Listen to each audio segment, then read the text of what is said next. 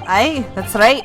So what I'm saying is, the convict had nothing he could use for any kind of bargaining at all. The witness makes an astute point. Logically, it would seem no negotiation had taken place. Yeah. And yet the plan to break the man into prison was entirely put into practice. So they must have been armed with something to give him an angle to negotiate. So Usogi-san agreed to confess to the crime because he was assured he'd be broken out of prison later. I really don't think that's because Mr. father would have engaged in such negotiations. Then perhaps something compelled him to agree. It's a terrible thing, using a law to legitimate such underhanded dealings with a desperate man, only to double-cross him in the end. It's quite the opposite of justice. I can't help feeling that there's something about this apparent negotiation that doesn't quite add up. Something doesn't quite add up, Mr. Naruhodo. No, it doesn't, but I can't quite put my finger on it yet. Well, in that case, we must keep digging until we identify the problem.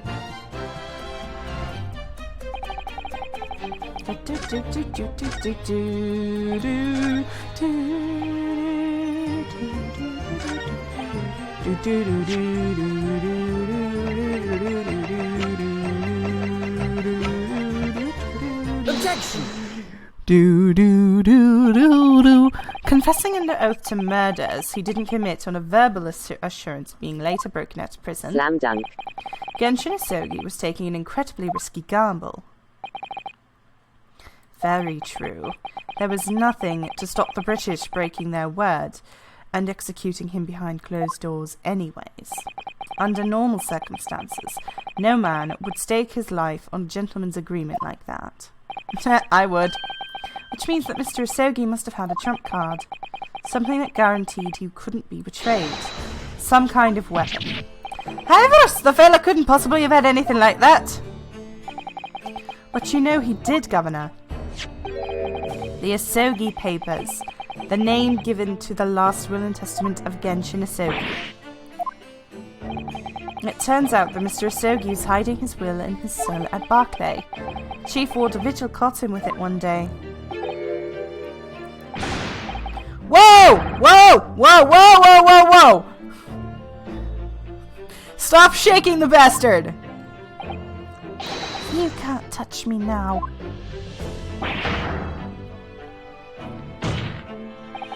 When Mr. Vigil caught sight of what was that will through the convict's cell, Mr. Isogi pleaded with the warder. All right then, but what's on that paper?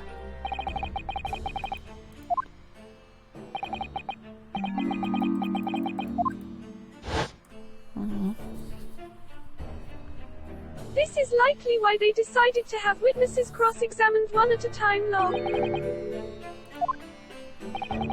And after the convict had been killed following the elaborate pretense of the jailbreak. That document mysteriously disappeared, didn't it? Well, yes. All the prison warders searched through the belongings in his cell, but that will was just nowhere to be found. As I understand it, an exhaustive search was made for the document, which became known as the Isogi Papers. Governor Caden, I believe you ordered your prison staff to find it at all costs, didn't you? Eh? Would I be right in saying that you knew that the so-called Isogi Papers had the potential to make great waves somehow? Jinx, what's the blazing are you blithering about? The will was found right improper. And at the fella's cell where I said it would be. But how can that be? Where in his cell? We searched the place from top to bottom. Stop hurting yourself, my dude. Well, you didn't do a proper job, eh, you peely-wally gullet? Stop it! You can't criticize me now. I showed it to you before, did I know, young lawyer? Your lawyer. Yes, you did. I have the document here. It's written in Japanese, and it reads, The Last Will and Testament of Genshin Isogi. Not quite, my lord. You see, there's an undeniable inconsistency here. As Mr. Asogi described in the No beating document... each other with canes, boys. I mean, I think Vigil should be allowed to beat Caden with a cane. I think Vigil should have that right. He did get kind of fucked over by him. And yet, this will contains nothing of significance at all. Nothing that would have been convict any leverage. Are you suggesting, my learned friend, that the last will and testament stored at Berkeley Prison all these years is actually a fake?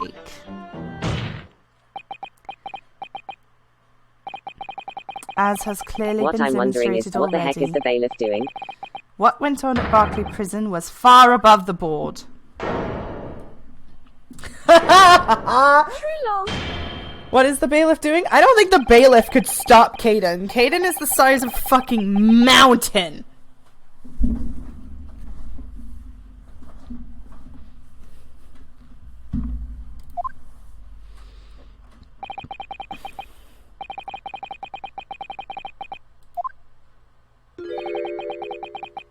The bailiff presumably has a gun, though. /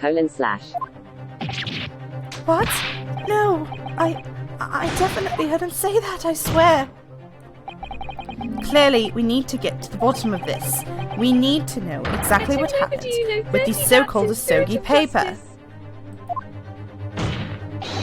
A waste of time!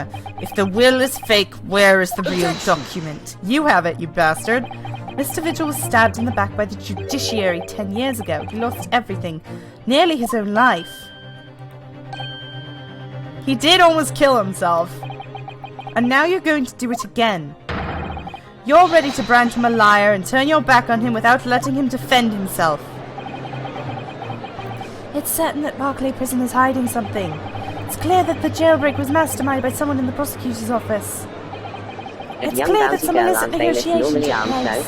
Your lordship is going to gloss over these obvious and reprehensible facts. What did you say? Testify! Testify! Testify! Testify! Testify! It would seem that a vocal few are utterly blind to the truth. I'm not pressing F. At him nobody you know 30 not in AA. They usually just stand emotionless lol. I love democracy. X. That the witness will testify again. Tell the court precisely what you think you saw. The convict's last will and testament. Yes, sir, my lord. Oh, yay! Justice for Vigil! Justice for Vigil! Justice for Vigil! Woo! Shit, it's 4 p.m. My phone went off. A young bounty girl, well, then, they're useless. Well, yeah. Have you ever seen... Dude, Ted Tonate brought a fucking bomb into the courtroom and nobody tried to stop him. Alright, it's finally time for me to crack this open. I have a drink called Snowberry. Snowberry iced tea, and I want to know what the hell this is like.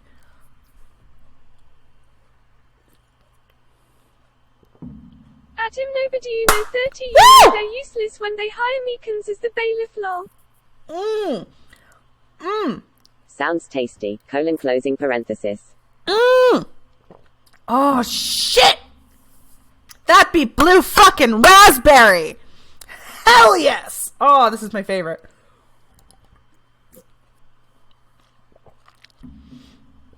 Blue raspberry with like a tiny little hint of like... Snowberry, like frostberry's kinda cousin. At young bounty girl, you've got me there. X. It's like fucking blue raspberry with just a hint, just a little hint of like mint in it. That's kick-ass.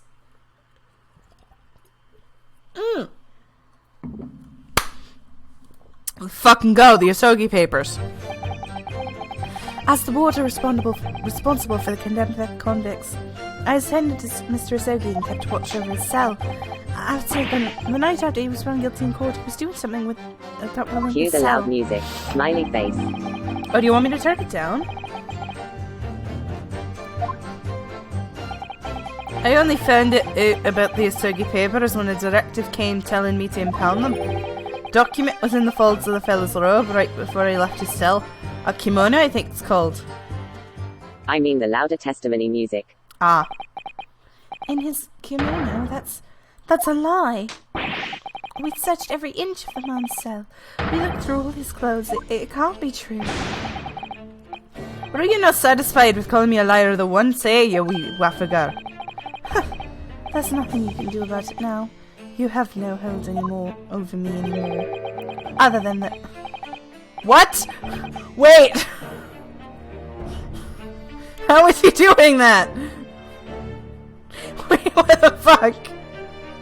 How is he doing this? Stop hurting your hands, Virgil. How is he doing this? I know, right? Laughing face. What the fuck, Virgil?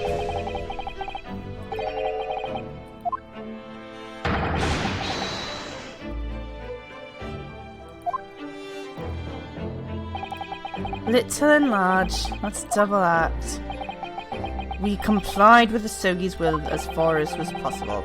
All of his personal effects were delivered to his family in huge return.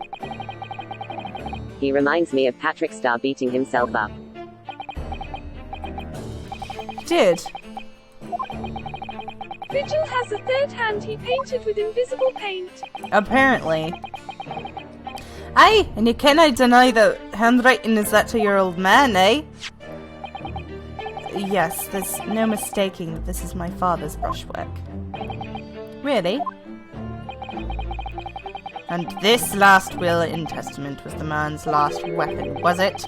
I think we can safely assume that the convict was merely prattling, knowing that his end was nigh.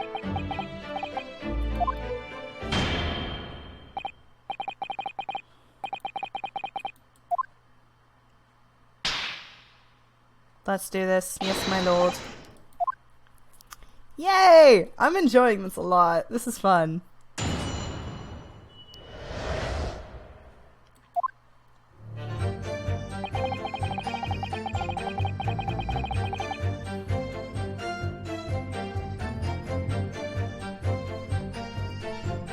Hold it!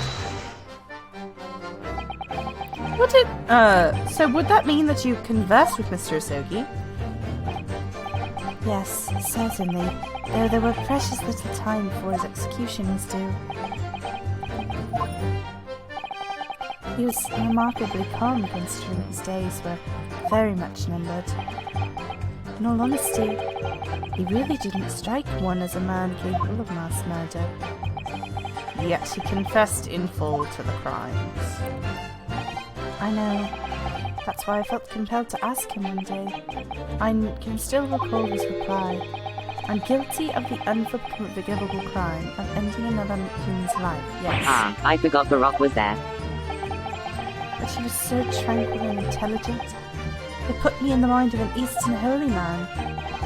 And what about the will you saw him with? Can you tell us about that?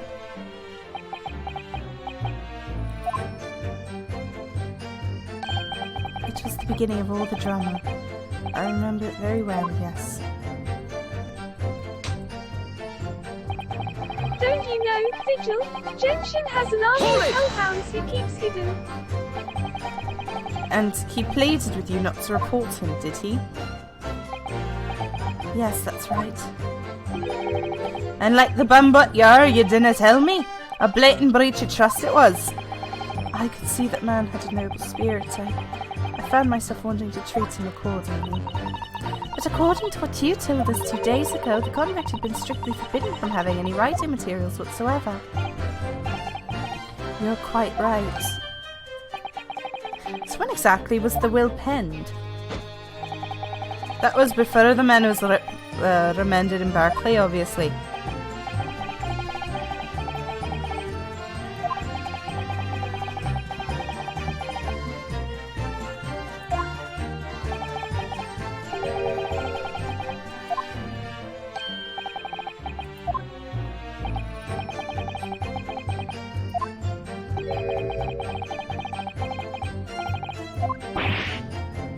Good point.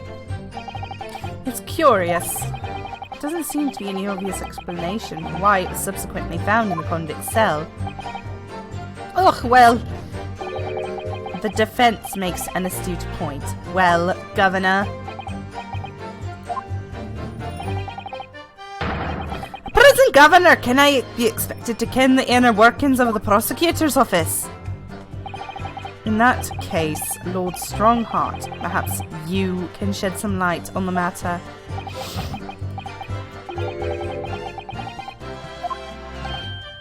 Oh, you bastard. I would have to consult with the notary responsible for the will at the time.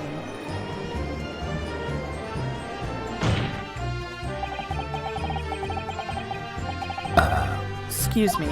How convenient.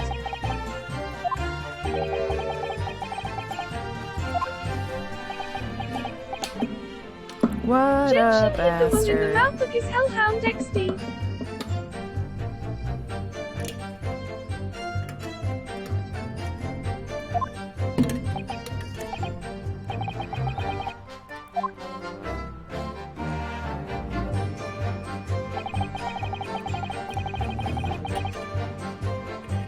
At young bounty girl, please stop imitating Shones, winking face.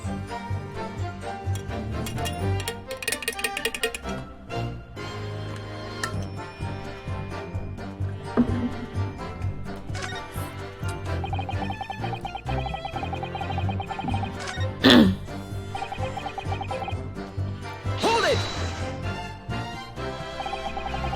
It was the governor who ordered the search for the will, as I understand it. Is that right?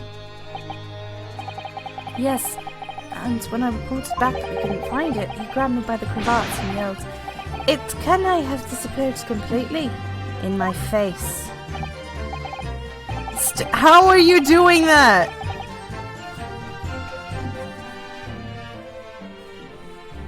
At him overdue no 30, I'm referencing AAI2, the imprisoned turnabout.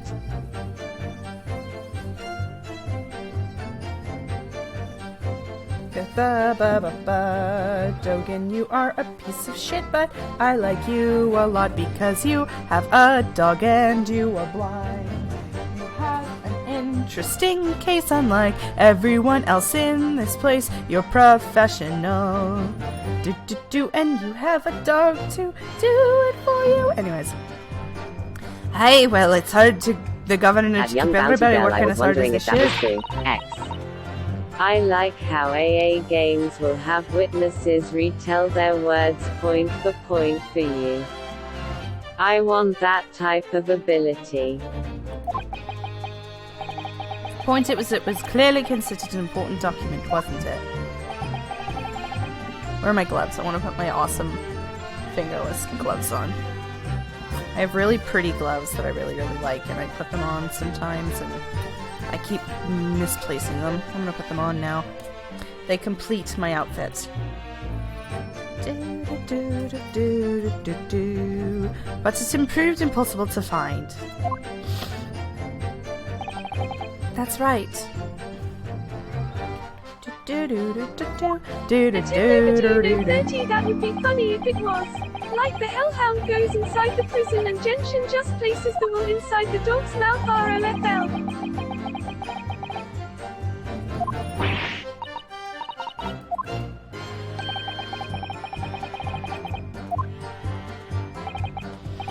Yes, that was it. Day after I'd read that news, I was summoned to the governor's office. And that's when the awful accusation was made. That you aided Genshin Asogi to escape from the prison, resulting in your immediate dismissal. I'm afraid I really don't remember anything after that. As the governor of the prison, I had no choice. I couldn't have done anything else. Except, you know, accused a person who knew what the hell was going on. Hold it!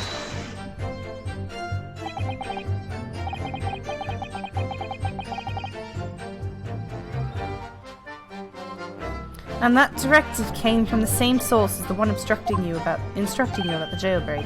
Aye, from the top levels of the prosecutor's office. What was the name on it? I didn't care enough for it. Hey, Gmail finally told me you were live on time. X. Nice. And I can tell you, That my orders were to do everything in my power to find that document. The director said that it had to be somewhere inside the fellow's cell. Document. Was that the wording? Document, not will? Aye, that's what it said. A young bounty girl, wouldn't it get wet that way? Am I clutching at straws here? I just wonder if that was really Genjin Itogi's last will and testament that the sender of that directive was after.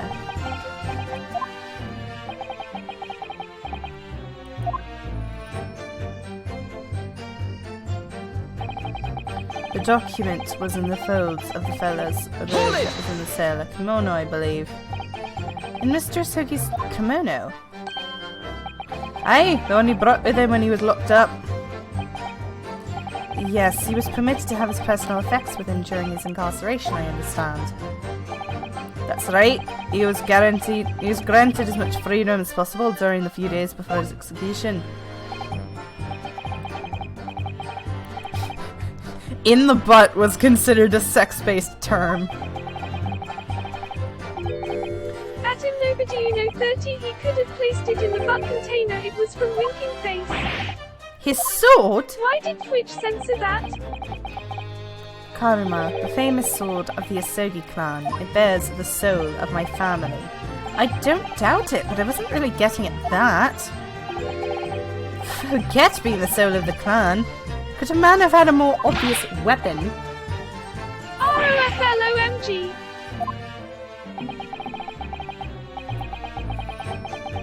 The warder carries firearms at all times, and the inmates have shackles around their ankles. Couldn't I have hurt anybody with that thing? Still, he was allowed a sword, but no writing materials? Aye. He wrote that will if Harvey came to stay with us at Berkeley, you see. Dr. Mikatoba asked to bring necessary Japanese writing implements to the prosecutor's office. A Suzuri inkstone, black sumi ink, and some Hanshi rice paper, no doubt. I was present when he wrote it. I still consider it a headcanon that Phoenix has Karuma and it has the soul of Ryusuke and Kazuma. Are you feeling faint, Mr. Vigil? Mr. Vigil! Sir! It was Scarlet, sir. What?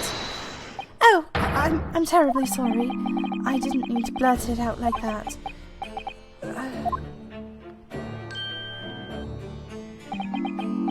Oh no, are you okay, dude?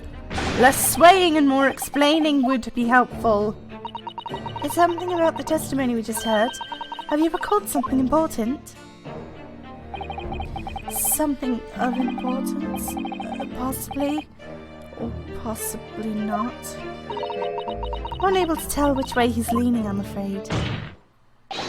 My lord, the defence asks that Mr. Vigil be willing to be permitted to supplement his testimony with this possibly or possibly not important detail. Permission granted. Go ahead, Mr. Vigil. Yes, 'twas Scarlet. As I remember, the document was written in scarlet ink, but perhaps I was mistaken.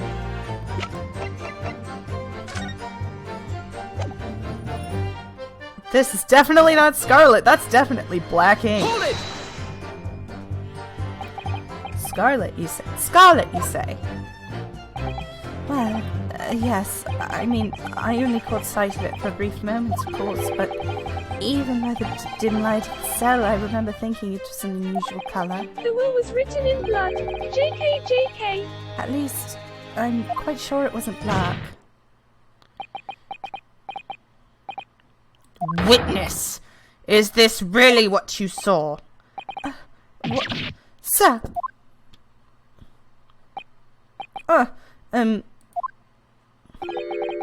Is something wrong, Lord Strongheart? I apologise. Continue. What do you make of that, Mr. Norihodo? For Lord Strongheart to be so visibly shaken in that way. Ach, I dinna ever! You can plainly see with the right in here. It's black as the Earl's white waistcoat. Well, yes, Strong hearts, right. I'm weak. Mr. Vigil, I'd like to confirm one point with you. Did you actually see the contents of the document that Mr. Osogi was holding that night?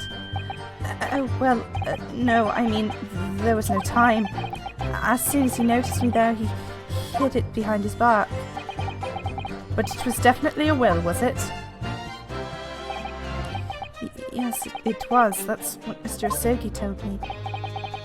The court need waste no further time on this matter. We have the will in question in our possession. There's nothing more to add. A will written in scarlet ink. What did Mr. Vigil really see Mr. Kazuma's father holding, I wonder? Do you have an inkling, Mr. Naruhodo? You must present it to the court at once.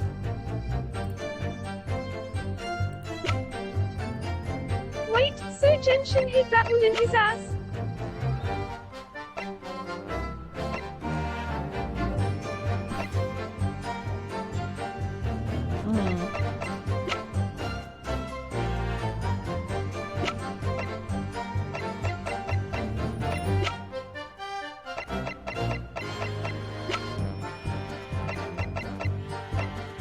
Look at this Where picture are you of going Vigil. to find an inkling in Ace Attorney? Winking face. In the evidence. Oh, you mean like the... I've not played Splatoon in like a year. Young Bounty Girl, I'm gonna request that you stop using terms like that so that I have to stop, so that I don't have to keep stop and interrupting the flow of the game to permit terms. So this will really was penned by Kazuma-sama's father. I wonder what could have possibly meant when he described it as a weapon. It's starting to sound very much like Mr. Osogi actually had nothing. But the plan to break him out of jail went ahead, which means he could have had some bargaining power. Must have been hiding something. It's the only explanation that makes sense.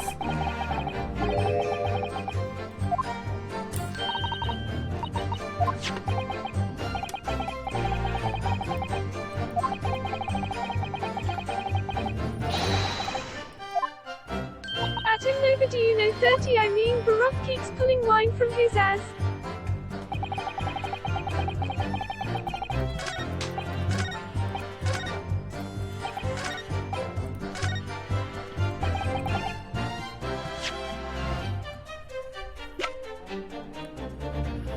Where could he have gotten scarlet ink?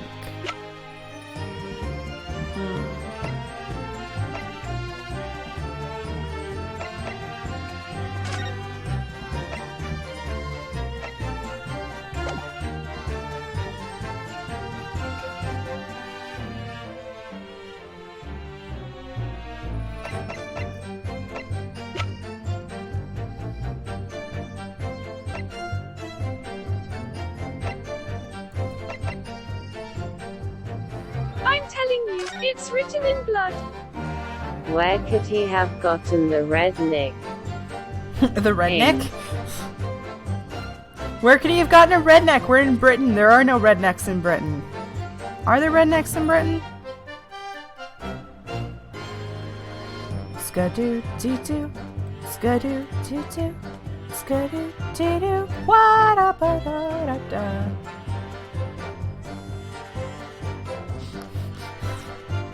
Damn it! 34! Bite me. This is probably a bad time to mention I'm from Kentucky. That Laughing doesn't face. necessarily make you a redneck, does it?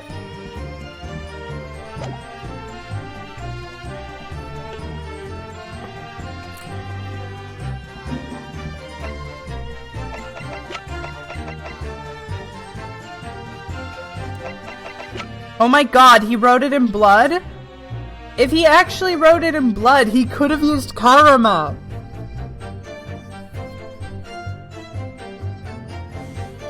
He had a weapon on him.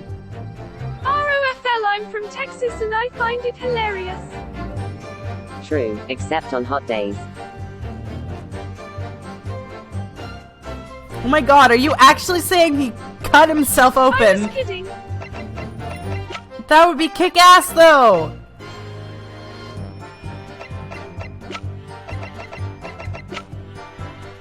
I kind of want that to be the truth. That'd be so kick-ass. That'd be the most metal shit in the world. Am I supposed to present the Asogi papers again? That doesn't seem right to me. That's why I keep saying it ROFL. That can't be right.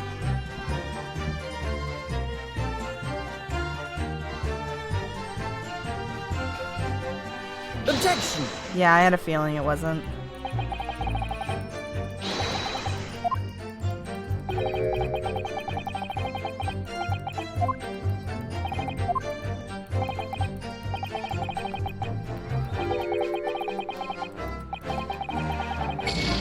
Oh shit, that's an actual threat.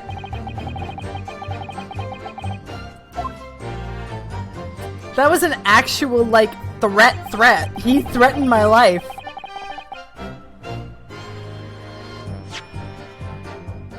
I'm gonna save, by the way, because I just realized I don't know when the last time the game auto-saved was.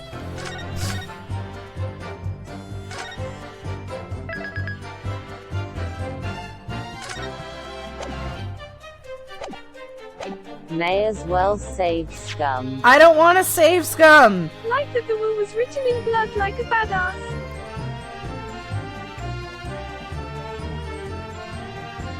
Oh, speaking of.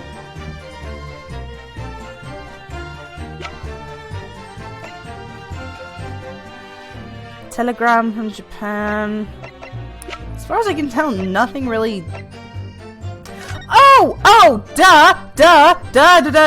Duh! Scarlet ink stains on Clint Van Zeek's fingers! It was a confessional from Clint! Objection! I'm dumb!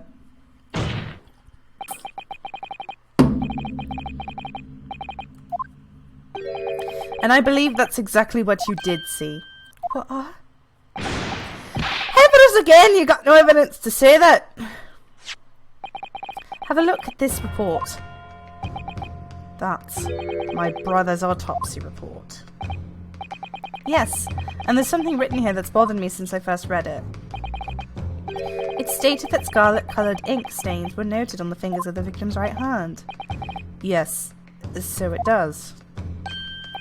Scarlet ink? I was just looking at a video walkthrough when you figured it out. Laughing face. That's why I didn't say that Genshin wrote the will in blood. It would be better if it was from Clint. Now, I'm not familiar with the habits of the British aristocracy, I freely admit, but I would hazard to guess that they don't go all around with ink stains on their fingerprints, do they? Your wit is not appreciated. My brother was very well bred and a fastidious man.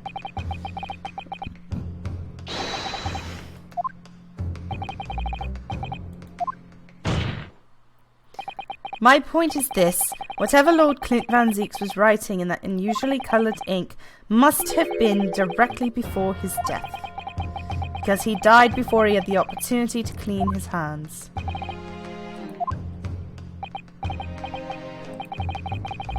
I remember something troubled me at the time. At the scene, the lid of my brother's inkwell was open. But Clint was punctilious about such things. It seemed unusual, and no document penned in the colour of that ink was in the inkwell that was ever found. So the document had disappeared. Are you suggesting that the document my father had that night in his cell was the same document that Clint Van Zeeks was writing before his death? Then it was... If Mr. Vigil's testimony is to be believed, it can only mean that, yes. Mr. Vigil. Sir! When you spotted Mr. Asogi with the document in his cell, his precise words were as follows, were they not?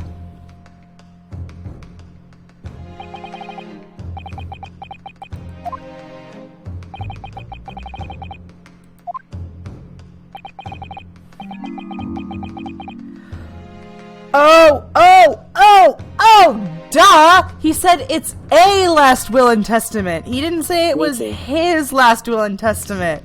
That's why he was looking for the papers so desperately, because why would Genshin have Clint's will.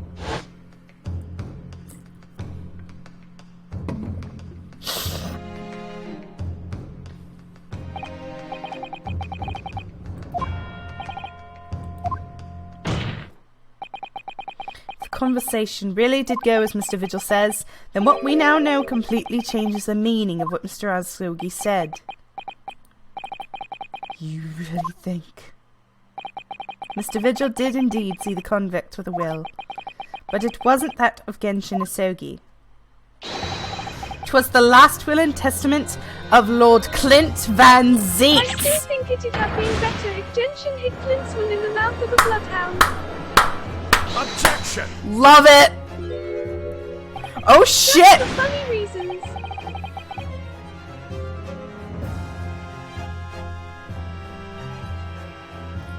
Man is about to have a fucking breakdown, folks! This is madness! My brother's last will and testament. That would mean he had chosen to die. That is what it would mean, yes. No. Impossible. That is utterly out of the question. Lord Van Zeeks? Clint was pursuing the professor. It consumed him day and night. Whatever happened, he would never have abandoned his investigation before its conclusion. Never! He wouldn't rest until the job was done, until the killer was caught. The idea that he would willingly accept his own death is obscene. Objection! And yet, we can be sure that his writing his will moments before his death, and that Genshin Asogi came to be in possession By of the that way, document. that's right, Baroque had that expression in an official art of him trying Genshin. He created that scar on his forehead himself. Yeah, you said that already. What could it possibly have contained? Clearly, it's something that couldn't be made public under any circumstances It's the whatsoever. last case. Hey Crest57, how are you doing today? Because armed with that document, my father was able to negotiate with the judiciary for his life. It was something so damning that it prompted the powers that be to enact the daring jailbreak plot. Yes, there can be no question that that will contained information of the utmost secrecy. Information of the utmost secrecy. Ah! No, it couldn't be!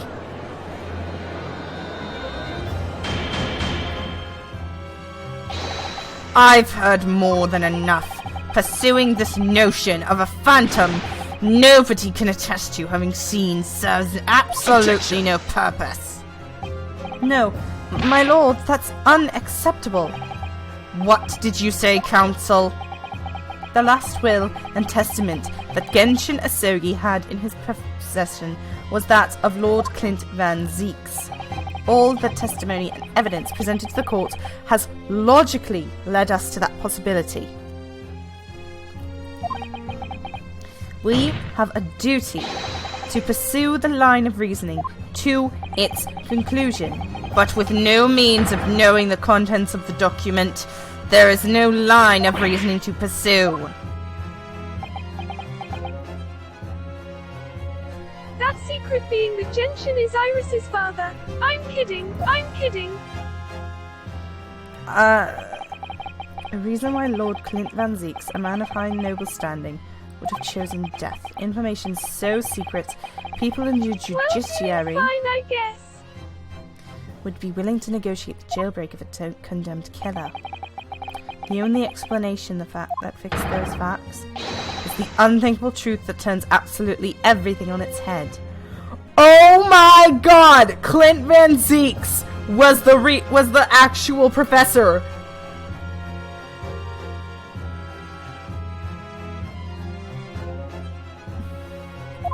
LMAO, we all know it's Strong Heart Kappa. That birthed Iris. Oh my god! I can't believe Clint Van Zeeks is the professor! That's kick-ass! Gerald _ Mountain Dew, that would be the best plot twist. That would be the worst plot twist! I think Iris would actively jump out the governor's window if she found out that she was the daughter of Lord Strongheart. Oh my god! I can't believe it! I'm about to go. I've had so much to drink today! I'll be right back.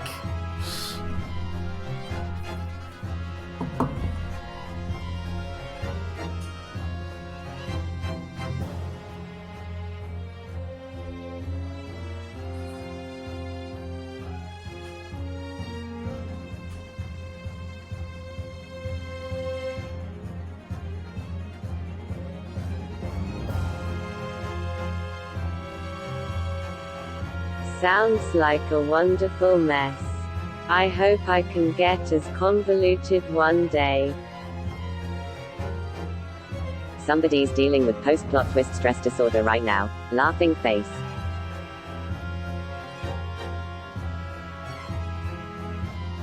I mean, as a joke, Iris's father is not Strongheart's.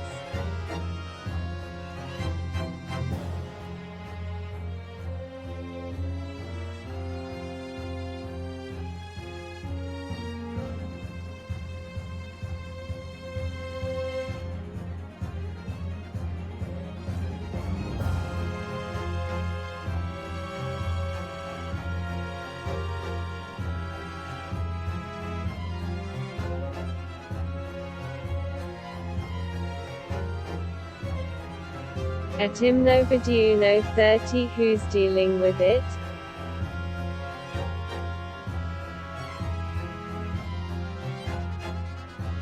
At Hymnoviduno 30, I am throwing random sheet all over the place.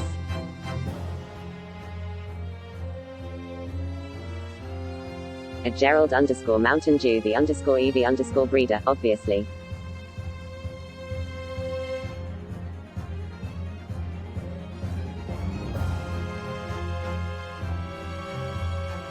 At Young Bounty Girl, really? I hadn't noticed. O_0.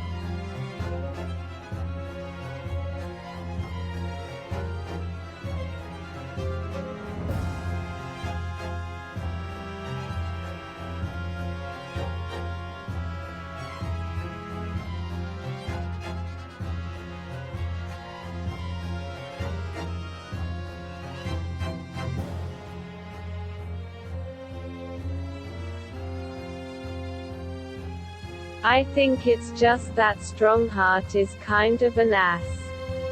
While we're at it, what if Iris was Gregson's daughter?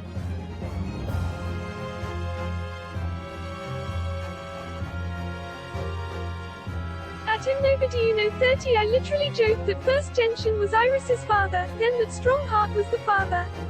I was LMAO.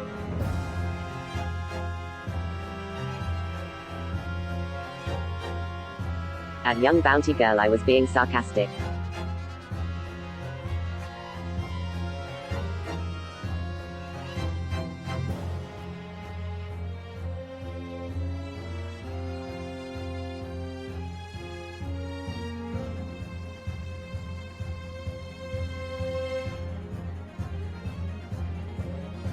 At Hymnoviduno 30, oh lol, okay.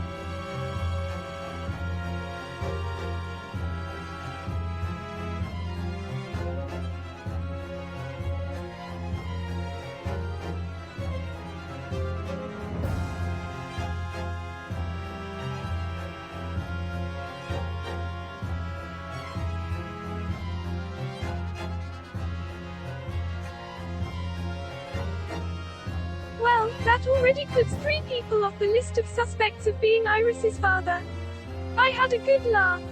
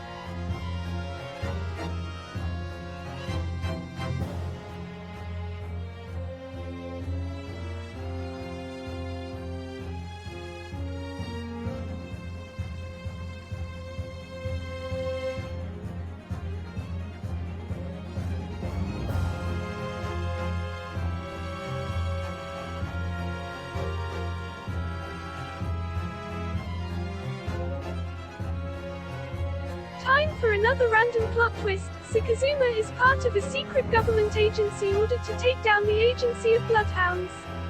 What he doesn't know is that they were ran by his father, who actually is still alive and ordering them in secret.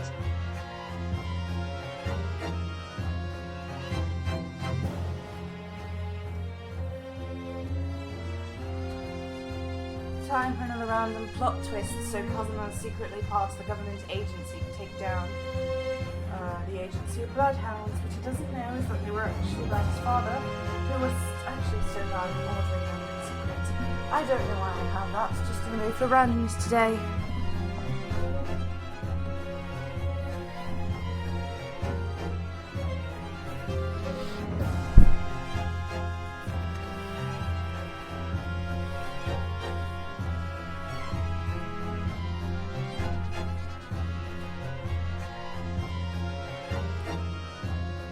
Oh my god, my character's still pogging the hell off about that.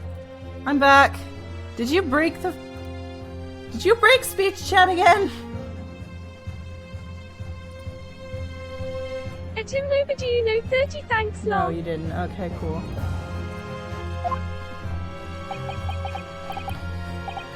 Yes, you're right.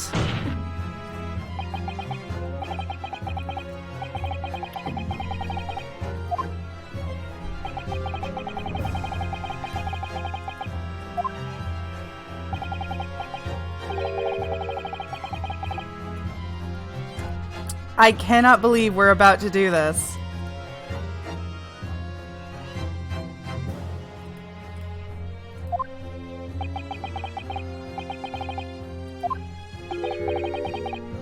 What are you getting at, man? Ryunosuke? I can't believe I'm about to do this.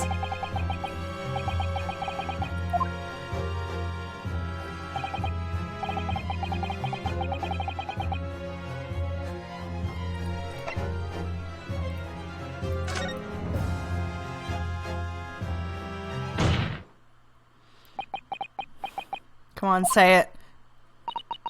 You can do this, Mr. Naruto. I believe that what Lord Clint Van Zeeks actually penned that day was a confession. A confession? Regarding the mass murderer known as the Professor and his true identity. Objection! Oh no! Enough, Council. Oh shit! What are you saying? Do you even realize? A confession about the true identity of the Professor. That would mean...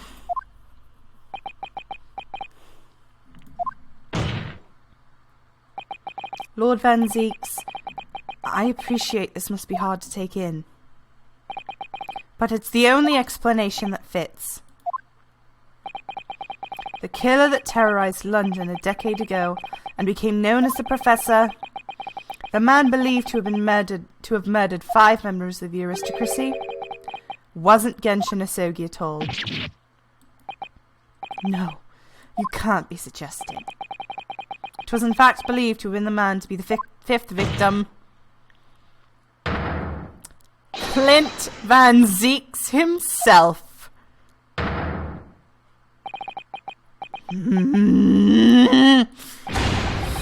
Oh shit! Oh Genshin! Oh no! Van Zeeks, I'm so sorry! The great Van Zeeks family. They've been thoroughbreds of the British judiciary for years, and Lord Clint Van Zeeks, he was a paragon of justice in the capital. But he was actually a mass murderer. Also, yeah, it's broken. A perpetrator. If the general public ever found out, law and order in this country would be finished. My brother. Oh, this is too awful. Poor Lord Van Zeeks. I wonder though, does he never suspect? Mr. Naruto? Lord Barrett Van Zeeks is a brilliant prosecutor. If it is conceivable that he didn't realise what his older brother really was. Order! Lord Van Zeeks. The Professor made use of an enormous hound as his murder weapon. Tell me, did your brother own a dog? Yes, he did. Bauman. He was well known at hunting dog. People called him a giant. When my brother would go hunting in the forest, if the grounds beyond the house, he always took Bauman. After Clint's death, the creature passed away too, almost as if he was following his master. He was a magnificent hunting dog, worthy of the jewel-studded collar around his neck. Oh my god! The bloody collar around his neck that we found during the Shamspear case was Bauman's and the Professor's!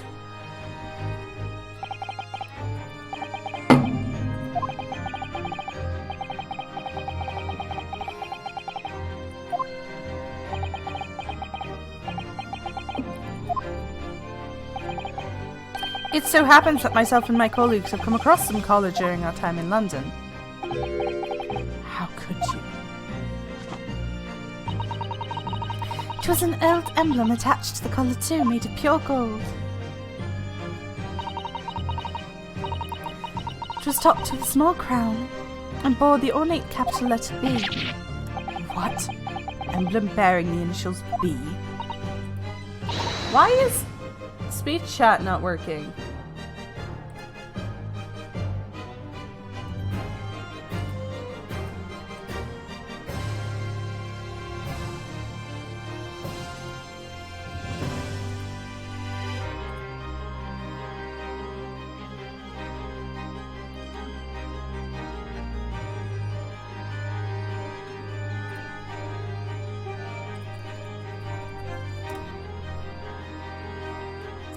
That's annoying. I don't know why speech chat isn't working.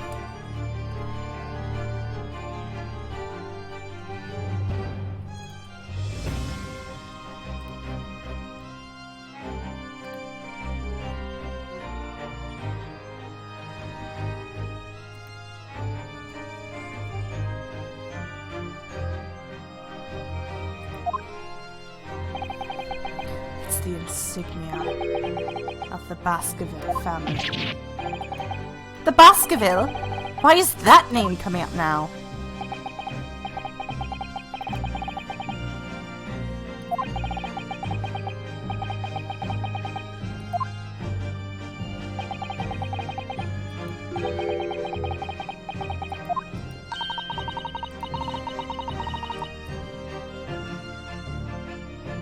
The insignia of Lord Clint Van Zeek's widow.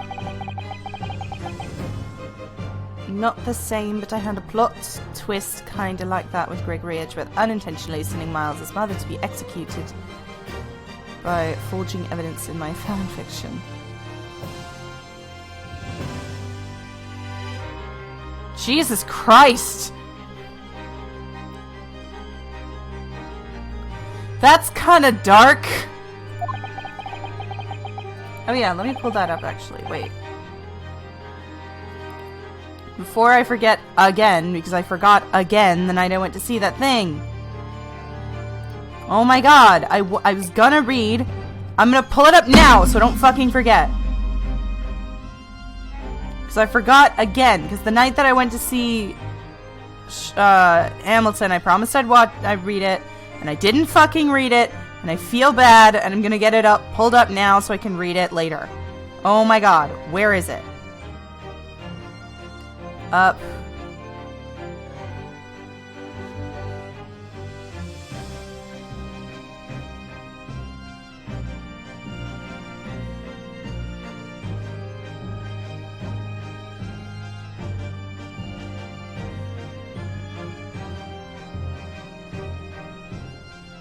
Yours, James. I'm talking about yours.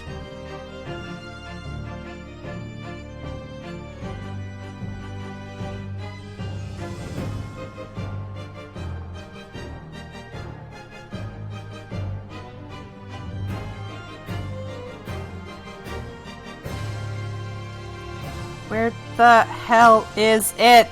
Hang on.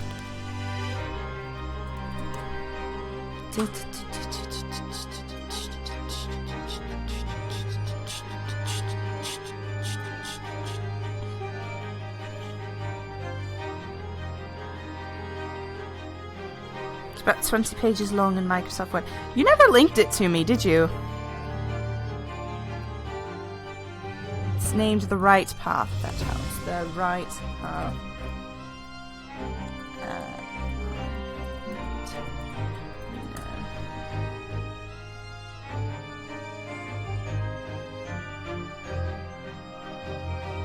Found it!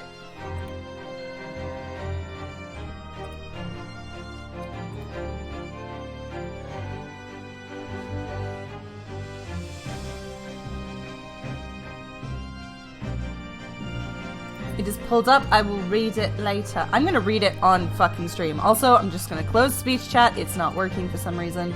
I don't know why. Actually, I'm gonna test something. Ignore the Alright. Okay, it was.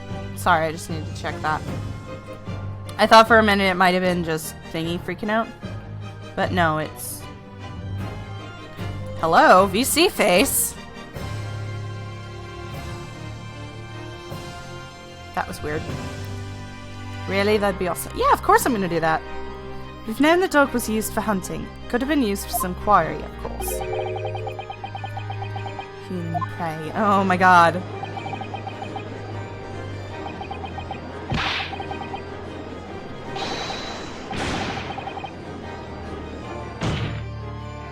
I'm not making up shit!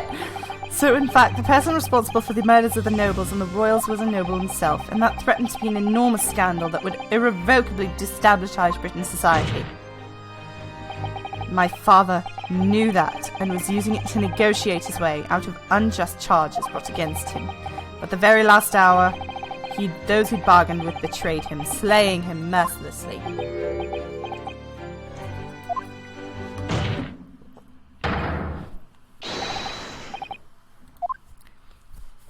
Shit, son!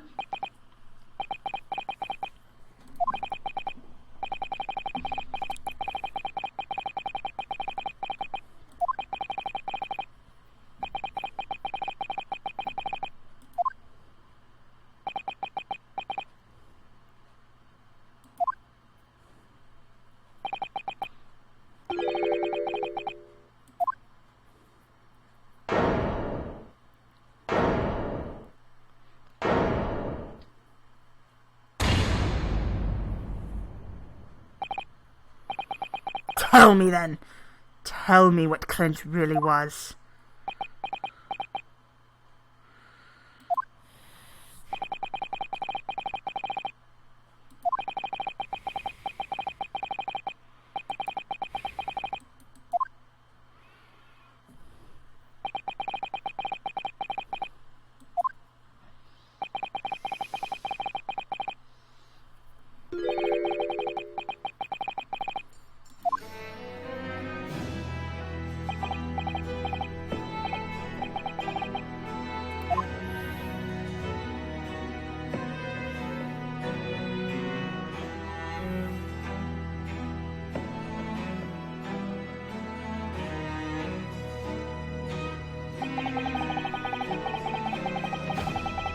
Doing the wrong thing for the right reasons. Oh my god, I have so many characters who do that, it's great. New technology, new industry, with the birth of the Metropolitan Police Service, new law and order. Excuse me, but these dazzling new developments meant a new deeper showers of society, water sullied by factories, the air with noxious fumes and crime. The one that's to be read on stream is... No, I've heard it's... if it has spoilers, I think it's for DD.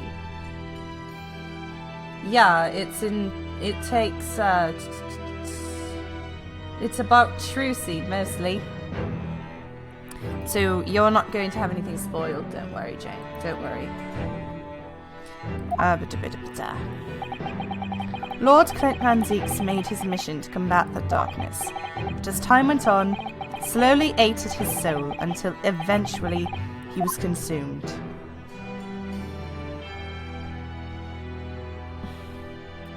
God damn, that must be so hard for Barrick! It's ironic, really, and somewhat surprising that the truth once again be unearthed by a Japanese.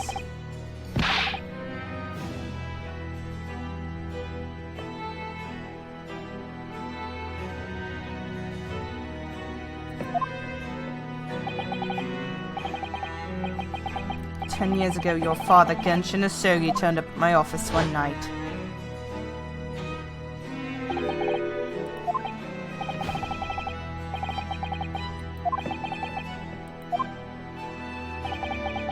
Alright, James, I'll see you later."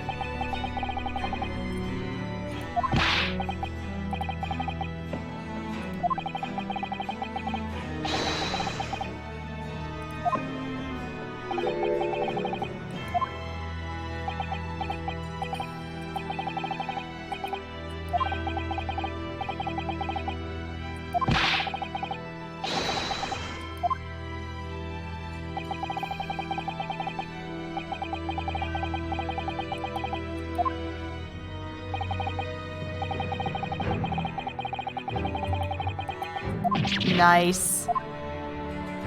He has a point. Like, fuck you, Asogi. What do you expect them to do?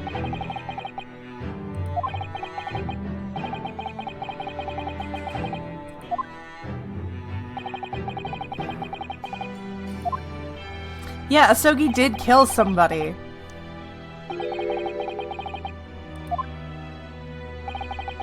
I don't believe this. So in actual fact, Kazuma-sama's father did. He made the late Lord Van Zeeks meet the same fate. He put a permanent end to the professor's killings by taking drastic measures of ending the perpetrator's life.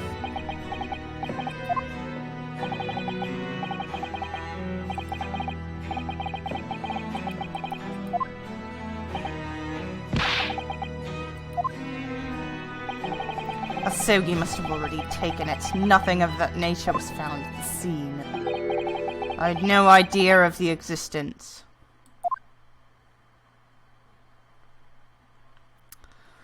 Oh my god. Oh my god. Oh my god.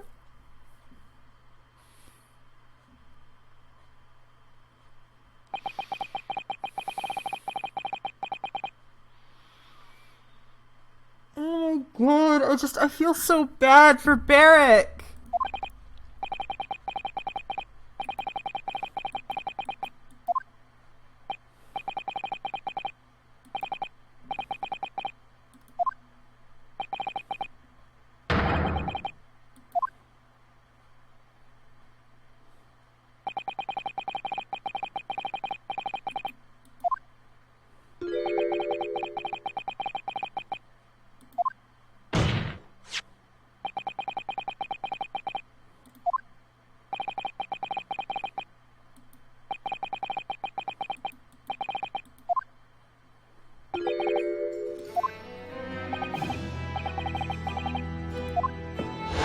Oh my god! Are you off your rocker? We can't do something like that. There's no question that it was Asogi who murdered Lord Van Zeeks. The house staff has made statements that they saw the man running from the mansion at night. Yes, well, I've no doubt that it was that Japanese fella. But we haven't got a shred of conclusive evidence against the man. And worse than that, he doesn't keep a dog. So we're short of a meta weapon to boot. I've lost my voice for Gregson entirely.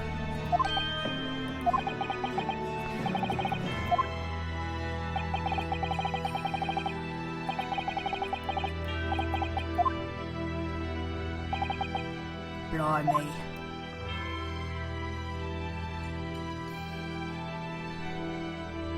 Like, I'd have to listen to my Gregson voice in order to remember what it sounded like.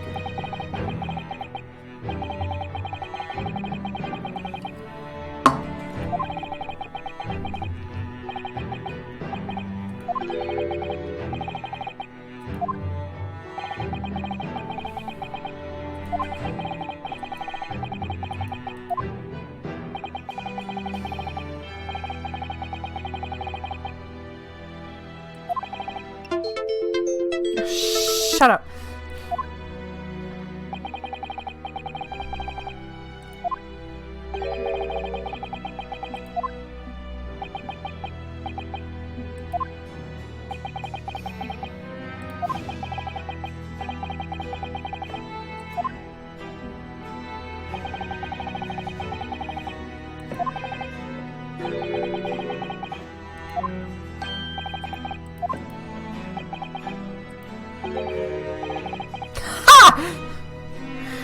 His dad is a coward for his fun, and I'm here for it. I have to go to the washroom again. I'm just gonna use the downstairs one instead, because it's faster.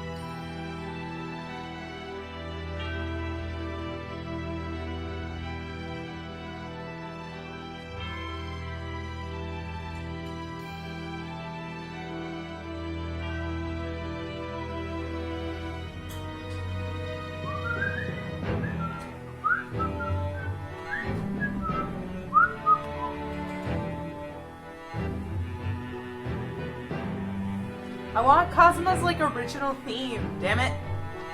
Can we just take a break and listen to that instead?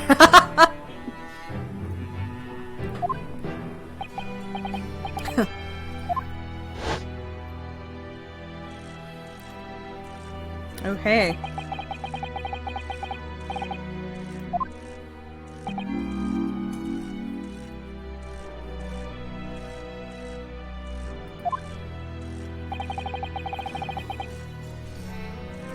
Oh, 14-year-old son.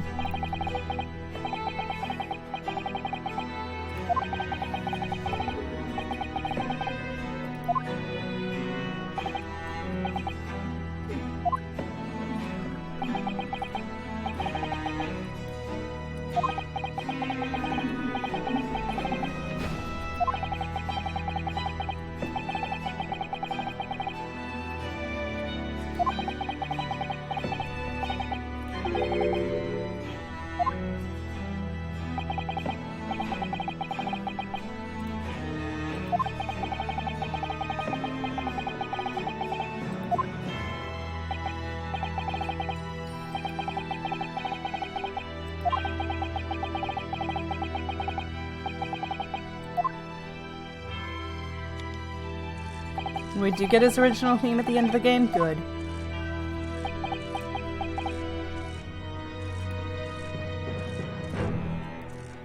Hang on, I'm gonna test something actually.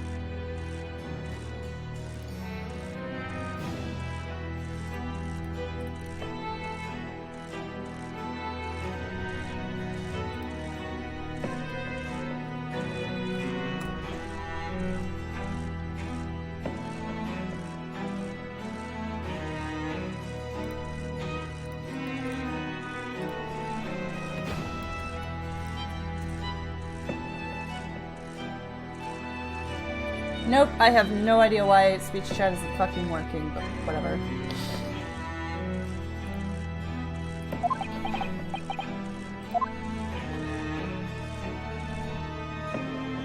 Nice, Kazuma, you're a weakness.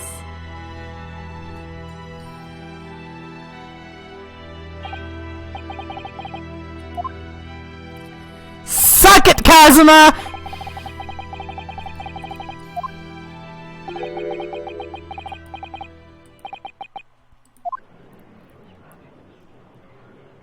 Objection! I've never dared let myself even consider this possibility until now. But the light full of this treachery, I have to ask. The mastermind behind the Reaper of the Bailey. Was it you, Lord Mail Strongheart?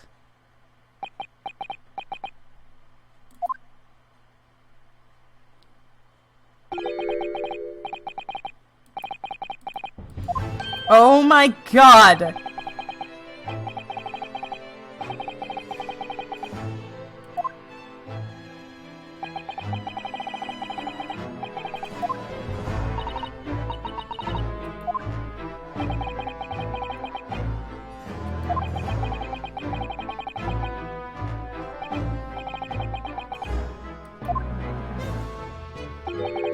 An angel with bloody hands? I think not. Inspector Gregson, Dr. Wilson, my minions worked tirelessly to ensure that the finger of guilt would never come to rest on you. All thanks to them that you are exalted as a demigod.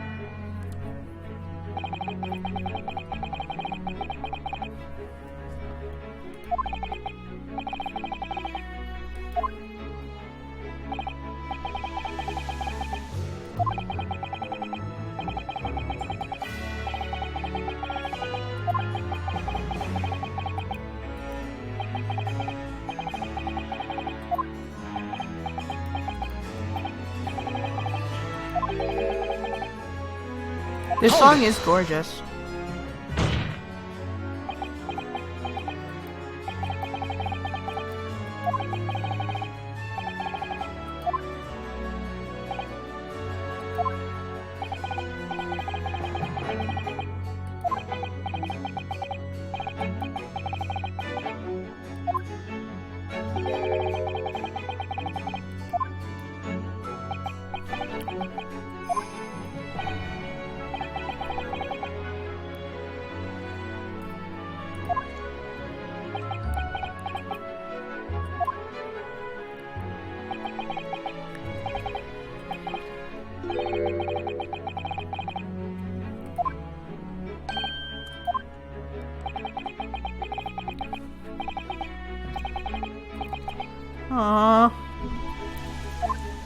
So at some point he even suspected it himself, and I think he put himself in denial that it was possible.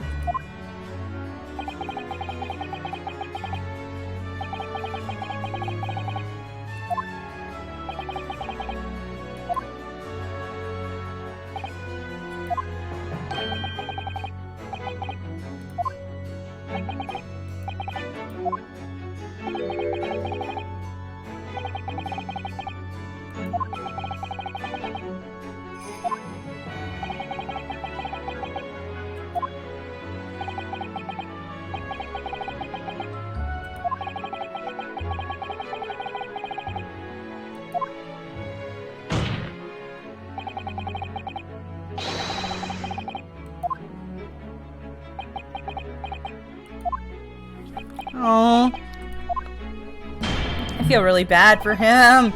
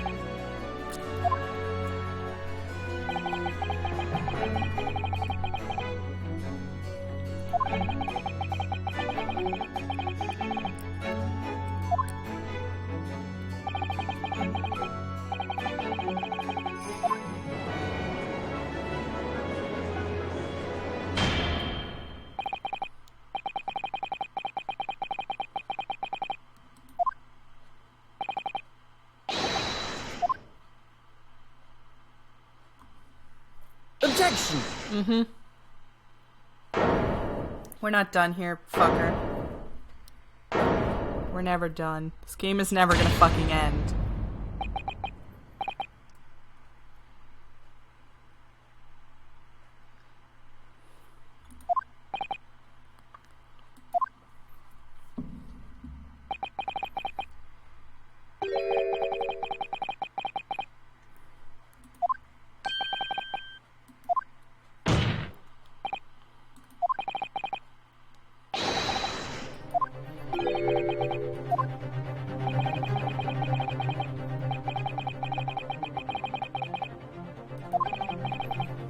And to that end, one particular statement made by somebody in this courtroom moments ago revealed very subtle contradiction.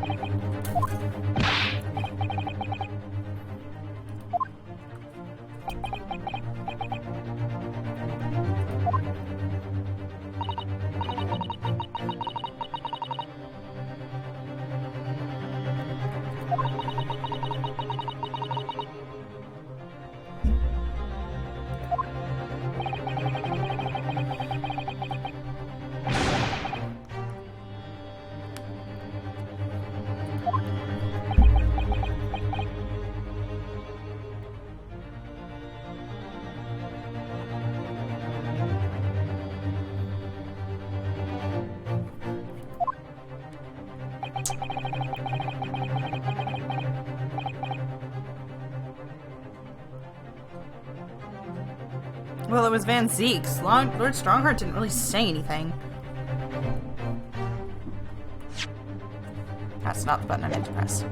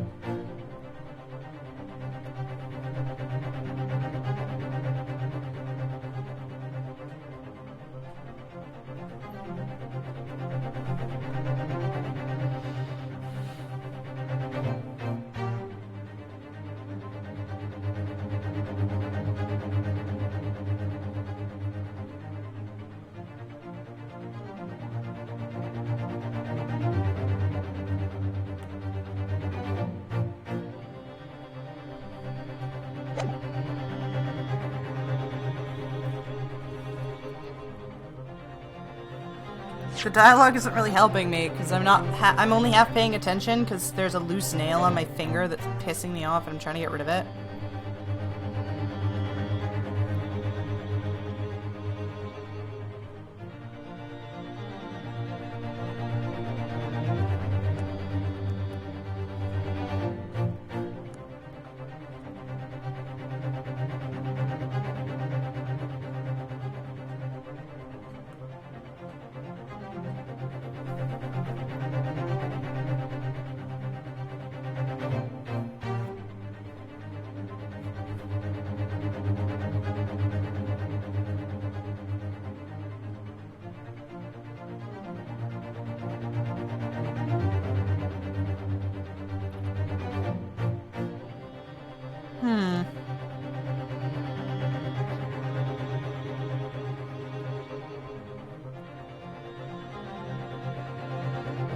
Wouldn't the third evidence technically be Van Zeek's confessional?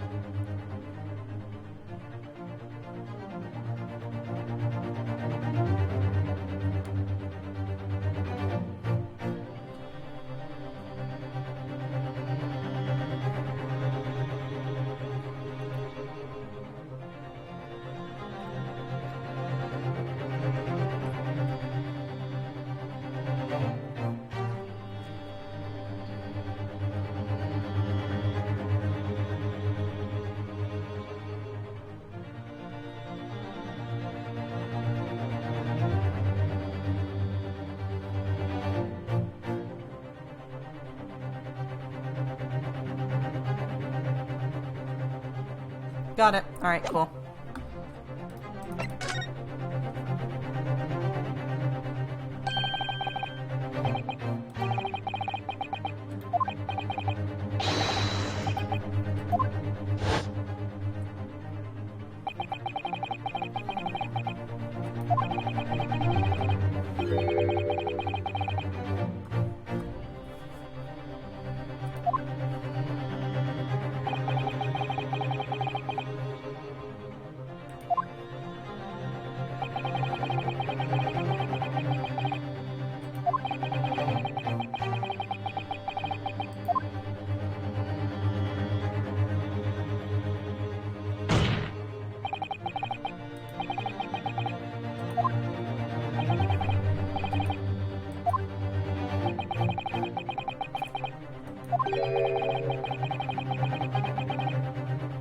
Shit, I got it right, but I have no idea what to do next.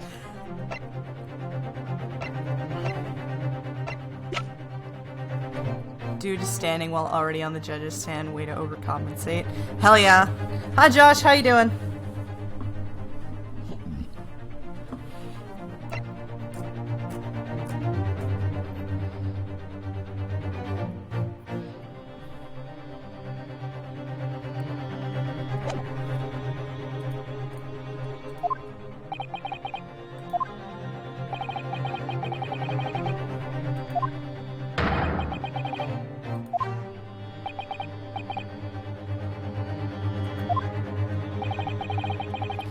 Pretty alright, and you again.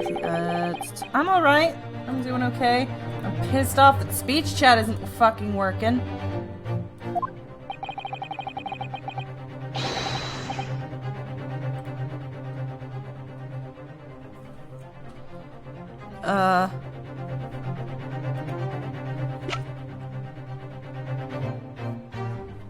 What, that I don't have speech chat up? No, it's literally just not working, and I don't know why.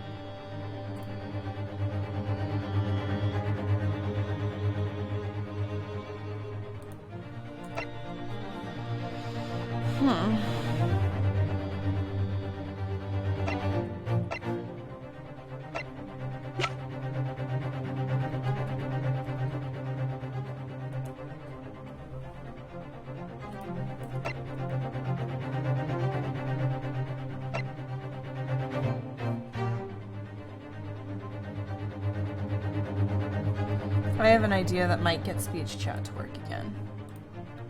Though I am kind of annoyed that it's doing this.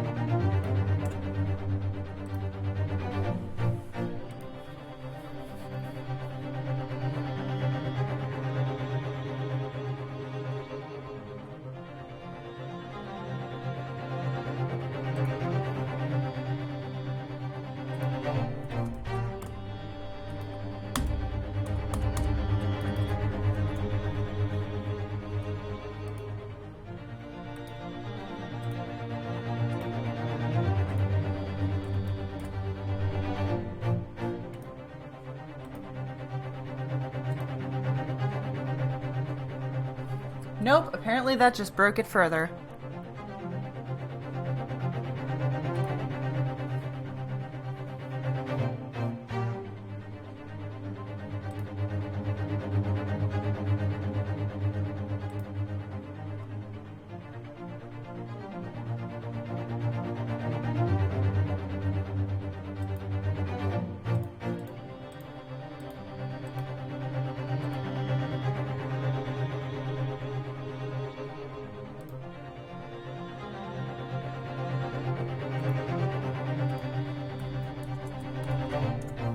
Test.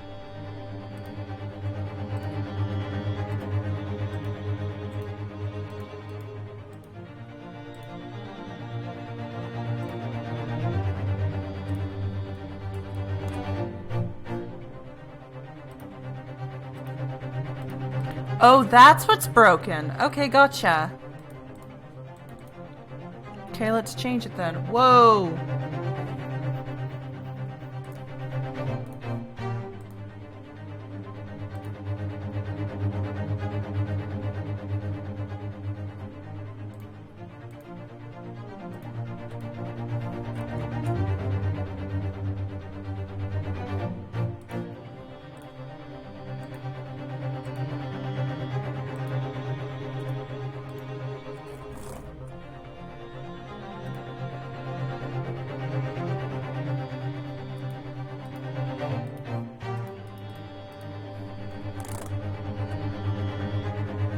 Nope, never fucking mind. Oh my god, fuck this fucking thing.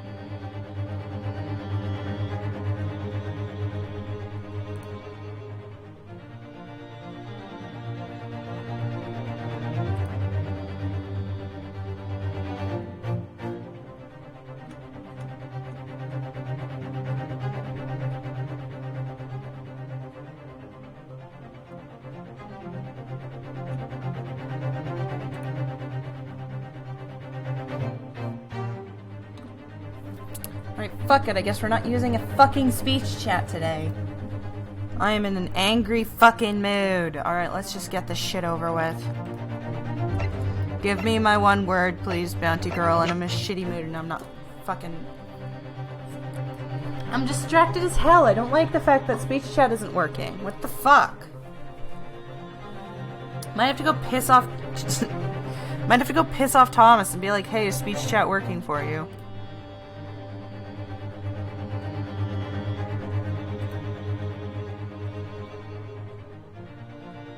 Never mind, he's not in the fucking chat anymore. Will. Okay, so it's the Ahsoka papers.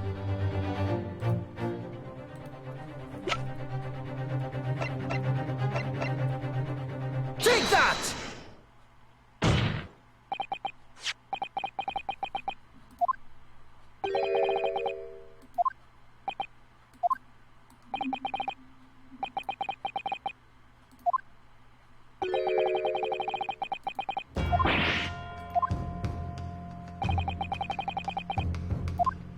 Could it be that originally there was a third page?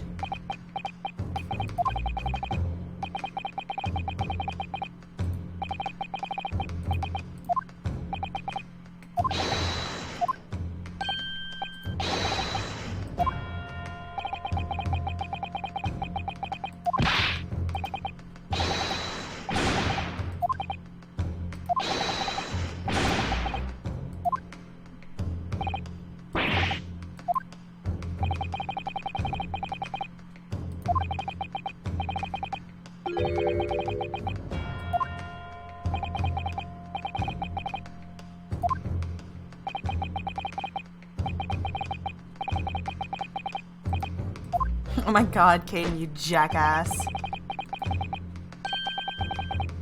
Objection!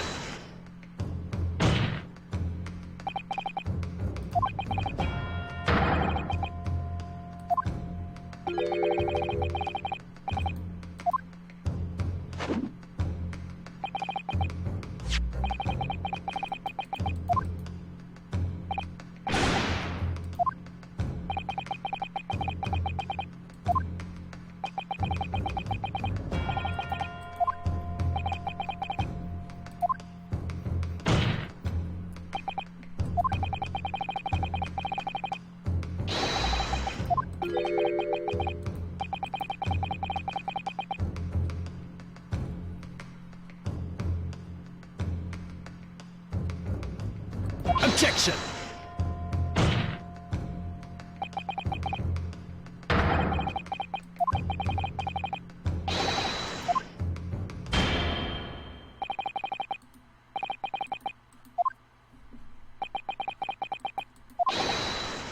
Can he read it? It's in Japanese!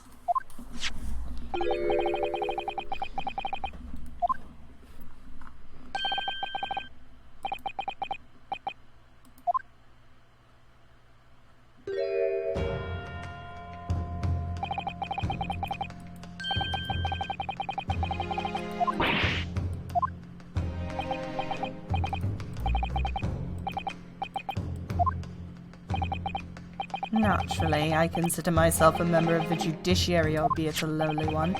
But perhaps I should quietly withdraw after I read translated Genshin's message.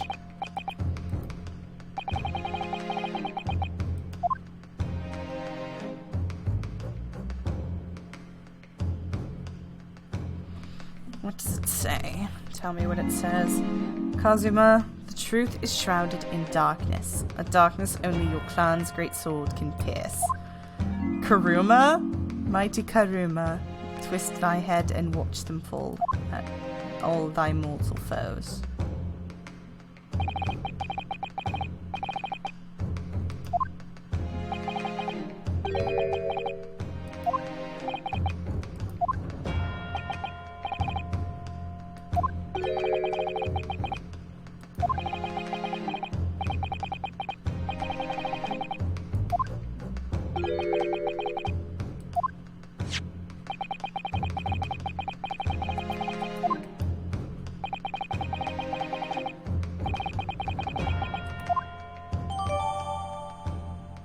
Alright, I have the third paper.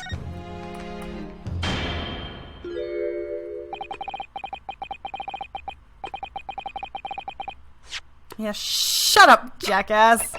Alright, I've been told to investigate Karuma. Do do do do do dun dun dun. Karuma, the great blade, is something of beauty. I want to gaze on it for hours.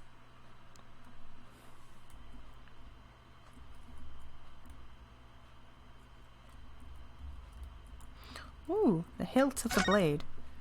Oh my god, can we open it? Mighty Karuma, twist thy head and watch them fall. All thy mortal foes. That's the proper way to use the sword, is it? Maybe I should try it. It hurts my neck, that's the trouble. Mr. Naruto, if I might make a suggestion. I think perhaps it doesn't mean your head. Oh, once I studied the history and development of the katana long ago, and I'm so sure you're probably aware the sword's head is the very end of the hilt. So we're gonna twist the hilt? It's written as head in Japanese, but it's pronounced as kashira, I believe. Forgot Ryunosuke is a chronic idiot. Yeah. Kashira. So Mr. Osogi's words is really twist the butt of the hilt. You don't think...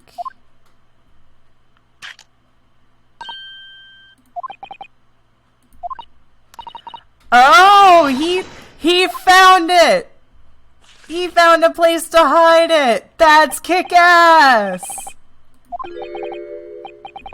My last will and testament in the final moments before my inevitable and willing death. This is the thing! Mr. Naruto, look at the signature at the end. Clint Van Zeeks!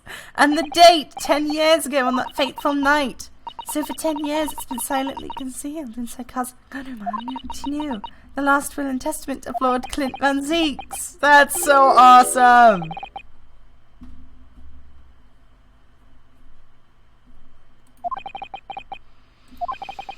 This is unbelievable.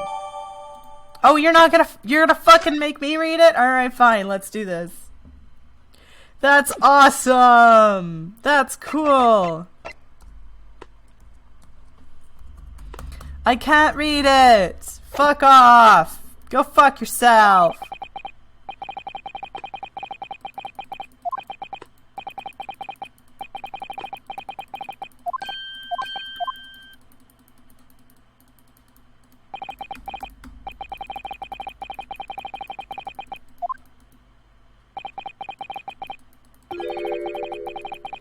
Objection!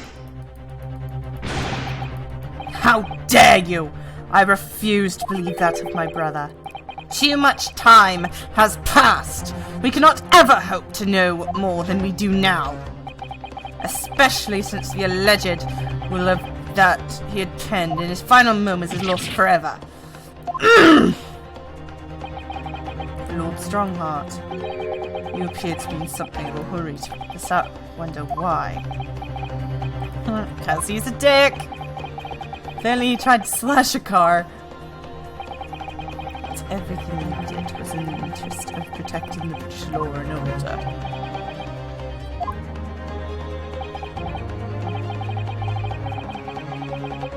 Objection!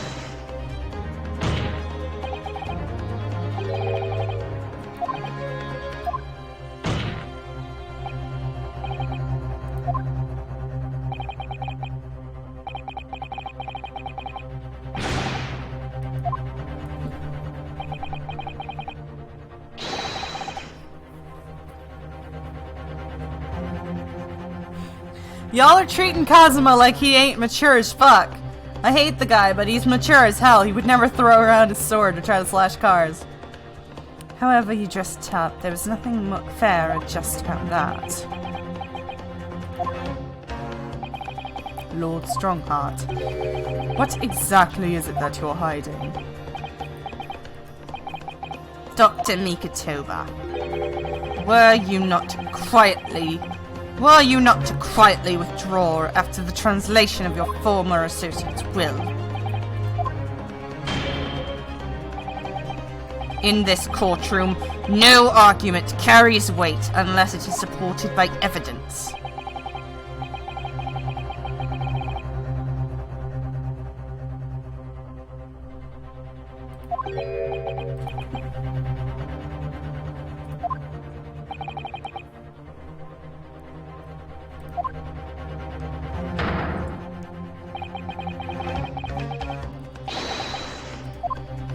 Whoa, you dick!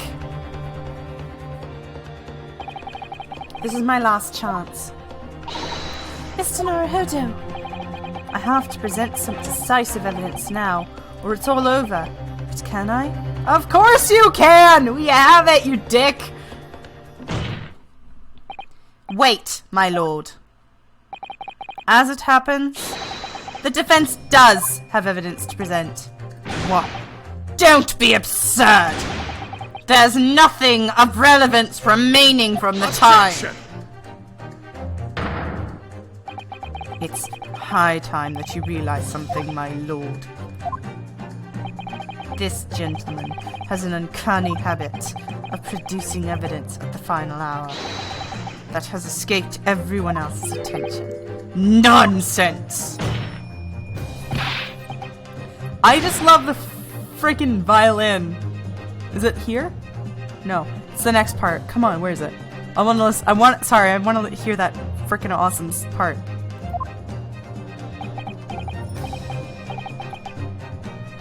Here it is. Oh my god, that motif is the best part of that song. That motif is the best part of that song. Ah! I dare say the final decisive piece of evidence that will reveal the whole truth about this rotten tale. Well, it would appear there's no escaping it now, my lord. Suck it!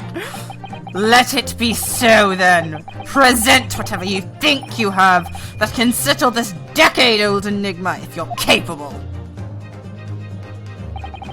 What exactly is this evidence that the defense claims to be so decisive? Take that!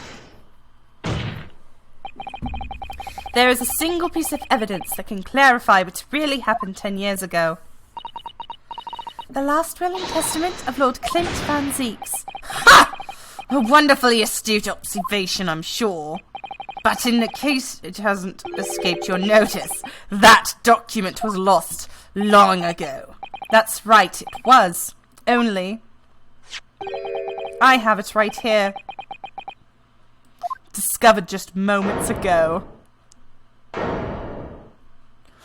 Suck it! Impossible! It can't be! Everything that's happened comes back to this will. This document. The key that will unlock the entire mystery! Whoa!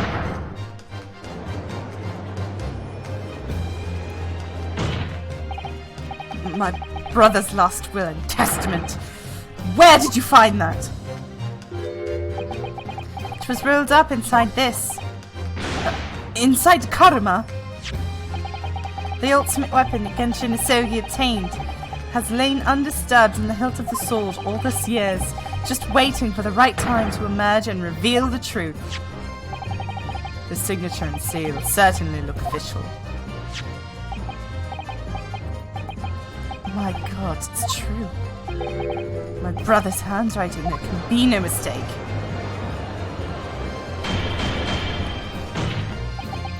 I forbid the contents of that document from being read out. Do you hear me? I strictly forbid it! My neighbors are gonna kill me. You can't do that, my lord. This document could explain everything. That document could literally destroy the meaning of justice in this country.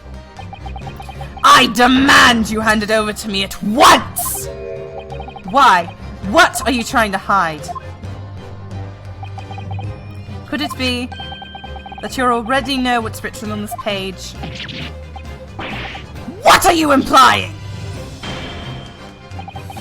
Court is adjourned with immediate effect. Clear the courtroom! Leg! Do that, my lord. And you'll suffer a fatal blow as Lord Chief Justice. I beg your pardon. Forcibly ending a trial with no good reason.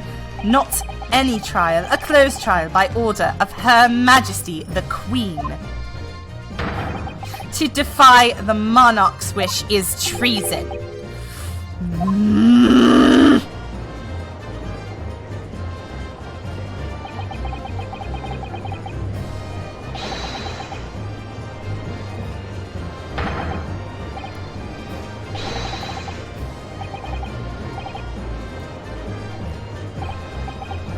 Well, well, my lord, it would rather appear as though proceedings aren't going to go quite as you hoped. You fools! Go ahead, Ryunosuke. Read it. The prosecution gives its full support. Nice! Very well then. No. For God's sake! No! I can't do it for that long.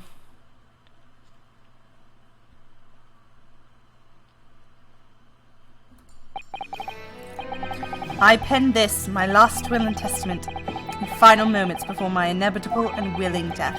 The hour is 11 p.m. and I sit at my writing desk in the office. My good friend Asogi stands at my shoulder. He has expressed his intent to invoke the dying ritual of his duel, and that I may depart this world with honor, an honor of which I am utterly undeserving. The Japanese are truly merciful people. Ah. I, Clint Van Zieks, Lord of the Manor of the Van Zieks estate, hereby confess the following. I am the killer who is confidently known in society as the Professor, guilty of 4 counts of murder. I will not here discourse the corruption rife among the aristocracy, which is to me, as one of them, so apparent. However, 6 months ago, I took the life of a member of the House of Lords at the heart of depravity, a demon who habitually sacrificed the common man to further his own interest, abusing his position of power. The law is important against such vile avarice. Only a fellow demon can rid society of this menace.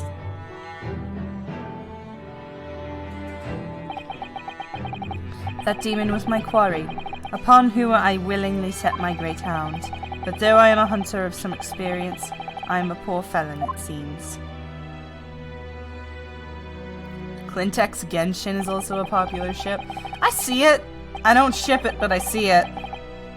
My guilt at once recognized by another, and I became subject to his extortion. He held over me the threats of exposing my wicked crime to my beloved wife and brother. Under that threat, I have done this man's bidding for months now, killing those who demanded I kill. As I watched my former mentor perish before my eyes, at the jaws of the hound I commanded, I realized that I had lost the last shred of decency within me, and sunk into the level of a wild beast. There is no path back to the light. Be it I or my dear friend Asogi who die this night, I am eternally damned. To my extortioner, male Strongheart, may you feel the jaws of the beast at your throat every time you swallow. Suck it, Strongheart!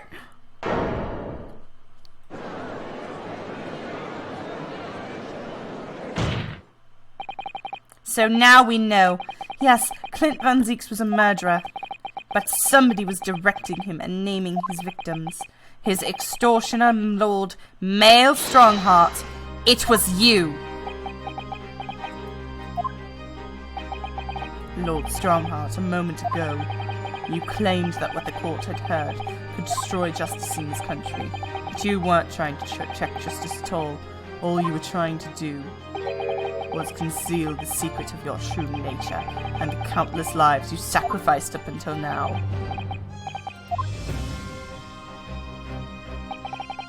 It just didn't make sense to me that the third victim, the former Lord Chief Justice, was my brother's benefactor and a man of lofty principles.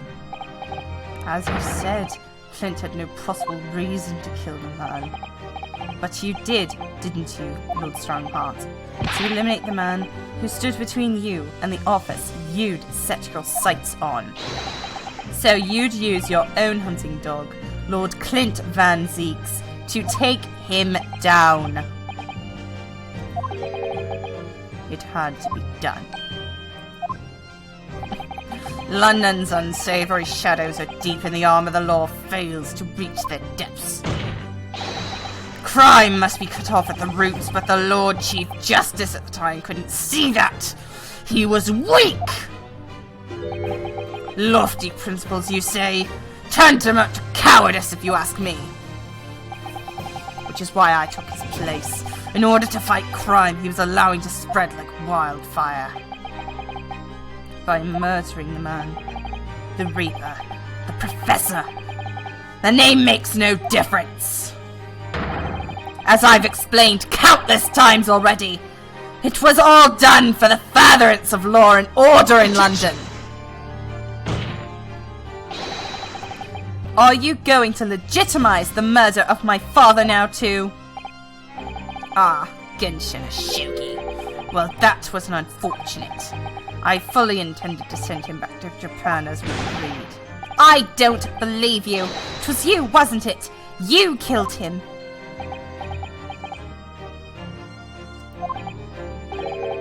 No, it wasn't me who took your father's life.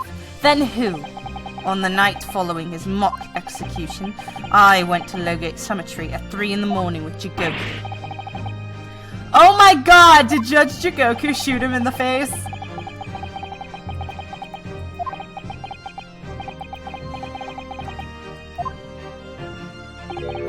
"10 years ago, after he stood trial for the destruction of the witness stand, I had words with him. When I told him the position of Minister of Foreign Affairs could be his, he couldn't agree fast enough. Seshiro, you fool. As you know, Asogi escaped the prison in a closed casket and was subsequently interred.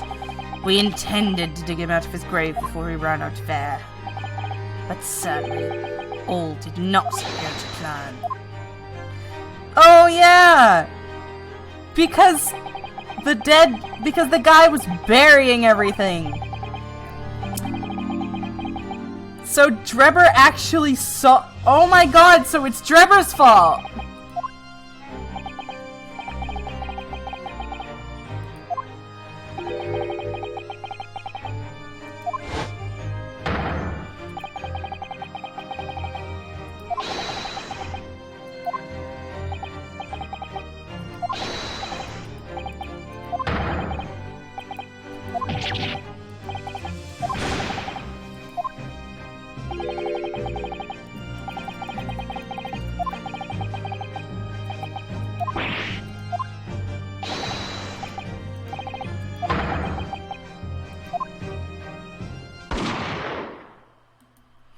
So in the end, it can all be linked back to Drebber. That's actually kind of awesome. Jigoku shot Asogi from the shadows. The grave rotter was so close, blood sprayed over his coat.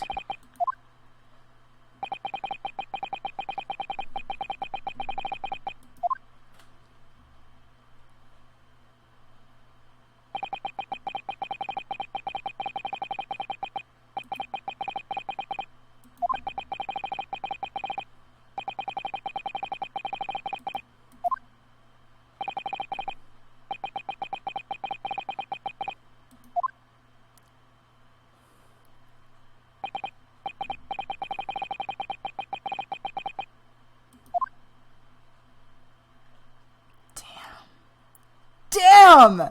That's the most intense case since the first game, I think.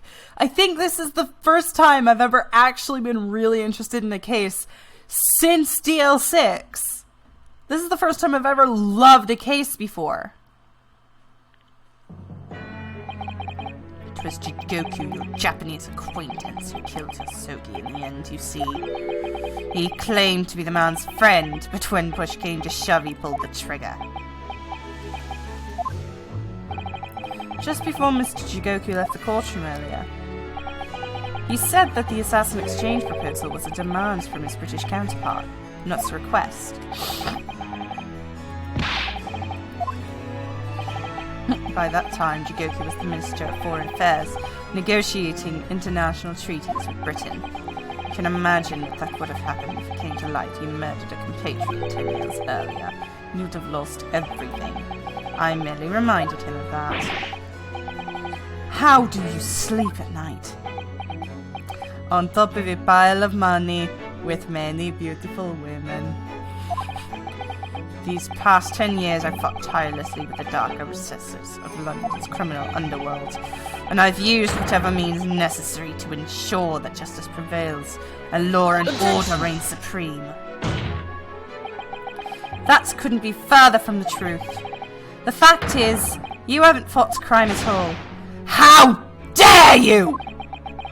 I saved Clint Van Zeeks from his dishonor and his death! Objection! Whilst behind the scenes, you systematically buried anyone who stood in your way, and then you made my father take the blame. It was unavoidable! It was the only way to protect our justice system and public order. Let's not forget the others you had killed as well.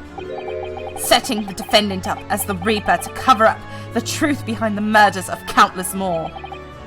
That's enough! Do you have any idea of the conniving that led to the acquittal of those wretched criminals? We have to fight fire with fire. Our courts can't function without the Reaper. Can't you see now what we've done for this country? This has been my struggle! You've done nothing. The Lord Van Zeeks, who has worked tirelessly and justly in court, whilst enduring the disgrace of the Reaper's name. And Inspector Gregson, fraught with anguish for having sullied his hands through the desire to do the right thing. Not to mention Genshin Isogi, who risked his life in pursuit of the truth you tried to hide. No, the darker recesses of London's underworld were largely filled by you. You little... When will it get through your thick skull? That was all for the Queen and country. I'm tiring of that excuse. You've consistently twisted the truth for bargaining power to make your others do your bidding. Nothing more. People who willingly twist the truth and coerce others have no right to call themselves part of the judiciary. I strongly suggest you don't ever talk of justice again.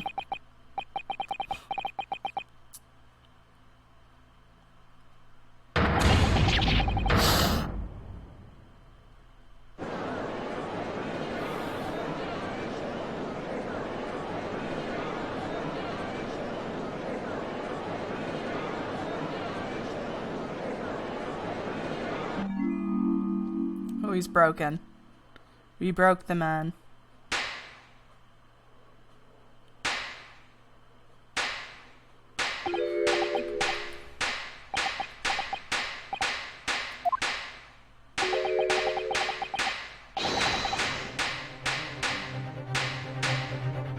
I can't. He's pulling a Gant, guys!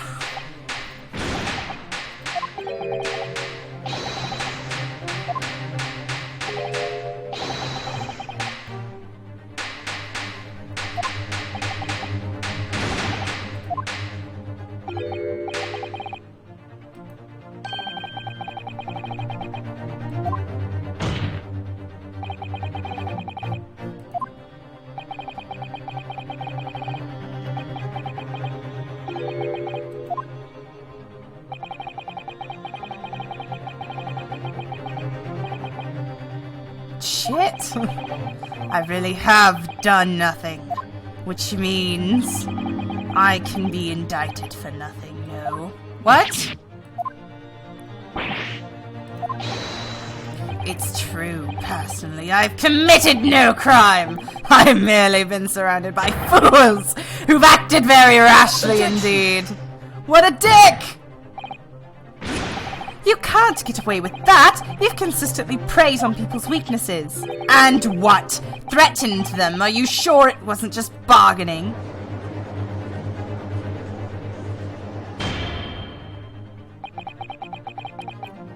I would like to address all the good lords, ladies, and gentlemen of the judiciary present. You all know the darker secrets and recesses of our great capital, and deep down I believe you also know that to fight those who dwell there requires at least some of us to occupy the darkness ourselves.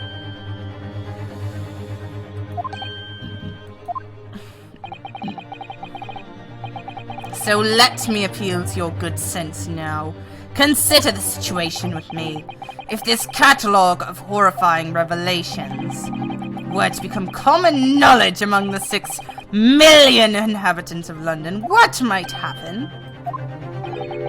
To learn that the infamous murderer of royals and nobles was a respected member of the aristocracy himself, that evidence was fabricated to scapegoat's trial amid secret negotiations with the prosecutor to effect a jailbreak, that the Reaper of the Bailey was an organised group of assassins managed by a Scotland Yard inspector. And finally, that it was all masterminded by the Lord Chief Justice himself. If the general public of Britain knew the truth, all faith in the police and the prosecutor's office would be completely lost, without doubt.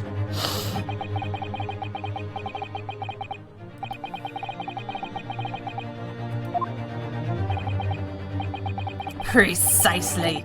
It was 100 years ago when 1 in 10 population were criminals. What we've accomplished, and then a public policing force, comprehensive set of laws. And if we want to continue to protect this new era of law and order, I say again, we must at times occupy the darkness ourselves. Oh yeah, even though he is super obviously the villain, like, real talk, again, I go into these games expecting that the villain could be anyone and everyone, so I didn't really suspect him until the final case when they were like, point the finger at him. But he is one hell of an imposing figure. I actually really like this. I think he's my favorite main villain of all the games now. Sorry, Dahlia. Male Strongheart is kicking ass right now. That is all that was expected of this trial. All these other matters that have been discussed to be eliminated from the minutes of these proceedings in interest of preserving the law and order. And to protect Her Majesty the Queen, of course. Well, my lords, ladies and gentlemen, what say you?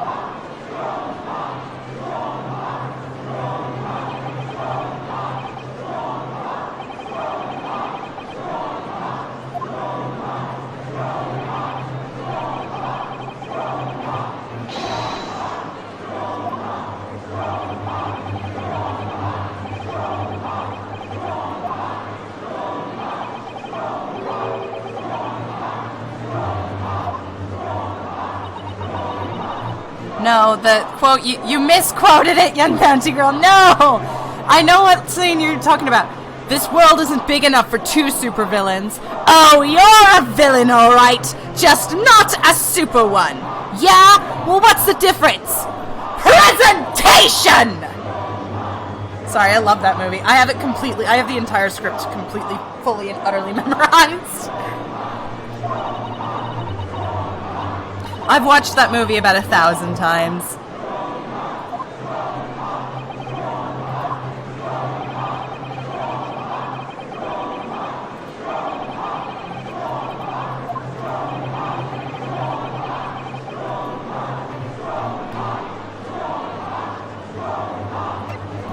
Obviously, I'm gonna use the bunny rabbit. I'm sorry. It's fine. I have that movie memorized. Don't worry about it. Yes, I know only too well. The only thing that carries any weight in court is hard evidence. But Mr. Naruhodo, what evidence is there to use at this stage in the trial? I have an idea. I don't know whether anything will come of it, but if there was ever a time to use this particular item we have amongst evidence, it's now. Gee, I fucking wonder, where is it? Take that! Take that! Yes, Mr. Sholmes asked if you had that with you earlier. This is kick-ass. I love this music. This duology has had the best music in the series. I'm gonna be real. I think part of it is the fact that it's a 3D game, and therefore had less bit crush, but holy shit, this music.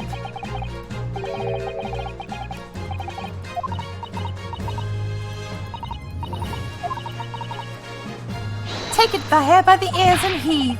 Alright, here goes. Ow, ow, ow, ow, ow! My dear fellows, must I remind you every time, a gentle tug will suffice.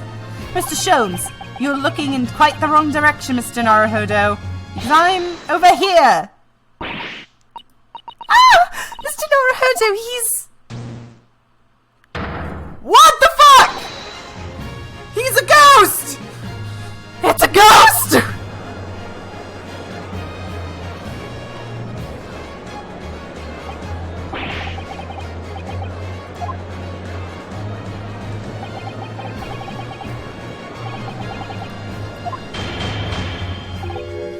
What is the meaning of this? Bailiff, seize him! Put that man in irons! This is a closed court! You've been warned already, man! Yo!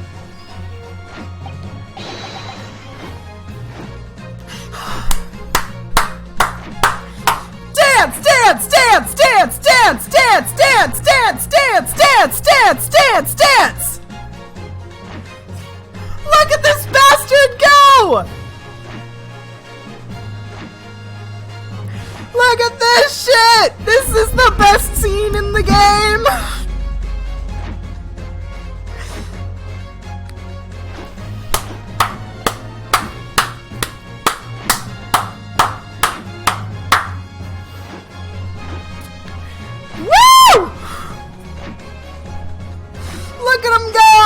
I just want to keep it on the dance for a bit. This is the greatest thing I've ever seen.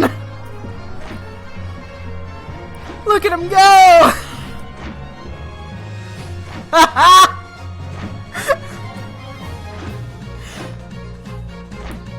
Look at this piece of shit dancing in the courtroom. Oh my god, I love this. Woo! I'm crying. I am laughing right now. I am laughing so hard. I can't. Oh my god. Go Schultz.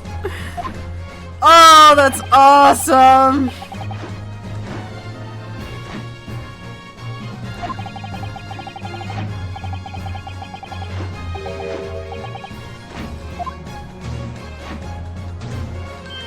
Hi! Mr. Naruhodo, I must congratulate you on your fine deductions. What on earth is... Are you familiar, I wonder, with the invention known as the telephone? Well, yes. I heard that some public telephones have been installed recently in Tokyo. Sound of the speakers is converted to an electrical signal that's transmitted instantaneously to another scene. Place. Quite. Sounds are transmitted. You could not keep them company, I'm amused. Iris and I did some modest experimentation to develop a device specifically for this every day.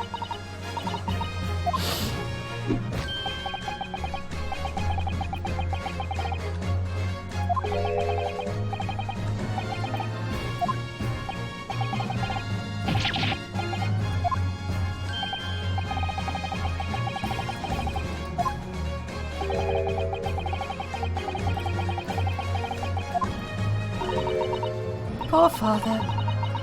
I would hope he would have been forewarned, being the great detective's great partner. Leave my courtroom at once! Get out or I swear to you! Dear me. You on the other hand, Lord Strongheart, appear to have a very poor grasp of the situation. Allow me to reiterate, I am not here. Which would, I hope, lead naturally to one asking. The question I was awaiting. I am at present enjoying the air in the rather splendid garden. A garden? Not just any garden, you understand. A garden at Buckingham Palace. Oh my god, he is a hologram from Buckingham! Fuck yeah!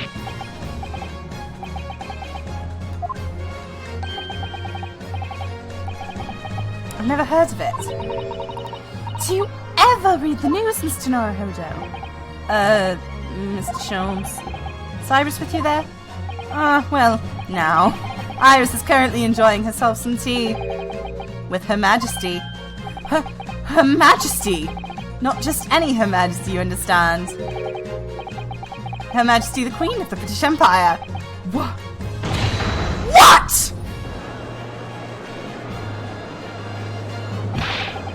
What on earth is all this about? Buckingham Palace is Her Majesty the Queen's residence in London, Mr. Naruhodo. Ha ha ha! Order! Order in the cart! I demand immediate silence!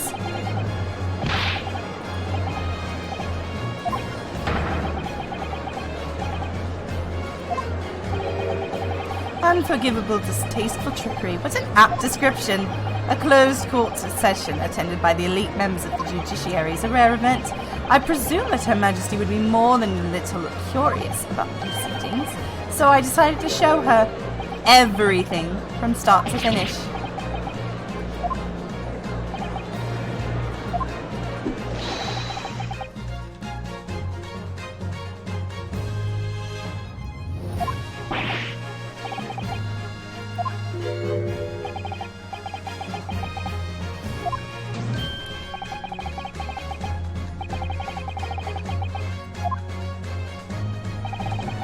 No doubt, you've inferred.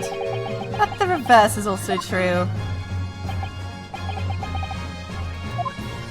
I love that he basically made a hologram for the Queen to watch a trial. This is the greatest thing ever.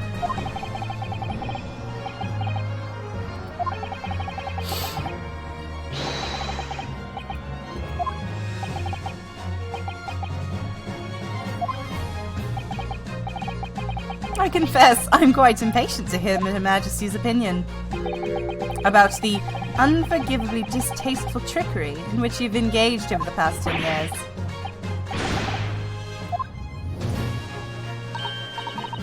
Oh, sorry to keep you all waiting. Vicky and I had so much to talk. Oh my god, she nicknamed Queen Victoria! Guys!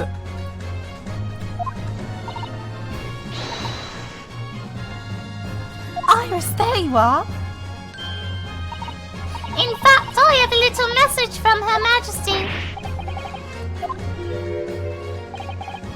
Well then, if everyone's sitting comfortably.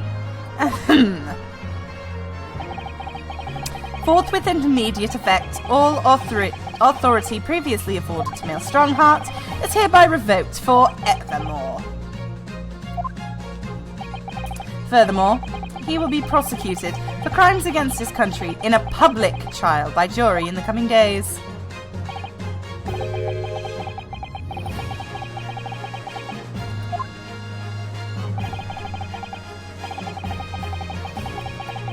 Nice. Male Strongheart, the darkness you fostered to conceal your despicable actions in the last 10 years is a thing of the past now.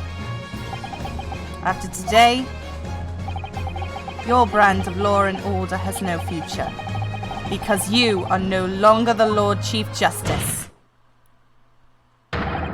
In the eyes of the law and Her Majesty the Queen, you are nothing but a criminal. God damn. Alright, I want to see this man's breakdown.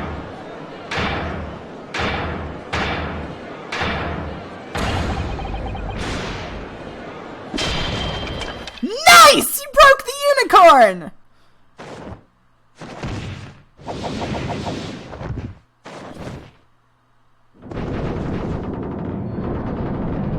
Oh, and he broke the thing!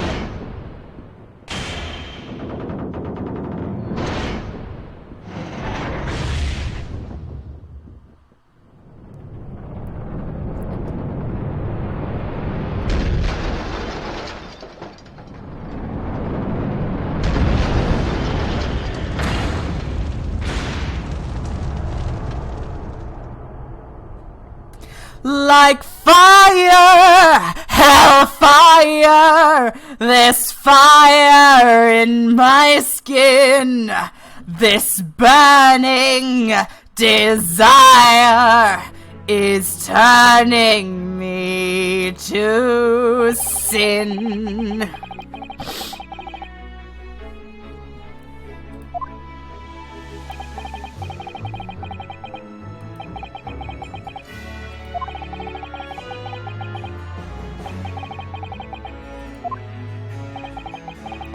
How is the court still standing after that?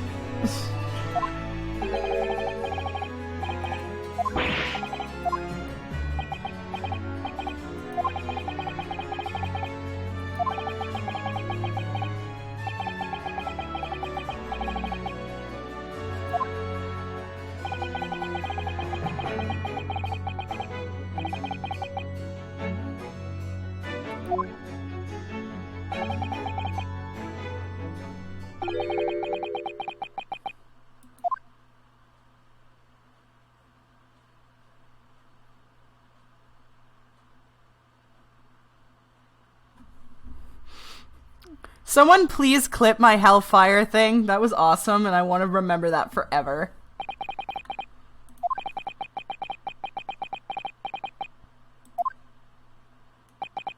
I'm sorry, Lord Van Zeeks. In point of fact, I think perhaps that isn't the case. Sorry? How can that be?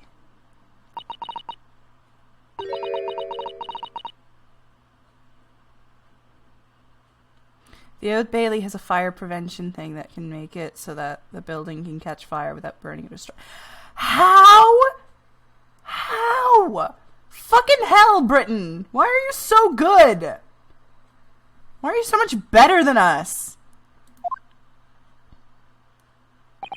What?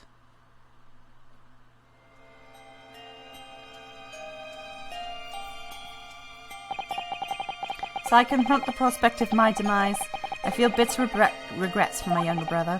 Beric, you have always looked up to me, and now you follow in my footsteps to become a prosecutor. It is my fervent wish that my unspeakable deeds should not hinder your advancement. I ask not for understanding, for none could understand my depravity. I only ask for forgiveness.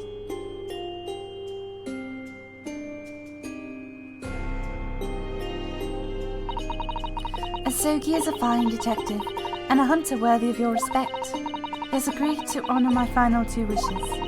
The first is that this document survives. The second, I cannot commit to paper. I have confessed my sins to my wife. May she find resolution in my death. With my final eternal gratitude to my Japanese friend, I rest my quill, Clint Van Zeeks.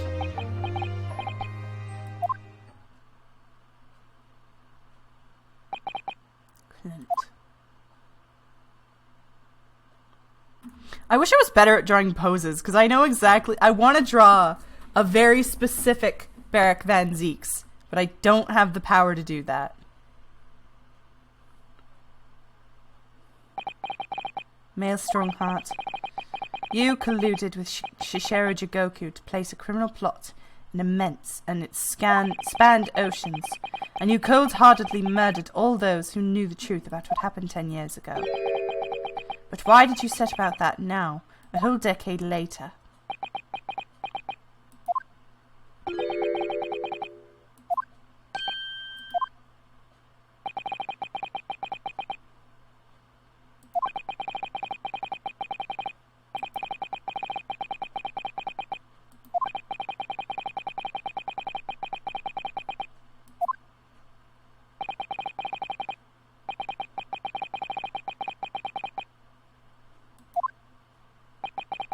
What pose? I'll tell you later.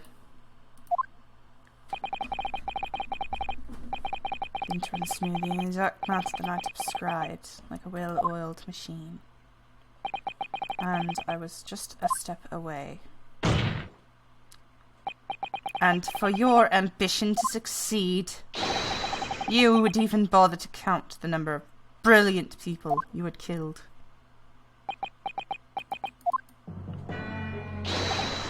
Ah, Mr. Reaper, are you not forgetting something? You very much adopted your own usual prosecutor-like demeanor in the proceedings now. But the reality of the situation is that you are the defendant in this trial.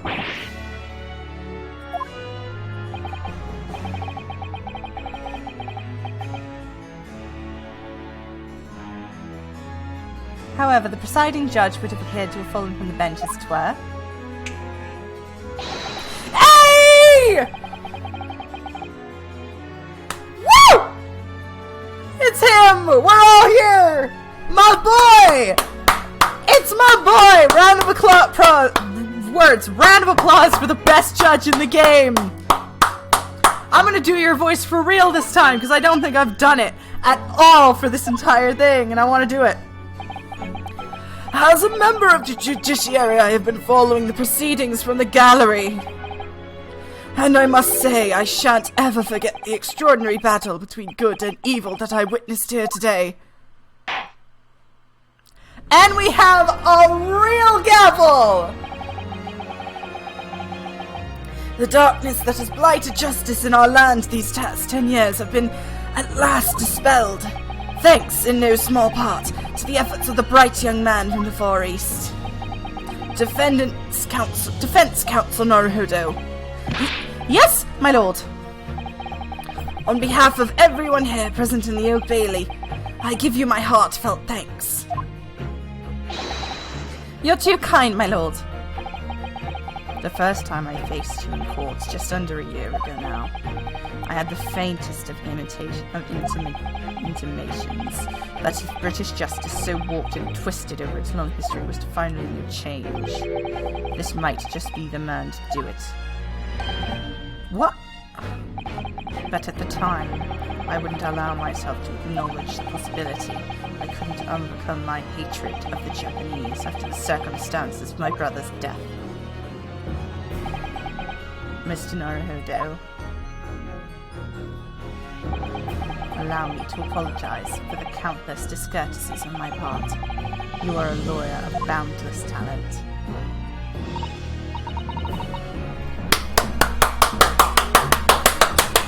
Ah! Oh, Lord Fanseeks! When I first arrived in Great Britain, I was literally a nobody, certainly not a lawyer. The truth is, my fortunes have been entirely made by the miraculous people I've met. My best friend, Kazuma Osogi, who led me here to Britain in the first place. My loyal and ever-patient judicial assistant, Mr. Soto, who helped me become a lawyer. The brilliant Lord Van Zeeks, who never failed to challenge his Nipponese rival. And not to mention, the exceptional master of logic and reasoning who showed me the true art of deduction, Mr. Shones. The bastard. Saving the best for last, Mr. Naruhodo. What a relief. I'm well aware that without all these people's help and support, I wouldn't be where I am today. The truth is a guiding light that always leads to happiness. I've lived by that principle for a long time now, but actually, it's not true. The truth can also cause great pain, sometimes even leave people on the brink of despair. And for that reason, there are those who feel the need to hide the truth, who do it instinctively even, Kristoff. But as soon as we allow our eyes to settle on something other than the truth, the darkness takes hold. Yeah, okay. And from there it grows until eventually it makes us blind to the guiding light of the truth altogether. So that's why it's my belief that we must all resolve never to avert our eyes from what is just and true.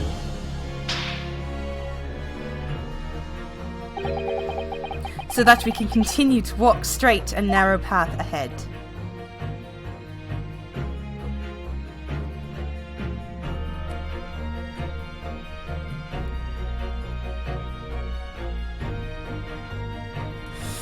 You can't tell, but I'm grinning my ass off right now. Well, I must excuse myself now.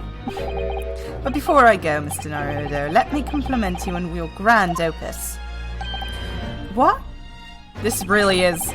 Without your beautifully composed case against Lord Strongheart, Her Majesty would have been unable to act. Thanks to you and your fellows, the haunting undertones corrupting Britain's justice system have been silenced. Thank you very much.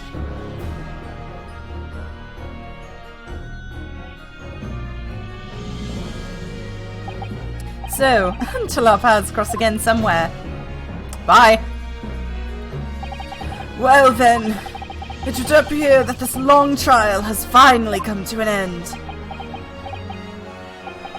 My apologies for any anxiety caused, my lord. I'm quite sure we shall meet again here in the courtroom before long, Prosecutor Barrack Van Zeeks. In conclusion of these proceedings, I hereby declare the defendant Barrack Van Zeeks not guilty. Woo! That is the most satisfying not guilty verdict in my life! The whole rest of this episode... The rest of this is a whole episode long. I'd take a break after this. I don't want to. Mostly just because... if there's no case happening, then I don't want to stop, because there's nothing to play. I'm just gonna finish out the game right now. 4th of November, 4:21 PM, Old Bailey Defendant's Antechamber. It really is all over. But did I sacrifice too much? Mr. Naruhodo? I really must congratulate you. It was truly splendid performance. Honestly, I couldn't be happier for you. Oh, thank you very much. But I really couldn't have done it without you at my side. True told, Mrs. Soto. I ship it. Oh. Your kind words mean so much to me. I ship it! It was really a splendid show, that, Mr. Naruhodo. I have thought you'd be smiling from ear to ear, but you look rather glum. Well, of course, I'm delighted about the verdict, but in exposing the truth, I'm afraid I've caused my client a great deal of pain. I'm really not sure what a lawyer ought to be doing. Oh, well, in that case... I'm quite sure that when you see Lord Van Zeek's smiling face, everything will change. Yeah, because Lord Van Zeeks has smiled at any point during these games. Yeah, Lord Van Zeeks doesn't smile, you dumbass. Mrs. Soto? Everything seems worse. His face is like thunder. Oh dear. I really shouldn't have presumed. When has Van Zeeks ever smiled, Mr. Naruhodo? Make Van Zeeks say whoop. Yes? It's been almost a year now since I first encountered you here in the very courthouse. For you to have risen to the level of excellence you demonstrated today, well, it was quite remarkable. But I exposed the most unpalatable truth you could ever imagine in court today. I feel as though I've robbed you of something you held so dear. What was it he said? To fight those who dwell in the darkness requires at least some of us to occupy the darkness ourselves. But that was just the feeble excuse of a coward. Only those with a steadfast eye for the truth have what it takes to fight the dark forces of crime. You made fine work of establishing that fact in court today. Oh, well, thank you. What magnanimous words. I'm quite sure that Kazuma-sama would have smiled on his face very moment if he were here. Kazuma. There he is! And no, he doesn't! Susato, you need to stop presuming things. There's another face like thunder here. Oh my, and he really was here. Lord Van Zeeks. Allow me to congratulate you on your acquittal. Congratulate me or curse me. You failed to bring down the Reaper. I mean, he totally didn't fail to bring down the Reaper. I owe you an apology. You do, bitch! No, it is I who should apologize. Apologize to each other! I'd have a heart attack if they laughed, smiled, and high-fived right now. Same. Your father, Genshin. If I had been stronger, then perhaps. I made an unforgivable error of judgment that can offer no excuse. And I can offer no forgiveness. That said, I suppose you fought for justice and the truth. For that, at least, I can't withhold respect. Your words mean more to me than you could know.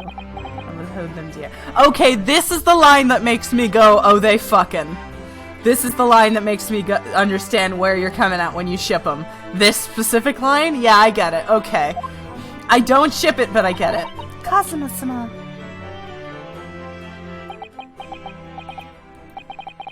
I must say, there's one thing that's still bothering me. What's that? The will that Clint Van Zeeks wrote before the duel with my father. Yeah, the second point that he couldn't commit to paper. Genshin looks kick-ass. I love him. That specific line from Van Zeeks, I get it. I can see why you ship them. But I just don't, I can't get behind it myself.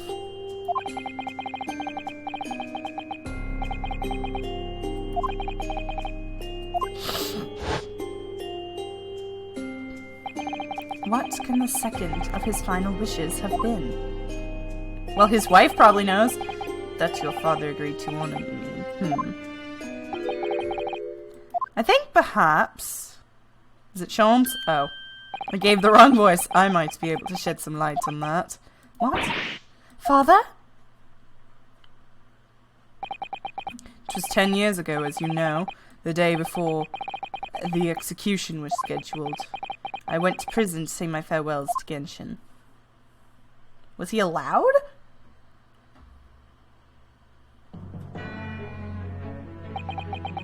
Why aren't you putting up more of a fight, Genshin? If you'd only agree to it, Seshiro and I would gladly petition the government.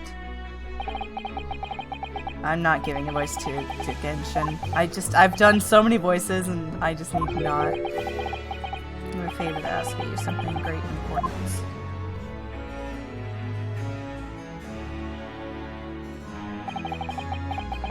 You're one of my greatest friends, Genshin. Whatever it is, consider it done.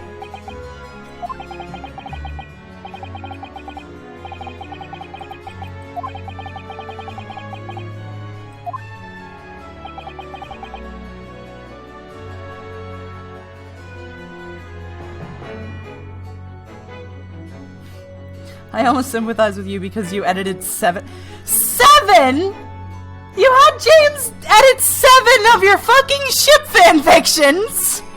Jesus! James! That's a lot of editing. I would have done that. A, I would have done that, and B, I would have fucking paid. Like, pay me and I'll edit whatever.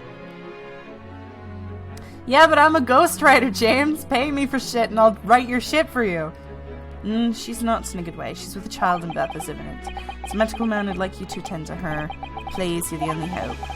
By any chance, is this child yours, Genshin? Don't be daft. It's a favor that was asked of me by a man I knew. His dying wish.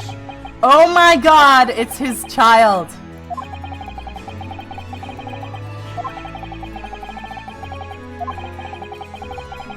And just the same favor.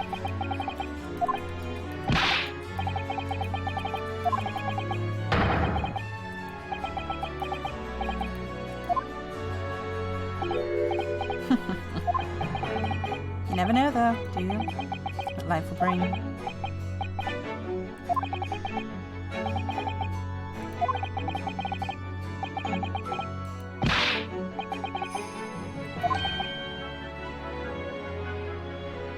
And who's the dad? We don't know yet.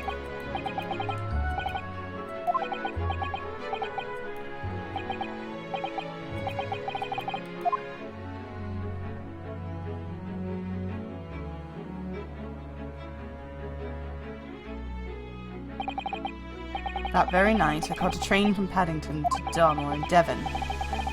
Found an old house in the middle of nowhere it was. The haunting hound lay asleep in the ground.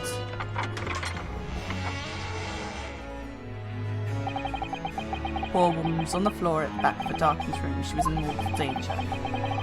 I broke her water to precipitate the load, but before she weakened further, but it was a torturous birth.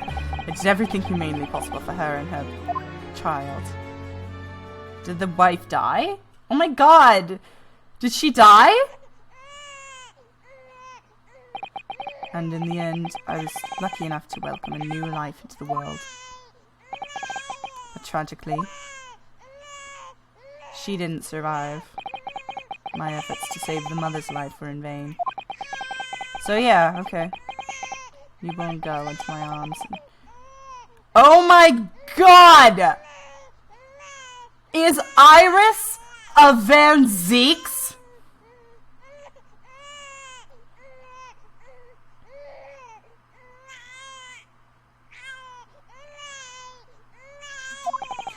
Oh my god! Iris is a Van Zeeks!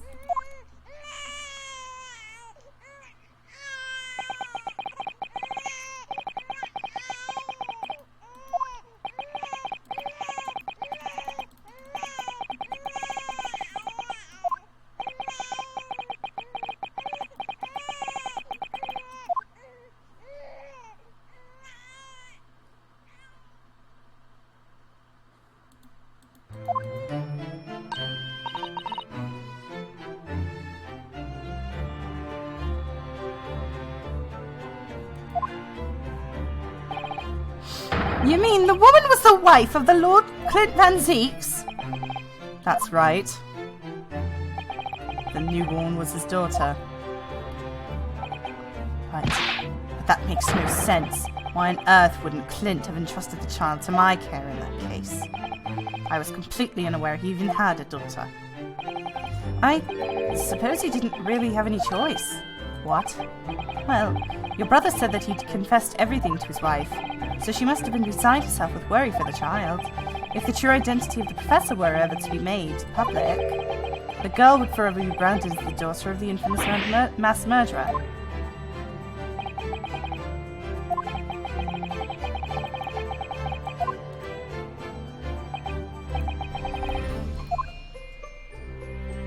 I love this. This is great.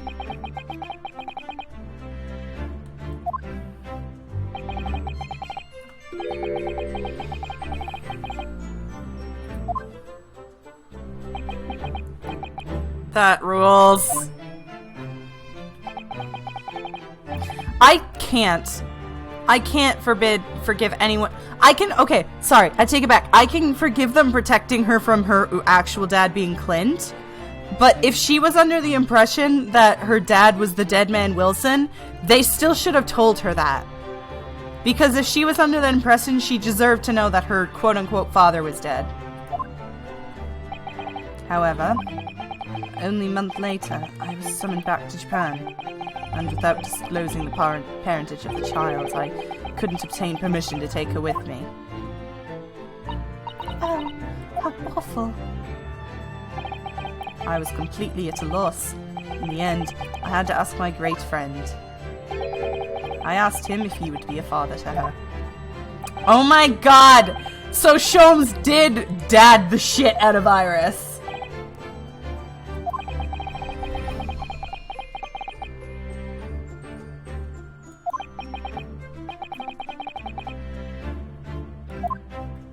Mr. Sholmes does not have a heart of gold, he has a heart of fool's gold.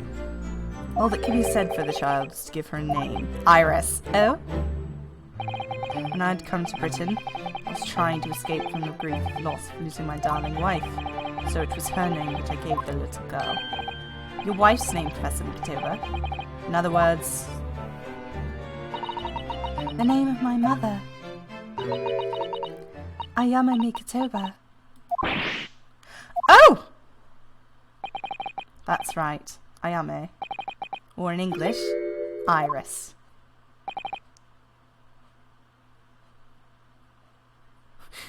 Oh my god, he raised an infant. How the fuck did he do that? It's a good question. I had no idea. I can't believe Iris. Ouch!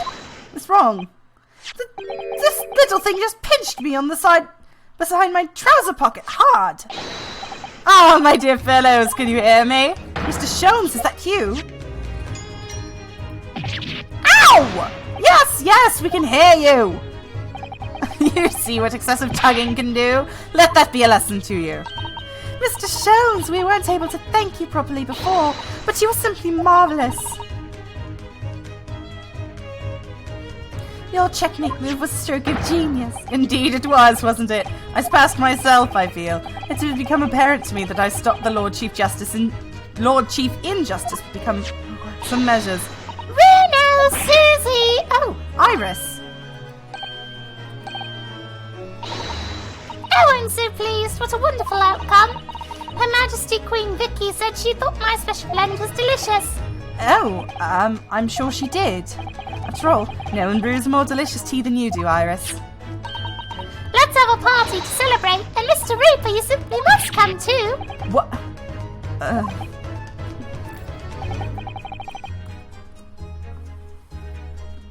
I'm afraid I couldn't.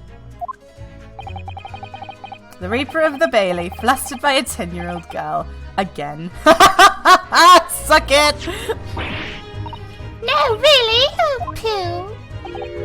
But I give you my word that I shall present myself at your residence in the near future to express my gratitude. Yay! Oh, how lovely. You promise now I won't let you forget. Bye for now, then. Alright, Iris. Thank you for all your help earlier. Oh, that was nothing. Just come back home soon. Ow! Ugh, one final pinch goodbye, was it? Uncle Barrack is an interesting thing that I want to see. Me too! Oh, finally, the congratulations music. Well, I think I ought to be leaving. Lord Van Zeeks, would you care to accompany me? Certainly. Uncle Barry? Oh my god, you're joking. Mr. Naruhodo, allow me to once again express my deep gratitude to you. I believe you saved my life.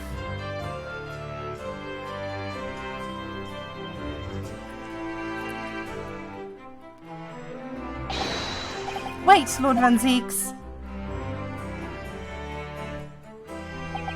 Yes. What are you intending to do now? Finish his shit in prison. Well, clearly, I shall have to resign from the prosecutor's office. Why? No, why?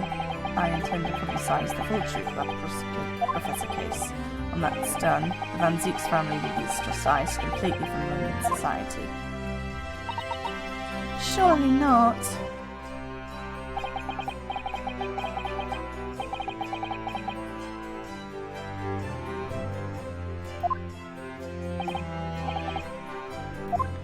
Oh wait, I totally missed that. I was distracted by the chat. Hang on. He's gonna leave the capital and go to Germany! He's gonna go to Germany and be with Albert. Don't be a fool. After those actions of a man once feared as the high and mighty Reaper of the Bailey, I beg your pardon. For the past 10 years, you've endured that pseudonym and been cast as one dark force as yourself. Now that you've finally been freed from that disrepute, your battle is just beginning, surely. Well, I certainly never expected to hear those words from your lips. I've waited a long time to come to London. Now that I'm properly here, I intend to learn all that I can. Anyway, goodbye for now. Ryunosuke and Naruhodo. You dick. Kazuma Asogi. Seems as though he's really matured suddenly. Yeah, he learned his dad killed somebody. He's not the only one who's matured, Mr. Naruhodo. Well, I think we should make our way back to Baker Street.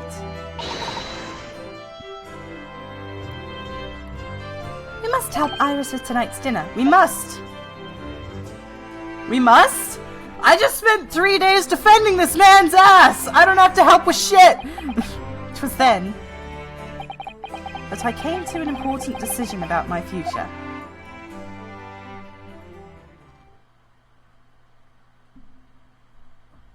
Oh God.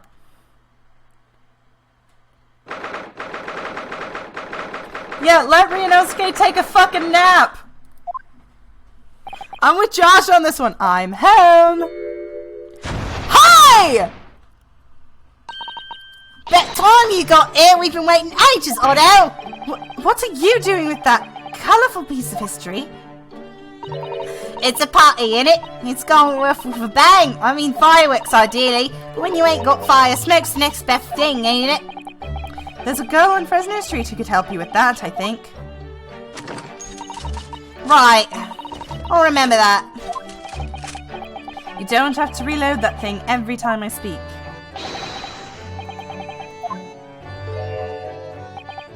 I assure you it will defy expectation. Take down every detail now, Mr. Mikotoba.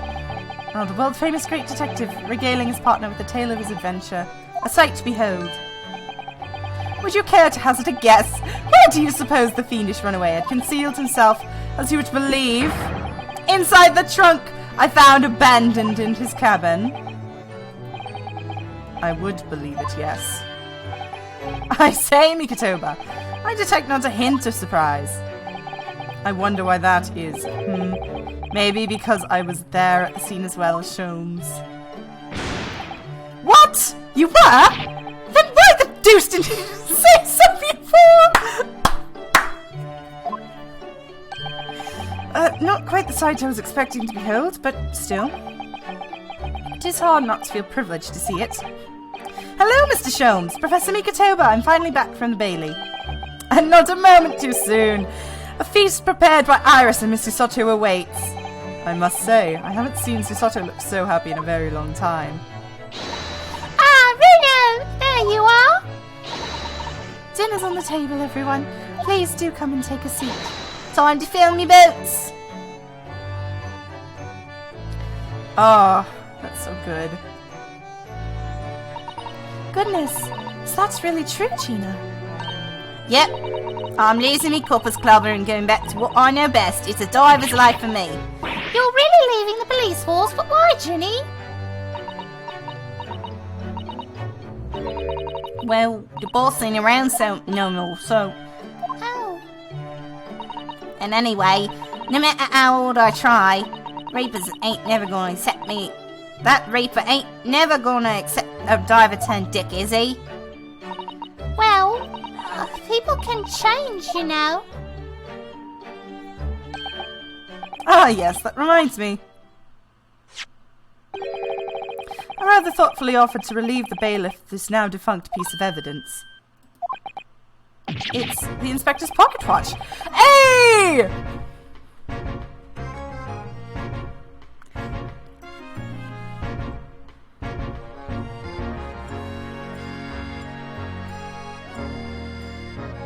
We're just going to enjoy this for a minute.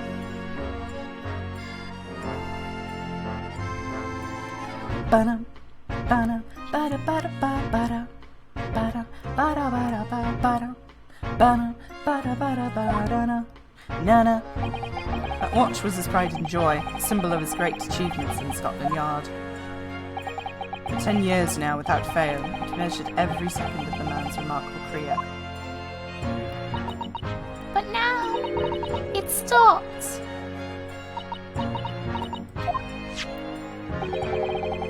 Someone needs to keep this memory of Inspector Grigson's career alive by taking on the great responsibility of winding that watch every single day again. Yes, someone with equally fierce detective spirit.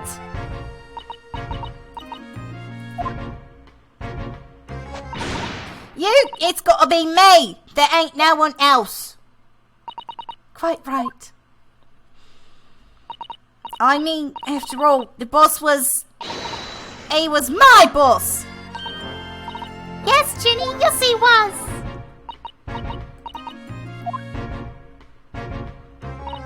Oh yeah, and I made you a promise and all, didn't I, Iris? That I'd become a proper detective one day and track down your old man.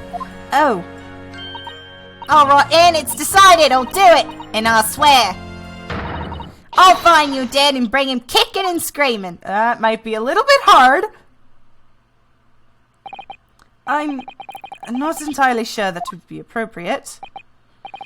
Yes, I think, Gina, it might be best to... Well... I think I'd like you to forget that promise, Ginny. Iris?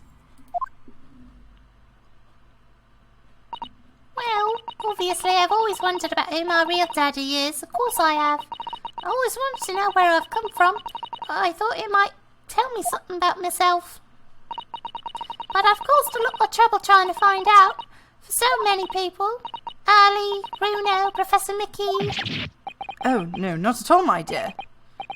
Really, you owe me no apology. Well, anyway, I've decided to give up on it. Because I finally realised my daddy is the greatest in the world. I don't think it matters what his name is or where he's from. Don't you agree, Ali?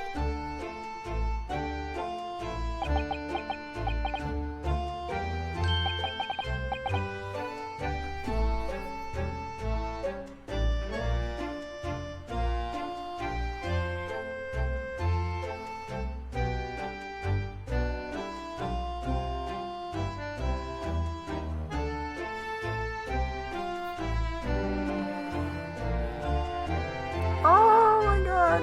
Sorry, I'm about to cry. That was so fucking wholesome. Thank you, Ali. Thank you, Daddy.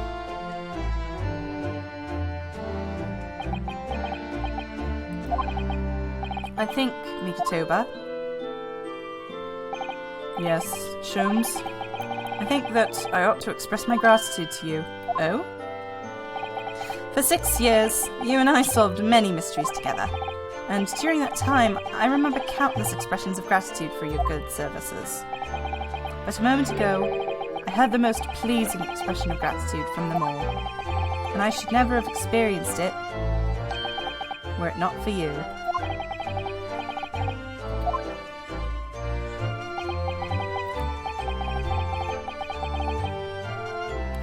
I'm gonna fucking cry! This is so good! Well then, I think this calls for a lengthy violin recital, wouldn't you say? Oh, well, the food would get cold, that's the only problem. Maybe next week, Ali? Are you sure a week is long enough, Iris?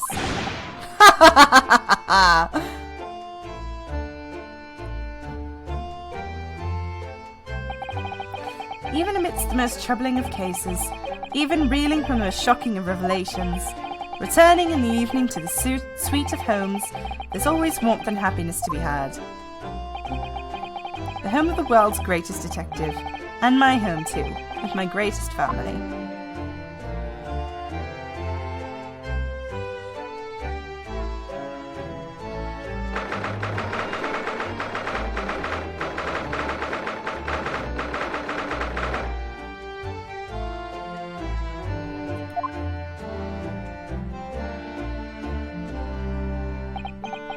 Sartic Room has been my home and office for almost a year now. I've certainly had some unforgettable experiences whilst I've lived here.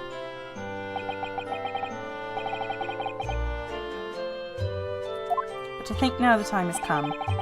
Time to bid this place farewell. Naruhodo.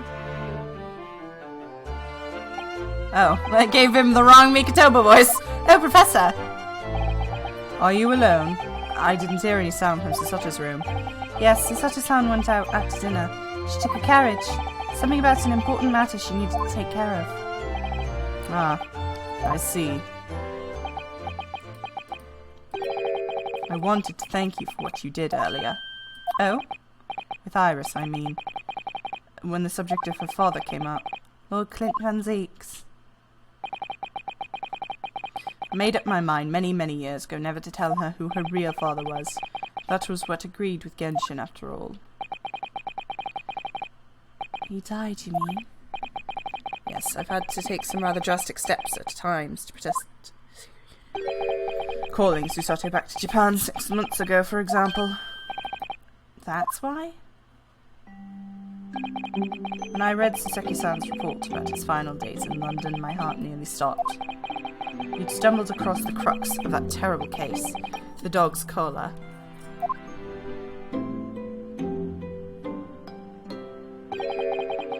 The description of the Baskervilles insignia left me in no doubt. Baskerville. If you'd decided to investigate that insignia sooner or later, you'd have made the connection to Lord Van Zeeks. And to make matters worse, Susato knew of the unpublished story as well. A story that Iris had written based on my notes at the time. Ah, yes, the Hound of the Baskervilles. Exactly.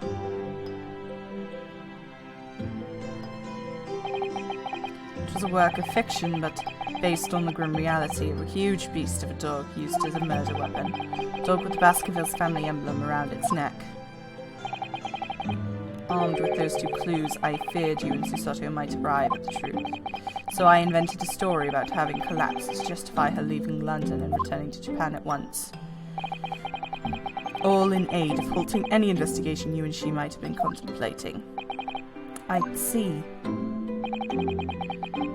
Something I've never understood is why Susato-san came across that manuscript in Japan, though. You know, Iris is the Hellhound of the Baskervilles story, I mean. Sholmes sent it to me. That was before Susato left Japan. I was very troubled about what should be done about it, you see. I'd read it and carelessly left it on my desk, which is where Susato came across it, of course. Ah.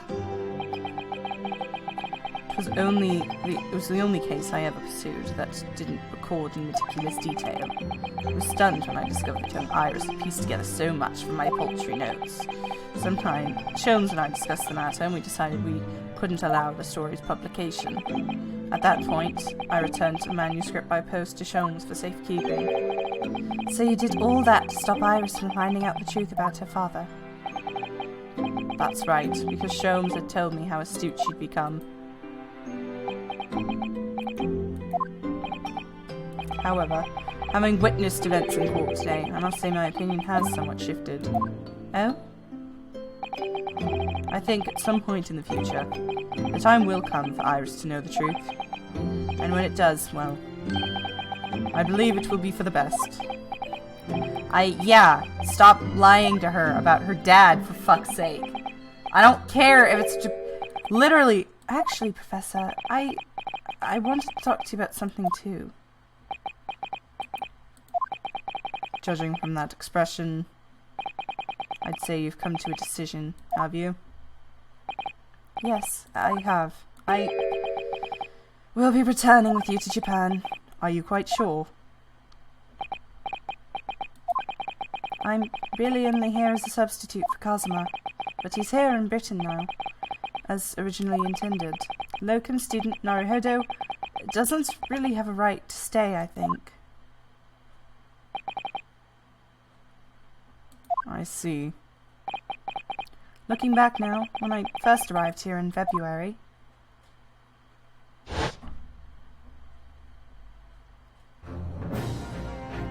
Nice. My becoming a lawyer just seemed to be the way things turned out. With Kazuma, Susato-san and Mr. Sholmes all gently pushing me in that direction.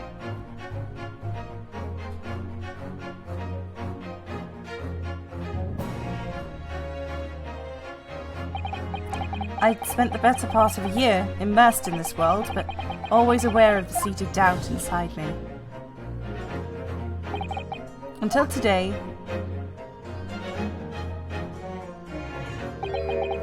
standing in that courtroom earlier, All doubts vanished in my mind.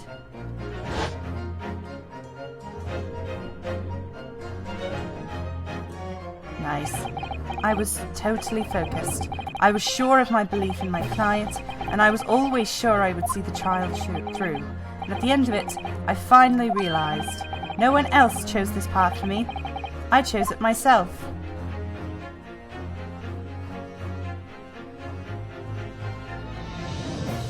The path of a defense lawyer. Yes, that's what I am now. That's what I'll be going back to with you to Japan as.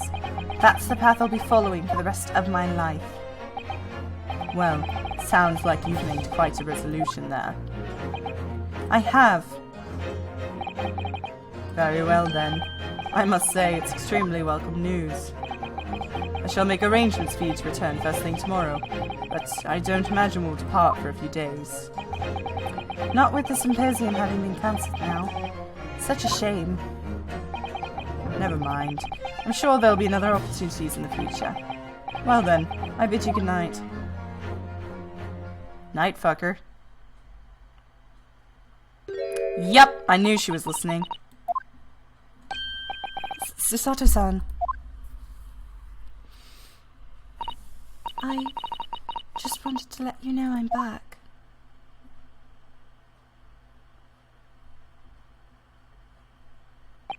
Did you, hear what your father and I were discussing? I'm sorry. I did, yes. I couldn't help but... Oh, how much did you hear? Well... From the part about Iris's real father, I think. In other words, from the beginning.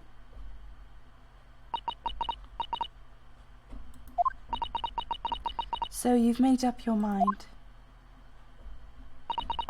You'll return to Japan and continue working as a defense lawyer. Yes, I'm sorry. I really should have consulted you about it. I didn't want to earlier. I did want to earlier this evening, actually, but you'd actually gone out.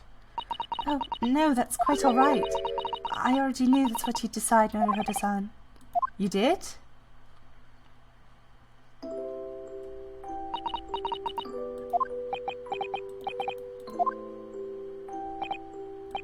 Susato-san? Ah, yes. I suppose that this means it has to be farewell soon. I suppose. You'll be a great help to Kazuma going forward. I mean, I know he's a brilliant lawyer, but he's new to the British courtroom. He'll certainly benefit greatly of having a judicial assistant at his side. I'll do my very best. I wish I could say it, but I just can't. I can't ask her to come with me. After all, she was always supposed to be coming to Britain as Kazuma's assistant. It's growing late. We should both try to get some sleep. I'm sure you must be exhausted after today. Oh yes, you're right. Before I retire, let me just say one more time. You really were quite splendid in court today. So if you ask me, Rinosuke Kazuma's prosecutor. Hey, K. Faraday exists! Sorry, that was loud. I'm sorry. That was loud and mean, and I didn't have to put it that way, but yeah, no, he can have a judicial assistant. Anyone who thinks of you as a substitute or a locum should be ashamed of themselves. Susato-san. Thank you. Yeah, okay, I ship it. Oh no, I deafened all of my friends! Credits?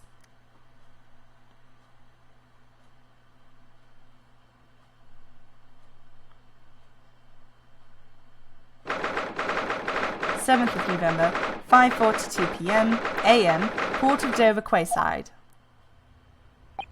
Kazuma, a lawyer. Okay, but it's called a prosecuting attorney, which is a form of lawyer. You're really leaving then, Rino? I'm afraid so, Iris. Thank you so much for everything. I don't know what I'd do without your wonderful cooking, delicious tea. Oh, I I wish you weren't going. But you have to come back and visit. Say you will. Of course. I promise. Hey! Well, it was a very brief reunion, but it was a pleasure to pursue case with you again after so long. For a while, at least, I felt like old times. Yes, I suppose on reflection, there's something to be said for having a little fun once in a while. I'll just go and say goodbye to the professor as well, I think. Alright, Iris, you do that. And before she shoots his ass. Honk! Hi, Susato. Oh shit. I've just checked, Naruhodo-san. Your luggage is already on board. Such a beautiful morning. Perfect for embarking on a journey, isn't it? Before I set off, I'd just like to say how thankful I am for everything you've done for me. And give my warmest regards to Kazuma, please. Actually, I think you ought to give him your regards in person, don't you? Oh, is he here? Sorry? Is the bastard here? Ryunosuke. Come on, come on, come on, come on! Kazuma! Hit me! Hit me! What are you doing here? Come on, do it! Do you really think Nice! I got to hear his laugh! Departure? Love the laughing. Come on, Thanks. hit me, hit me, To be hit honest, me, I've do been it! looking forward to our wild time tearing up the streets of Her Majesty's capital. But, Well, we'll have to save that for another time. Come on, Personally, do I'm it. looking forward to facing you in court again. me too. But, we're both defense lawyers, so, No, no, you're not. He's gonna stay a prosecutor. I'm going to become a prosecutor. Dick. I'll stay in Lord Van Zeek's tutelage for the time being, but before long, I intend to be just as formidable as the Reaper himself. Dick. oh, I see. Don't call him a fucking Reaper anymore. We just solved all that for him. Actually, Ryunosuke, I have a favor to ask. Name it. What? You're on thin fucking ice. Oh.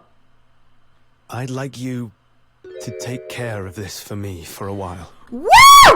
Kazuma? Why? Because I've seen it now. I've seen what's inside me. The demon that reared its ugly head that day. Nice. Nice. We got the Nocturne. It was only for the briefest of moments.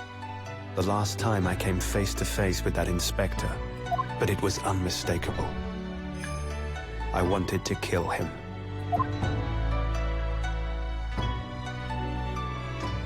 I've always known there are demons that live inside people. And now I know there is one in me. The fact that it very nearly consumed me is something I'll carry with me until the end of my days. While I devote my life to fighting those whose demons have got the better of them. As a prosecutor. So, that's what you've resolved to do, is it? Until I'm ready to face the demon within me. To slay it once and for all. I leave this in your care. Until I'm ready to commit If you'll seppuku, take it. you must take Karuma away from me. Of course I will. I'll keep it by my side. Always. I love this theme, but this is not the one I wanted. Come on, play it for me. Until we meet again, then. You have your path to follow, and I have mine. Naruhodo-san?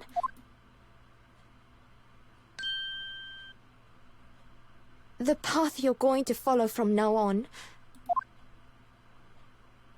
I wonder if I might follow it at your side, and unless I'd be a burden. Aww. I mean, I would very much like you to come with me.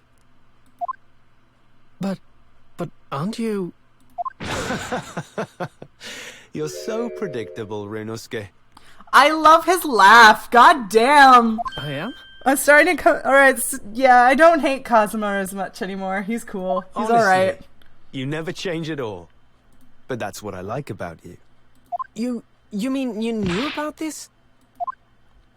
Of course he knew you two were fucking! fucking! Lord Van Zeek's trial came to an end. She came to see me at the prosecutor's office.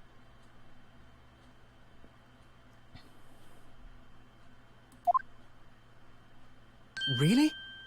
Or when I had that conversation with Professor Mikotoba? Oh my god, why is this taking so long? So, you'd go with Ryunosuke back to Japan? Yes. I know it's unfair of me to follow my own interests like this. Coming here especially to tell me. You're a stickler for etiquette, aren't you? Well, what are his feelings? We've never discussed it, of course, and Naruhodo-san has made no such suggestion.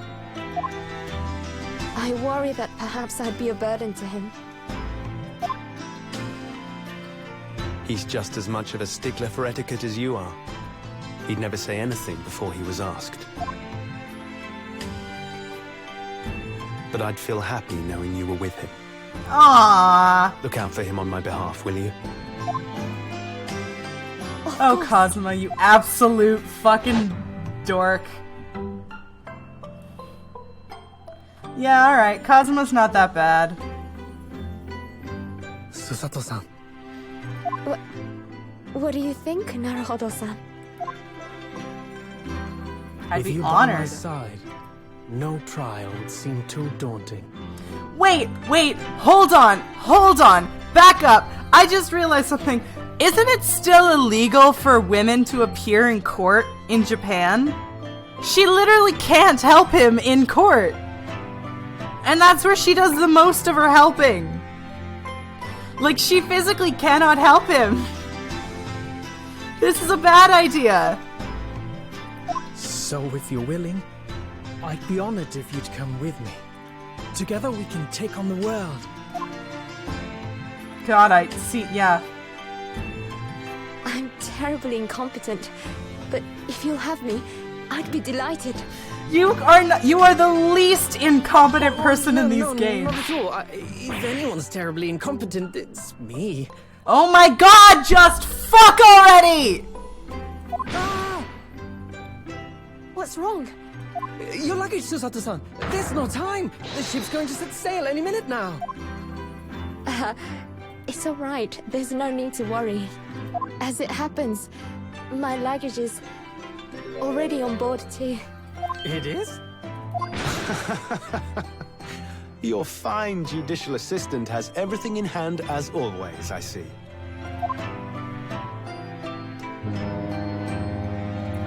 Bruno, your ship's about to leave. Holy shit! My voice for Iris was actually really close. Time to go then. I almost nailed it! Ryunosuke. Yeah, shut up, Kazuma. I don't need Draw you your to tell me. sword. Why?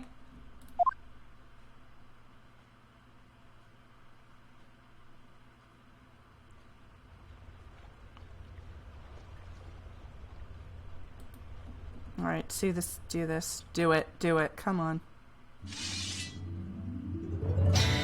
Nice! One day, when our paths cross, once more, we'll fight a duel of words across the courtroom.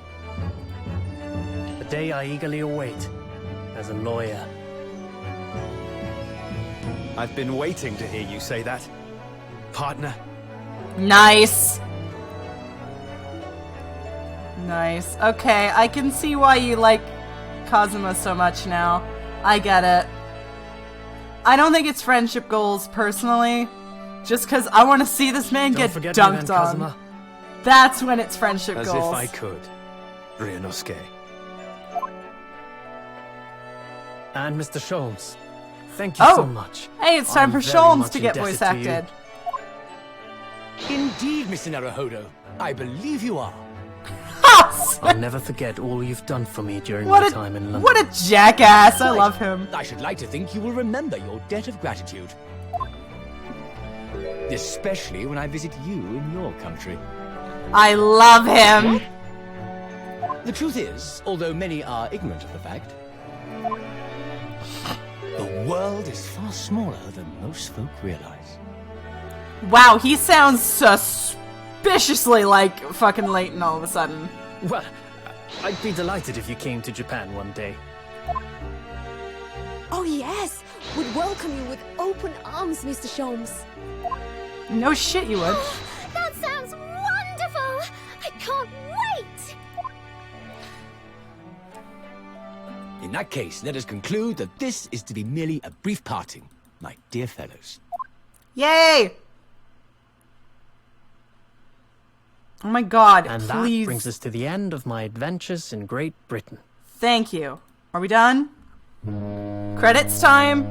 Is it credits time? It's finally credits time. Bye! A peculiar twist of fate brought me halfway around the world, though. Sholmes is the ancestor of Leighton. I can see that, honestly. Of my journey. Given what I know about Professor Leighton, I can 100% actually see that. Still, I'm confident this won't be my last meeting with the friends I've made in London. And when we're together again, no doubt the first words I'll hear will be,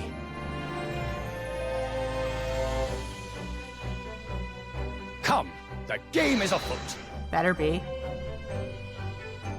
Oh, we're not gonna end this game with an objection like we do every other game? The ship, with our friends from the east, sailed steadily towards the distant horizon. Nice. But Sholmes' face was alight with joy.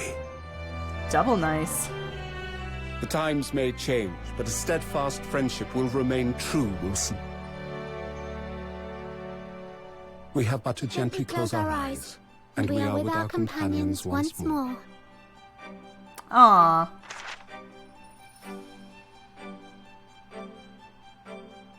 So, I do just that.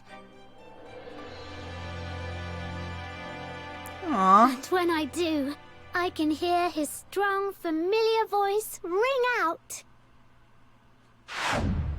Objection! Woo! There we go! Until we meet again, Bruno. Goodbye, Iris! Holy shit! That was the best Ace Attorney game I have ever played! Shu Takumi, oh my god!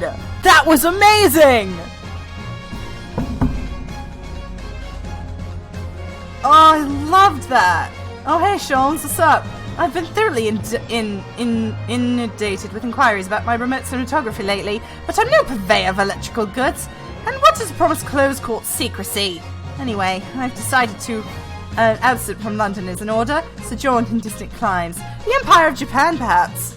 I understand that wardrobe classing cause no charge whatsoever.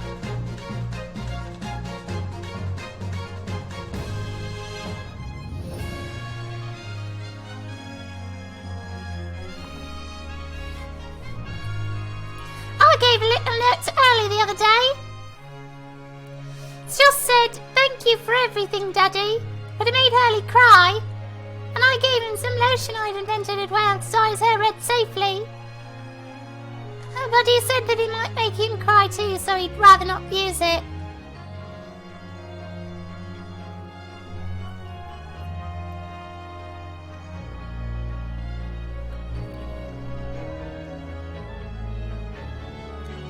Yes! Van Zeeks! In those days, when I was known as the Reaper, I felt your presence at my side. Once, unable to bear the burden of that grim pseudonym, I even retired from the courtroom. Despite everything, I still wear your prosecutor's badge with pride. But darkness that once beset me is no more, as you too are no more. The words of a young foreign friend of mine, I must stride forward towards a brighter future. Yay! Go Van Zeeks! I am a little bit sad that Van Zeeks didn't get a lot of voice acting. He got a little bit, but not a lot. Kazuma? Oh, Ginny. The boss left a note for me, you know, and I read the letter, every letter now, A to Z, the whole lot. It's clear loaded of stuff up. The boss was trying to protect me, see? And that's exactly what me and Chief Inspector Toby here are going to keep doing for the Londoners. Aww. I only wish I could have said how grateful I was before he, you know.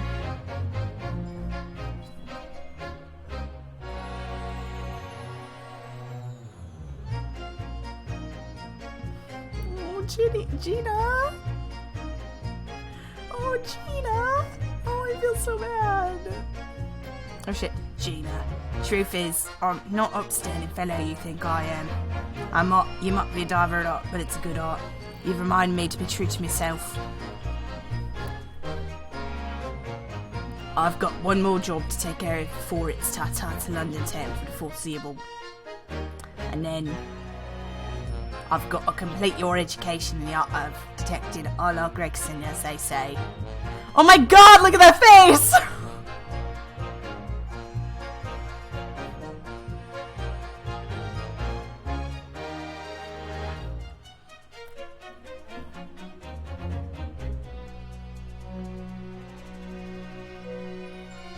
Oh, there he is.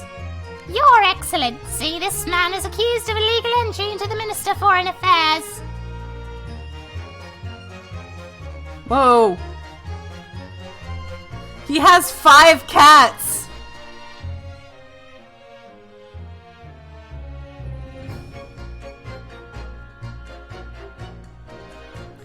What happened to this guy?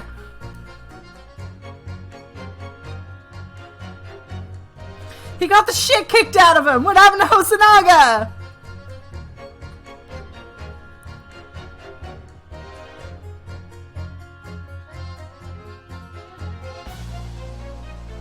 Oh shit. Mama, is it true about the Japanese people? Are they experts at filleting corpses? Yes, they are. Fish corpses on the whole. I'd like to hone my own filleting skills. You don't mind, do you, Mama? Yes, I do. I'm not a corpse yet, am I? No. And I'm glad. Aww.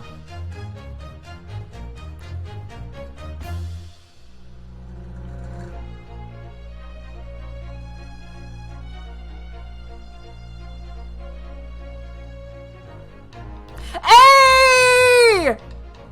Here I am in Great Britain on an invitation of my old dear university friend. He sent me a very nice letter saying he'd like to show me around after everything was settled.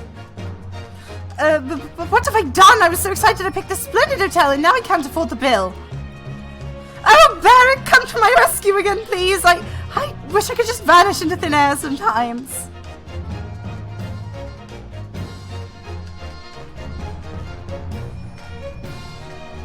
It's my mans! It's my mans, Albert!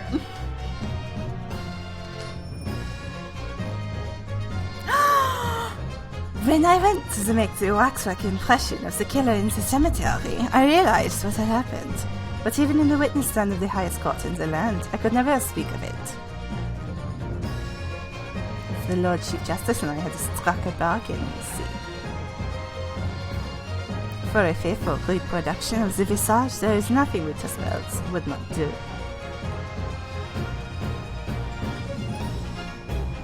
Nice!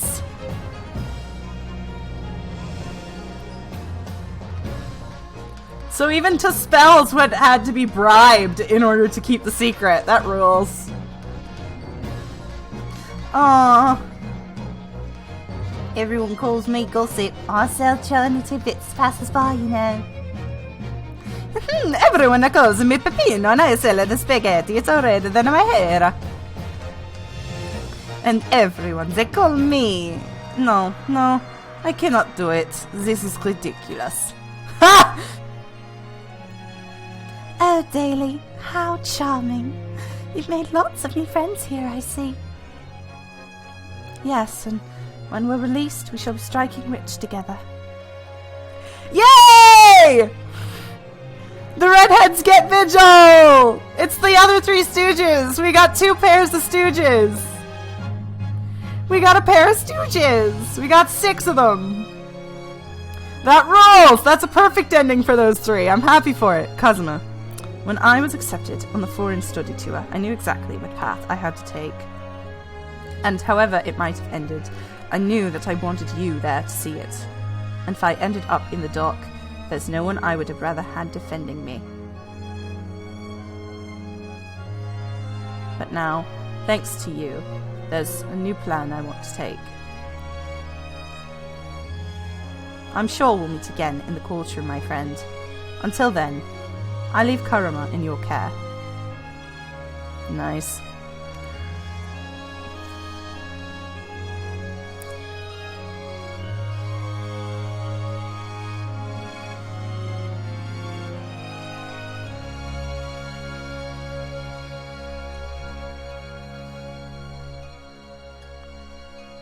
I've made some tea, Maruhodo-san. It's important that you rest whilst you can.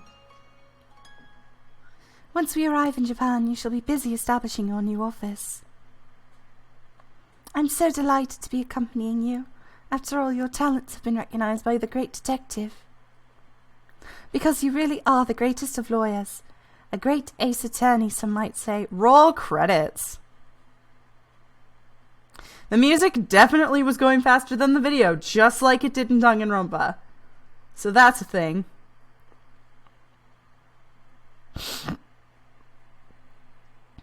Ah, and he finished out the eye of his Darumaka doll.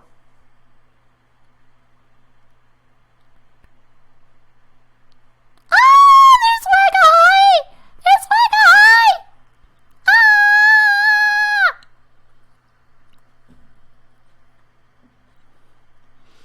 That was brilliant. Oh, I loved that. That was great. Oh shit. It's the end. Oh god, I don't want to watch all the credits. When you said roll credits, I said at the same time. Good. Hey look, it's Ryotaro.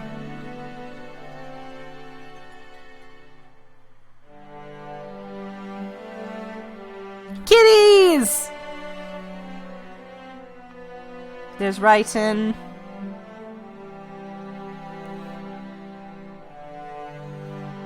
There's Hosonaga. And, yeah, Locum. I am a cat writer. Yeah, my boy. There's actual Susato.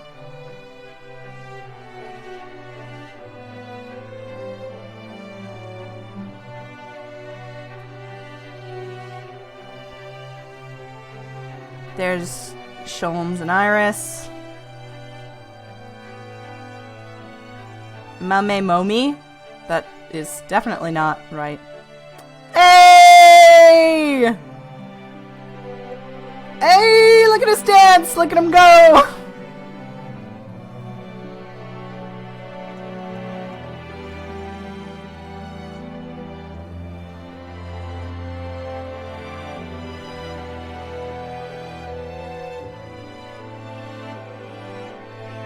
Oh, and there's an arch-dropper! And his cruel-ass voice! And his very odd robotic way of working! There's Tespels! There's Courtney and her frickin' daughter. Hey! Look at these two nerds being nerds together! Love them! Sandwich, Gossip, aka Vigil, and Venus. Vigil and wow, she's slim, Erica. I think that was her name. The Chief. The two redheads.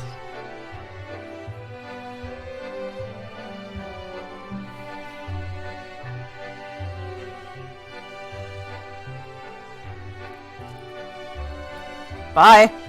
Bye, Sholmes. Hey, there's Gregson. Rest in peace, Gregson. We found your killer. We solved everything. Gina's gonna be an amazing detective. Oh my god, look at them go.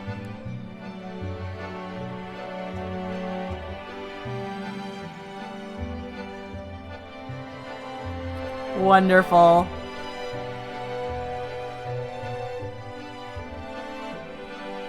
Gonna try and bonk him and miss.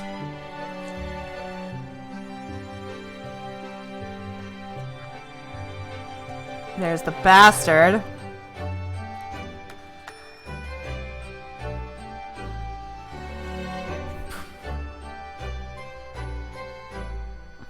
Hey, there's Sholmes again. Hey, Cosima.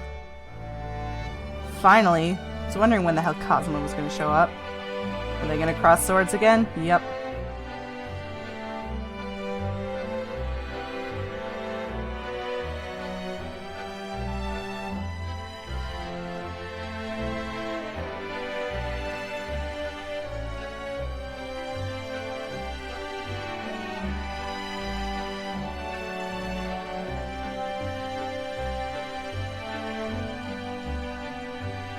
That was awesome.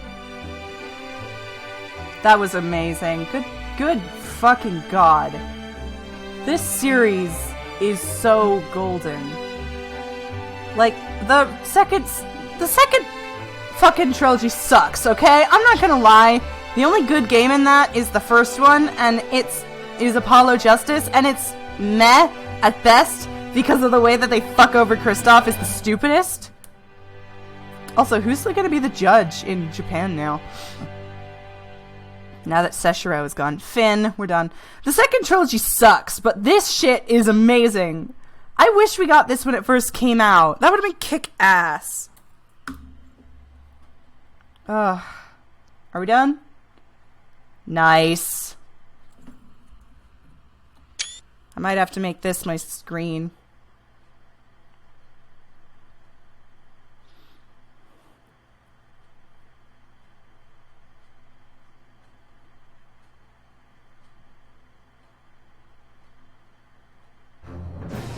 Oh, we're done. Oh my gosh. Alright. I want to look into this stuff here. I'm not going to go through all of it, because I genuinely don't care. Like the tailor, there's only the one outfit, and I'm going to keep it on.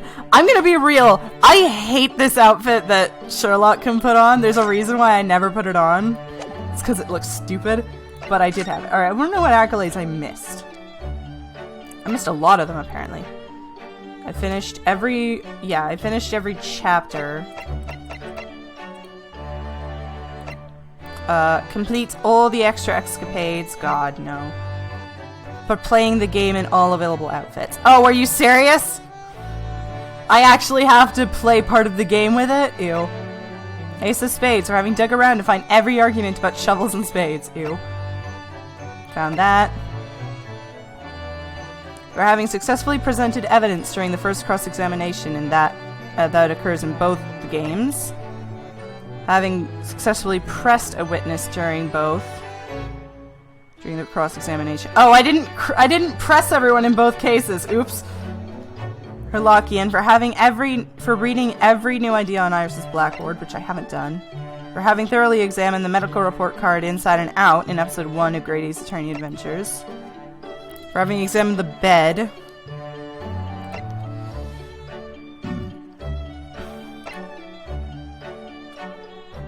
I like Hobo Phoenix's outfit. What is this shit? I guess I have to get every achievement to get that one. For talking with Gina after Ryunosuke regains consciousness following the incident with Toby in episode 4 of Greatest Attorney Resolve. Huh, okay. Might do that. For erroneously answering Sholmes' question about who might have something that belonged to the convict in episode 2 of the Greatest Attorney to Resolve.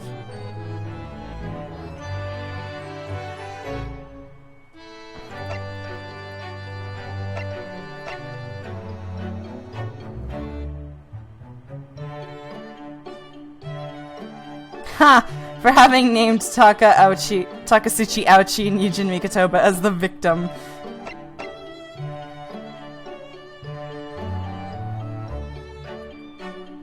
Oh, I also haven't gotten this one, huh?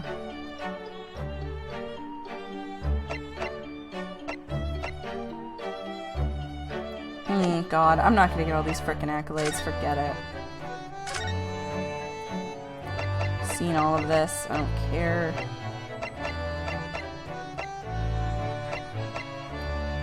When he had more phoenixy hair, I'm glad they didn't keep that.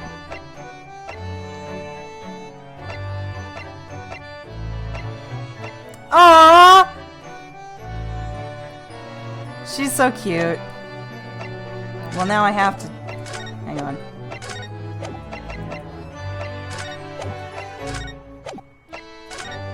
Sorry if I'm giving any of y'all a stroke.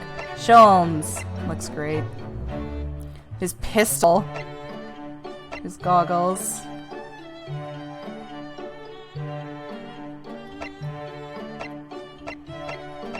Iris. Oh my, that would have been weird. Kazuma, who I honestly don't care. Barrack, he looks cool, I guess. If he had blonde, fluffy hair, I would have said that he's a pair with, what's her face? With, Albert. Seshiro.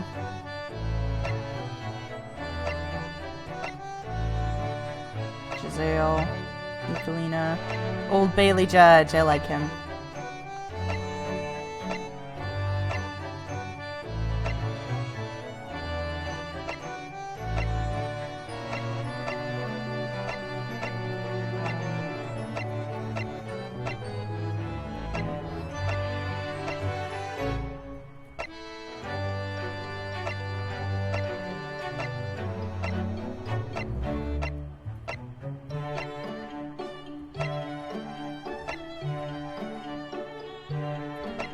Master Apprentice was originally going to be an original character. So, Kazuma was originally going to be dead. Hey! My mans! Look how freaking good he is!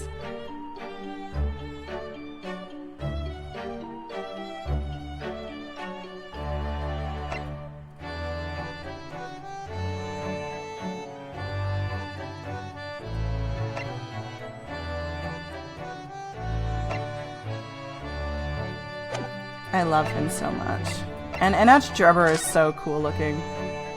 Drebber into spells. That looks awesome. Scythe and Gory.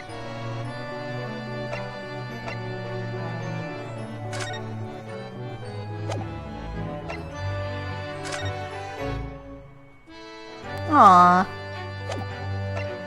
Whoa, go back up actually. Look! Look at chibi ass! Look at that chibi ass fucking Van Zeeks.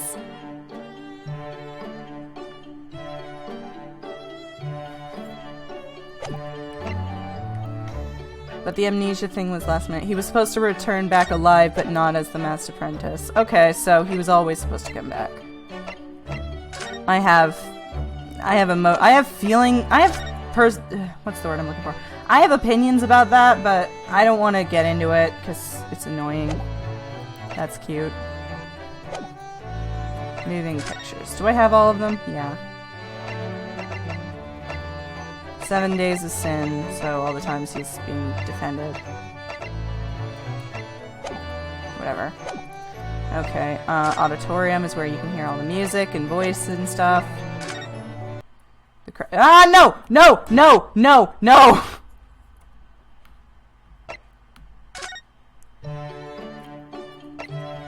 Escapades are these. So are these like actual,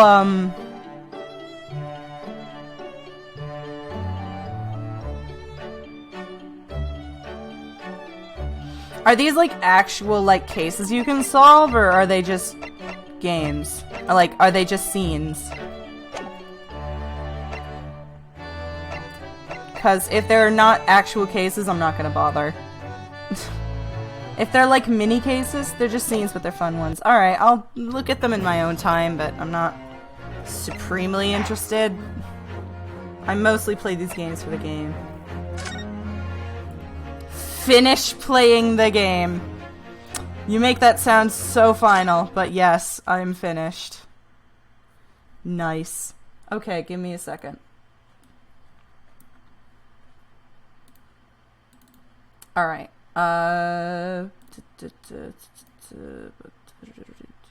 Do too much. No, you stay where you are. Actually, if I do... Nope, it's still too big. Okay. Yeah, and then I can do that. I will read it in a bit, but I will be right back because I really have to go to the washroom one last time. Not because I actually have to, but, you know. Actually, hang on. Before I go, I should probably put on some music, and you know what I gotta put on. You know what I gotta do, guys. I thought I was promised it. I was promised the wrong thing. I gotta do it. I gotta. Come on.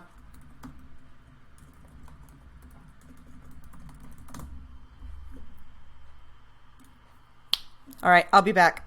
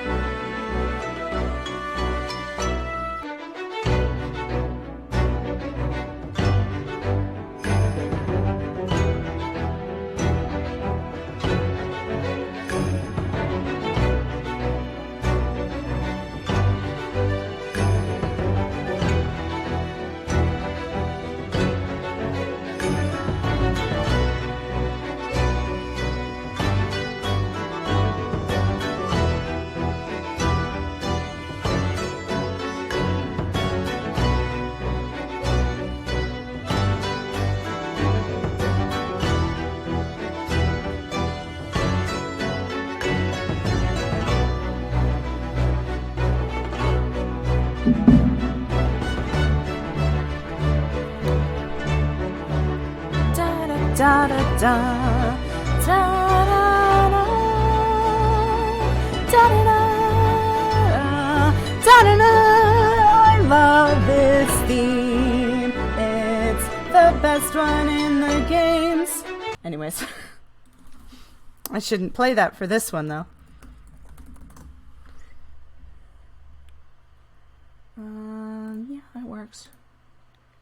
Get that and turn it way the hell down though, so I can. Hello? Are we all here? Are we all here? Hello? Hello? Hello? Hello, folks?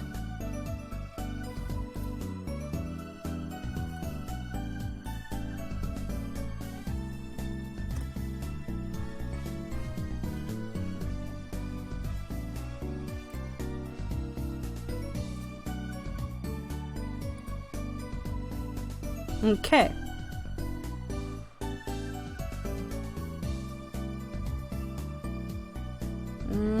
Speech chat's still broken. It's just double checking. Alright, if we're all here, it is all in the thing, but I can align it a little bit better. Nope, that is not what I wanted.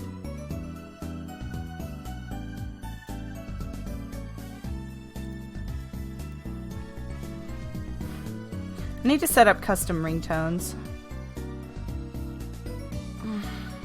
Where's the Sandman when you need him? The young girl turned over in bed for what felt like the 100th time that night.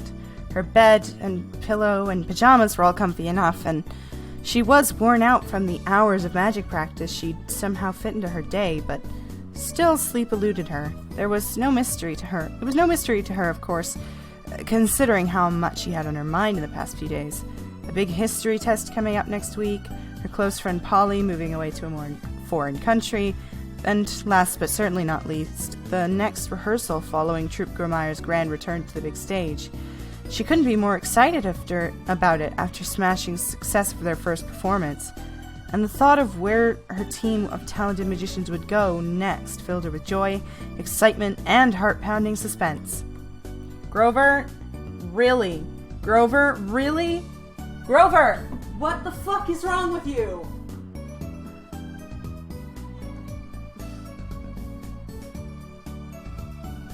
You are rubbing and biting my HDMI cord. Stop. Go, come here. Buddy.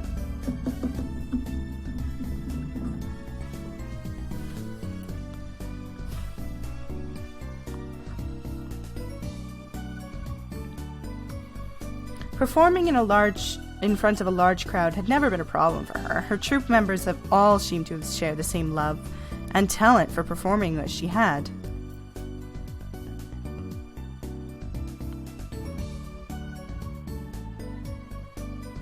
But still, a strange fear grabbed hold of her thoughts ever since they'd been discussing the plans for their next performance. Namely, a fear of failure. What would she and her troupe do if the next performance didn't live up to the hype? Or what if they couldn't prepare for it in time? Or worse, what if another incident occurred during rehearsal that made them have to cancel any future performances? And just a few days after they'd re-established their reputation. Not to mention the effect the preparation had on her schoolwork. She was already behind 3 homework assignments in history class. And with all the time she was dedicating to her shows, she knew it would take a miracle just for her to get a C. She didn't much care for that subject anyway, but she knew how much her daddy cared about her grades and could easily guess how he would react to seeing a bad one. What was she going to do? All she could do now, of course, was try to make herself fall asleep. Emphasis on try. She laid on her back, staring blankly at the plain white ceiling until finally an idea came to her mind, something of her daddy. Her first daddy had done for her whenever she couldn't sleep. Of course! Moving gently, she pulled the covers, moved her feet to the edge of the bed, stood up with a quiet yawn. She snuck over to the door, making as little noise as possible.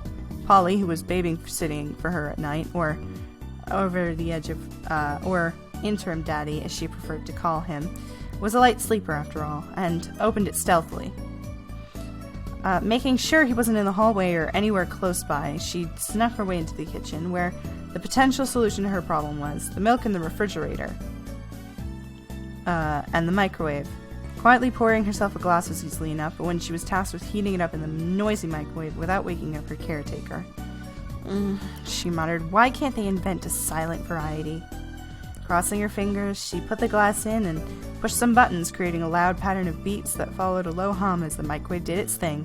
35 anxious seconds later, she opened the door, removed the glass, and snuck towards her room, leaving the microwave door open to avoid making more noise, and pressing her luck by not disturbing Polly. After checking the hallway with sign of him, she breathed a sigh of relief and snuck her way back into the nightstand, closing her door silently behind her. Alright, here goes nothing. She brought the glass close to her lips and slowly sipped down the milk. The taste brought back memories and... Whoa, my brain shut down for a minute. The taste and smell brought back memories of her younger days for a brief moment, but they faded away just as quickly when the glass was empty. Wiping off her milk mustache, she put the glass down and began climbing back into bed when a bright glow coming from her window suddenly caught her eye.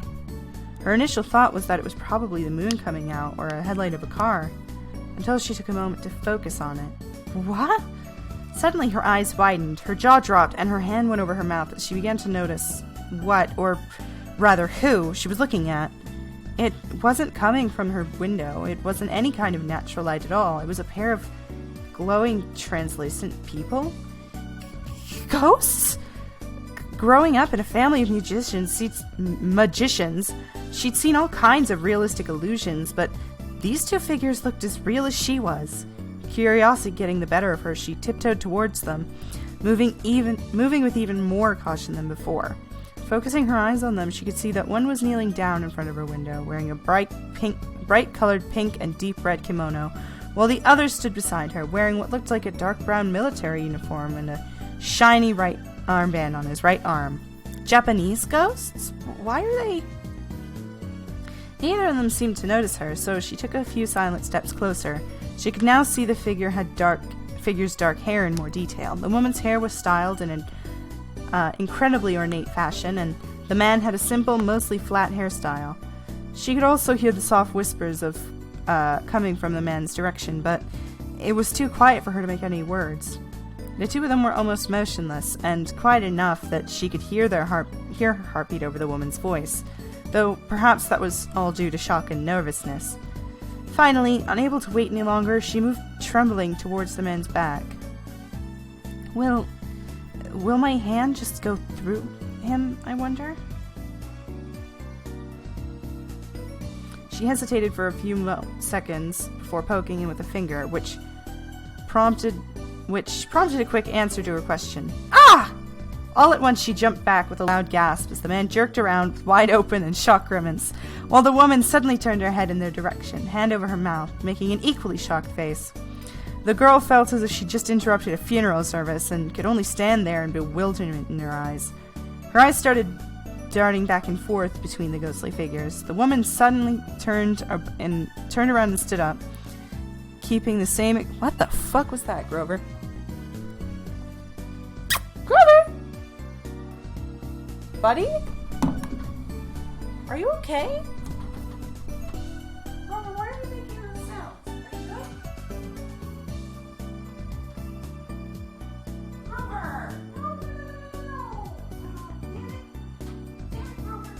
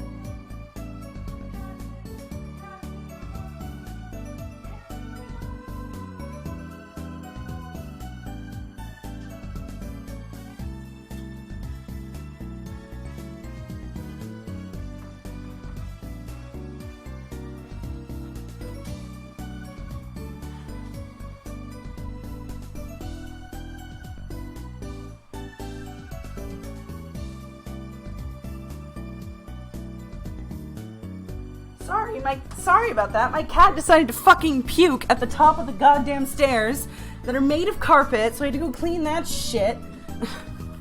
I'm here. Alright, where were we? All at once, she jumped back with a loud gasp as the man jerked around with wide open eyes, with a shocked grimace, while the woman suddenly turned her head in a direction with her hand over her mouth, making an equally shocked face. The girl felt as if she just interrupted a funeral service and could only stand there in bewilderment, her eyes darting back and forth between the ghostly figures. The woman suddenly turned around and stood up, keeping the same expression with her hand still. All three of them stood in silence for a few prolonged seconds, staring at one another as if trying to take the situation. What the fuck? VTuber did a weird thing. Until finally the girl worked up the courage to address her ghostly visitors. Hi there, she said with a nervous smile, trying her best to be a gracious host. What brings you here? Oh, the woman suddenly shouted, before gracefully meshing her fingers together and looking down embarrassedly. Is this your bedroom? Oh my, how very rude of us. The man in the uniform replied with a stutter. He grabbed the back of his head and grinned sheepishly. We didn't mean to invade your space like this. Sorry about that. Feeling a bit relieved that her guests were the friendly sort, she smiled sweetly with a shrug. No, it's fine. I just wasn't expecting guests. This time of night, that's all. The ghosts laughed in response. The man uncomfortably continued. We were just looking for something, but we'll be happy to leave you if that's what you want us to. No, really, stay as long as you like. Make yourselves at home. Are you sure? You looked like you were preparing to go to sleep and everything. Sleep can wait. It's not every day I get to meet visitors from the great beyond. The man froze for a moment, then grabbed his chin and looked down deep in thought. Turning to the woman, he mumbled, "Not exactly the sort of reaction you'd expect from someone who sees a pair of ghosts, is it, Susato?" The woman placed a hand over her mouth and giggled. I must agree with you, Ryunosuke. So you are Japanese, huh? You speak very good English. The man replied with a grin. Well, we've had a long time to practice, you could say. Oh! The woman suddenly shouted before giving the man a stern look.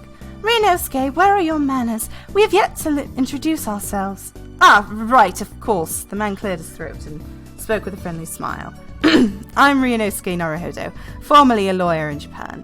As if on cue, the woman introduced herself in the next moment with an even sweeter smile.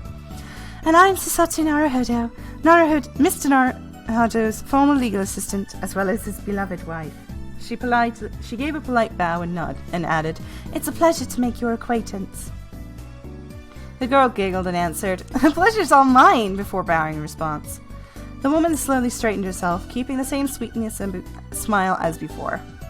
And what's your name? Onamai what is it? Shit. Hang on, I know this.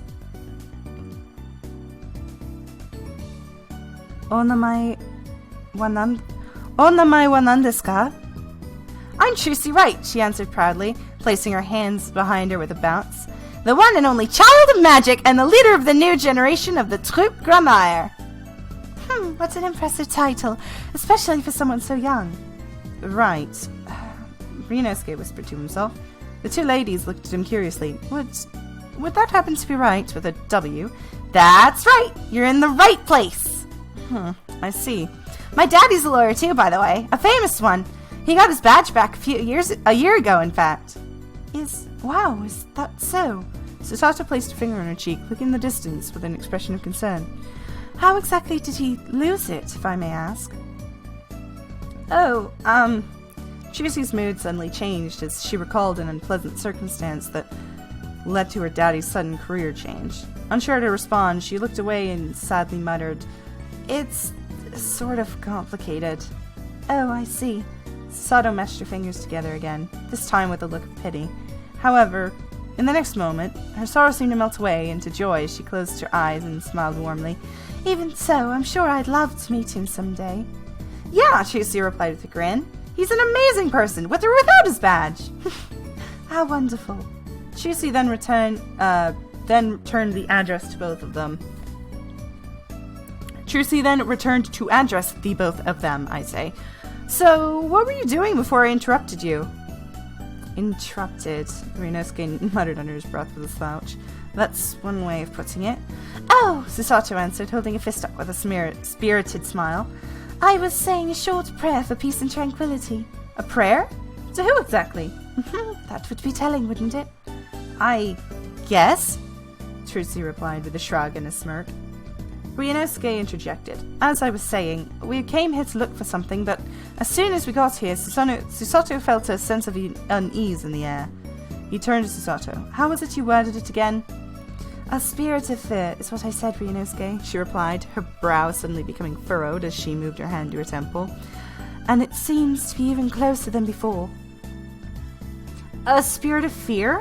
Trucy shouted with wide-open eyes. You mean like an evil spirit? Here in our apartment? She stared at Susato for a moment, then turned her gaze toward Ryunosuke. He said in a low whisper. It's not me, in case you're wondering. Unsure of what to make of the strange revelation and starting to feel worried, Trucy crossed her arms and thought hard, trying to imagine what it was that Susato could have detected. Wait a minute, Trucy said with an amused smile. Is it Polly? Polly? Susato echoed in surprise. My interim daddy! He's taking care of me while Daddy's working late. He gets mistaken for a demon a lot. Man named Polly? Susato replied, looking even more perplexed. His real name is Apollo, but I call him Polly for fun.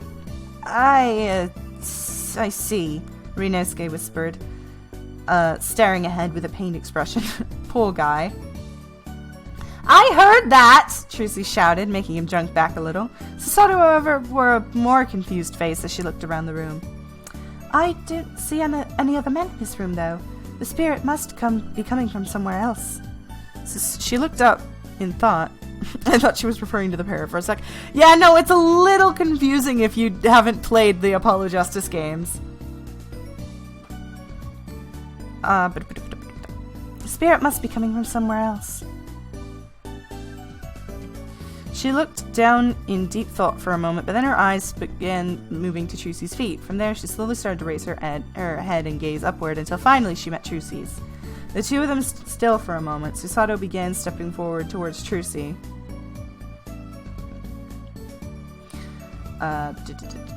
Fixing her gaze on her left shoulder. Trucy's eyes watched her hand as she approached her, lifted it gently, and placed it on her shoulder before jerking it back with a short gasp.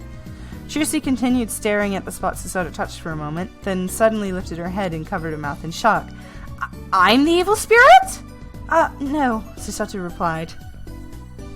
But I sensed it inside you, inside your heart. Suddenly, as if called to action, she clenched her fists, turned to Trucy with a fierce look of determination, and shouted, Yes, that must be it!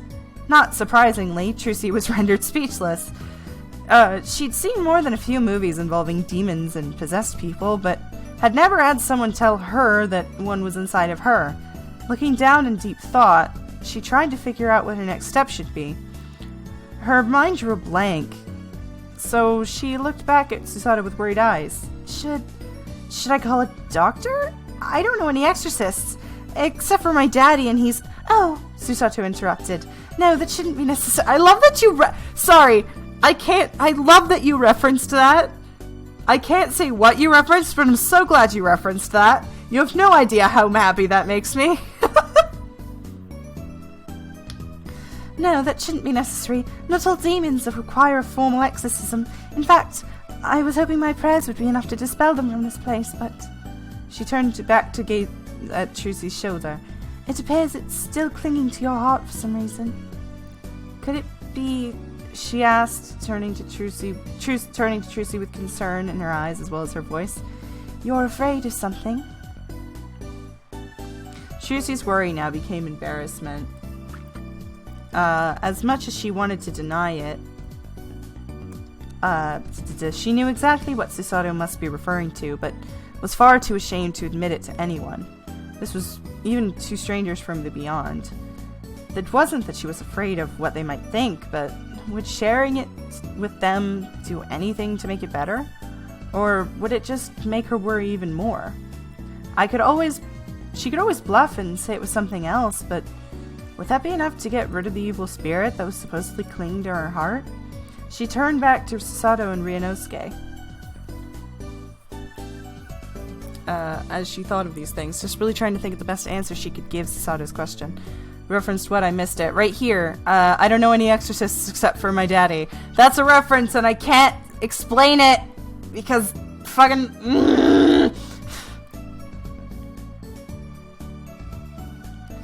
I guess there's one thing it could be. What is it? Susato replied gently. I'm kind of worried about, well, how things might turn out tomorrow. Susato remained silent, as if she knew that wasn't all Trucy had to say. Actually, I'm kind of scared about what could happen any day. About my whole future. I see, she heard Ryunosuke comment. Could there be any reason for that? She hesitated for a moment before continuing. I don't know. I guess it's mostly related to the magic troupe and its reputation. Its reputation? Susato repeated. Yeah, my daddy, my real daddy, that is. He used to be a part of another magic troupe. It was the original troupe Gromire. I see. And I always looked up to him when I was little. He was a talented performer, and he always had a big smile on his face. He had the loudest laugh I'd ever heard, too. I thought he was amazing. It's funny you should say that. I felt much the same about my father. Trucy smiled for a moment, then went on, now in a less empathetic voice. But that all changed one day. He was accused of murdering the troop leader, Magnifique Gromire. Accused of murdering him? Ryunosuke interjected. Wow. And before he could be found guilty of the crime, he what? Susato replied. He disappeared. Disappeared? Ryunosuke repeated, almost shouting. You mean he performed a magic trick right there in the courtroom? Trucy murmured. Only this time, he didn't reappear in the end. He didn't? Susato inquired. What happened? He ran away. He left me behind and didn't come back for 7 years. 7 years?! And when he did finally show up again, I didn't get the chance to see him. He was murdered. Murdered? Susato shouted. Ryunosuke sighed heavily. Children losing their parents to murder. Here I was, hoping I'd seen the last of that back in our day and age. Don't interrupt, Ryunosuke, Susato shouted back, leaving him in stunned silence. But I'm not sure what I would have said to him, even if I had gotten to see him again. I did miss him, of course, but I was also really mad at him for abandoning me just to save himself. He turned out to not be the amazing person I thought he was. He was just... She choked on her words for a moment, now struggling not to cry. I know he didn't mean to get himself killed, but if only he'd been brave enough to show me just once before that, then maybe... After another minute of silence, Ryunosuke asked meekly, may I ask a question? Trucy gulped and replied, sure. Actually, I was asking Susato. Go ahead, Susato answered, gazing at him sternly. What does this have to do with your fear of the future, exactly? Trucy took a deep breath before answering. My daddy, he didn't just disappear on his own. Someone helped him with it. Really? Who was it? It was... me. You? He asked me to use Mr. Hat, a mannequin who looks just like him, to make the police think he'd gone away while he went another way. I see. I was only 8 years old then, but if I hadn't done that, maybe he'd still be alive today. Oh, I see.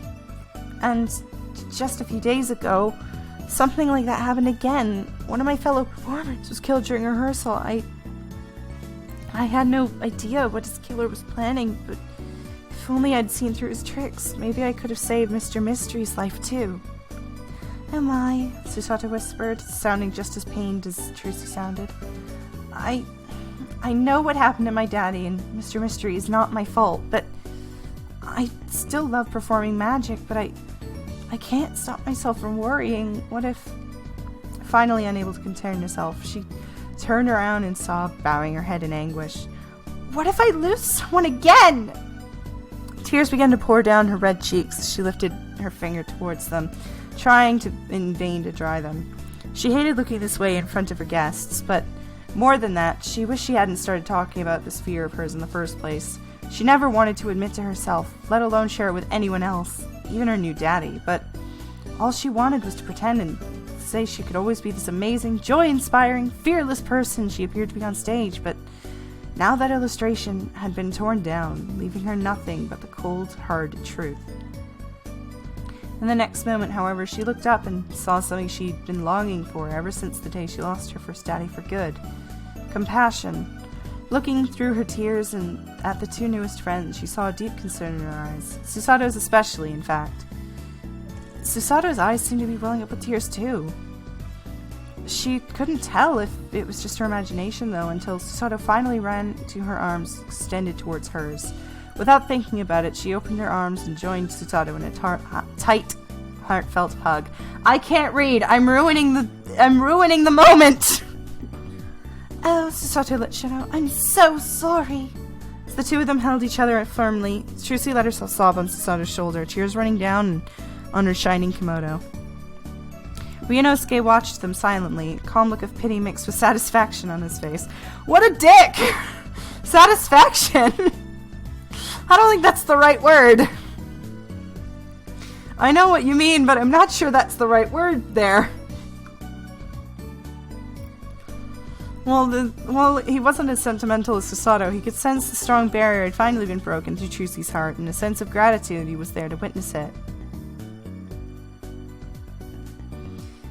Speaking softly through her sobs, she continued, I know the world of entertainment comes with risk, and there's only so much I can do to protect people, but it's just so scary to think about what could happen, what could go wrong. Susato gently grasped the back of Trucy's head as she cried, doing her best to comfort her just as a mother would. Yes, she whispered in a smile. I understand. The future isn't always fun to think about. It can be very overwhelming at times.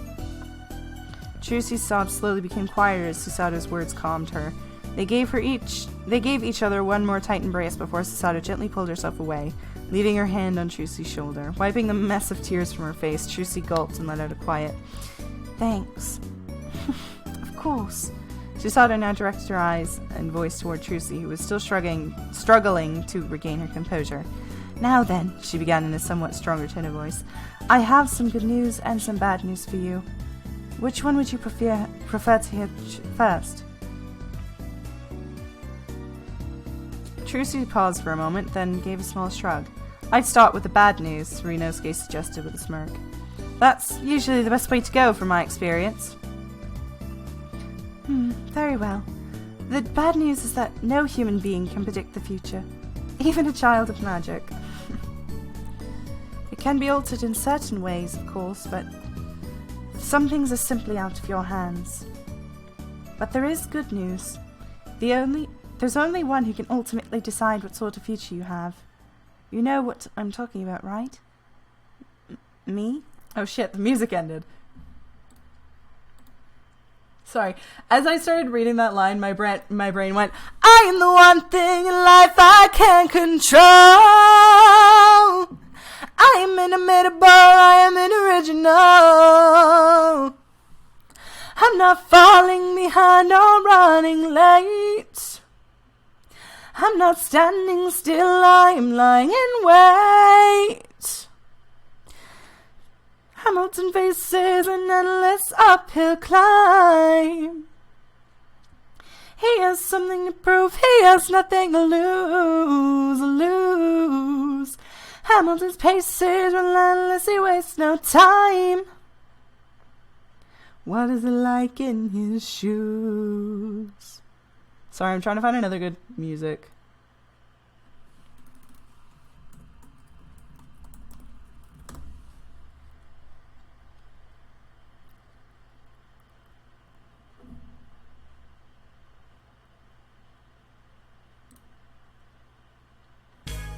Yeah, that's good.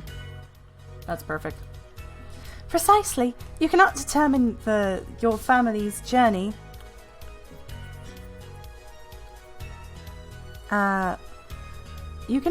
Your future cannot be determined by your family's history, by your fears, by your shortcomings, or even by your circumstances. Whatever happens, it's... Sorry, my brain just decided to reset there.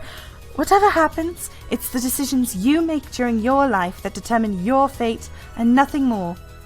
Trucy paused for a moment before taking a deep breath and answering softly, I guess that makes sense.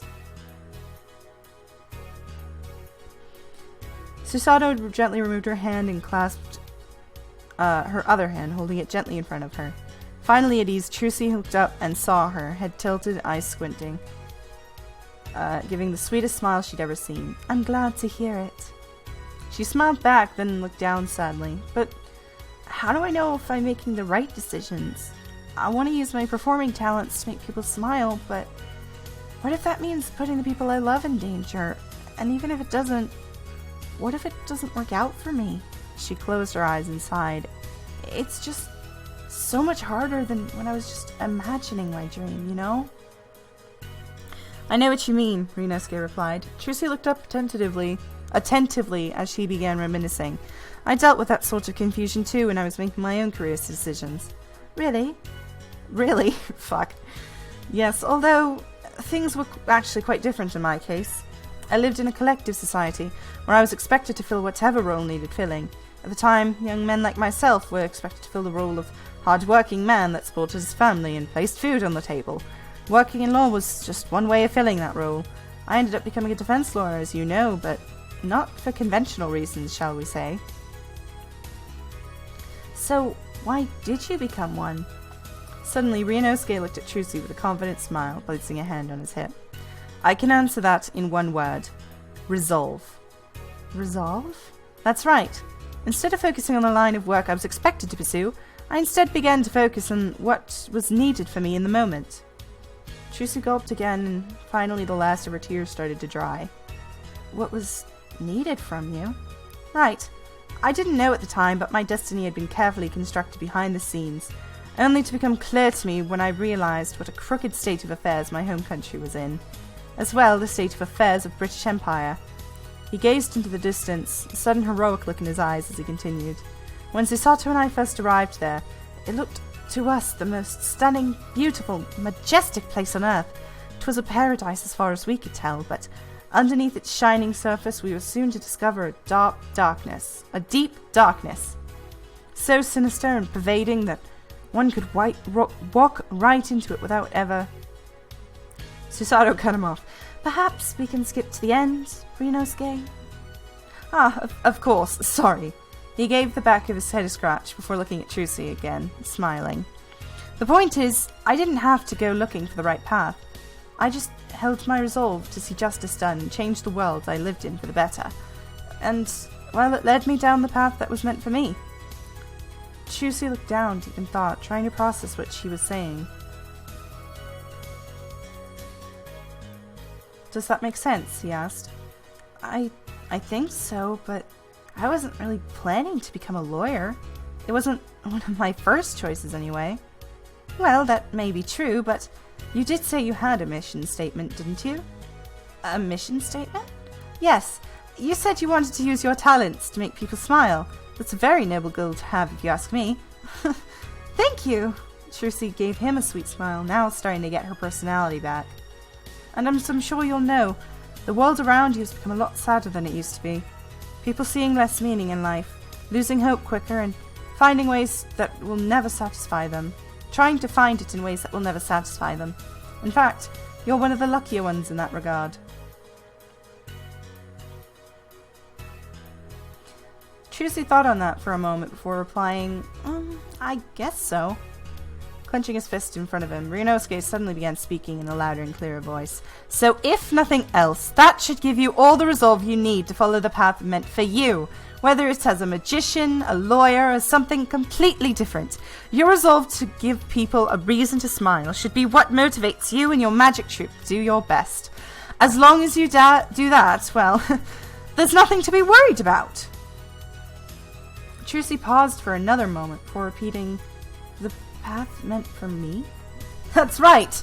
All you have to do is follow your resolve and it will always lead you down the right path. Or in your case, he smiled proudly and held up his pointed finger before finishing the sentence. The right path. In the next few moments, the two of them gave each other blank stares. Oh, I get it, Trucy shouted, playfully hitting the top of her head and sticking out her tongue. Boy, that was embarrassing. 'Twas for me too, Susato said, looking somewhat disappointed. For a different reason. Trucy sighed, finally feeling herself relax. So just follow my resolve, huh? That's right, Ryunosuke answered with a tone of confidence. If it worked for me, I see no reason why it shouldn't work for you as well. Trucy thought another moment before a smile reached her face. She turned her head upward and gently tapped her finger on her cheek. Well, I've never taken advice from a ghost before, but I guess there's no reason for me not to, right? Ryunosuke let out a hearty laugh before replying. It's entirely up to you, I suppose. Trucy giggled in response, then closed her eyes and let out a deep sigh of relief, relaxing every muscle in her body. Opening up her eyes again, she looked up at Ryunosuke with a sincere smile of gratitude. Thanks. She looked at her with a genuine smile. It's my pleasure, Mr. Wright. Here goes the fucking bastard cat himself. He leaves me. Susato interrupted him with a shout. Ryunosuke! What is it? She softly stepped closer to Trucy, her eyes widened in amazement. Placing her hand gently on Trucy's shoulder, she whispered, The spirit of fear.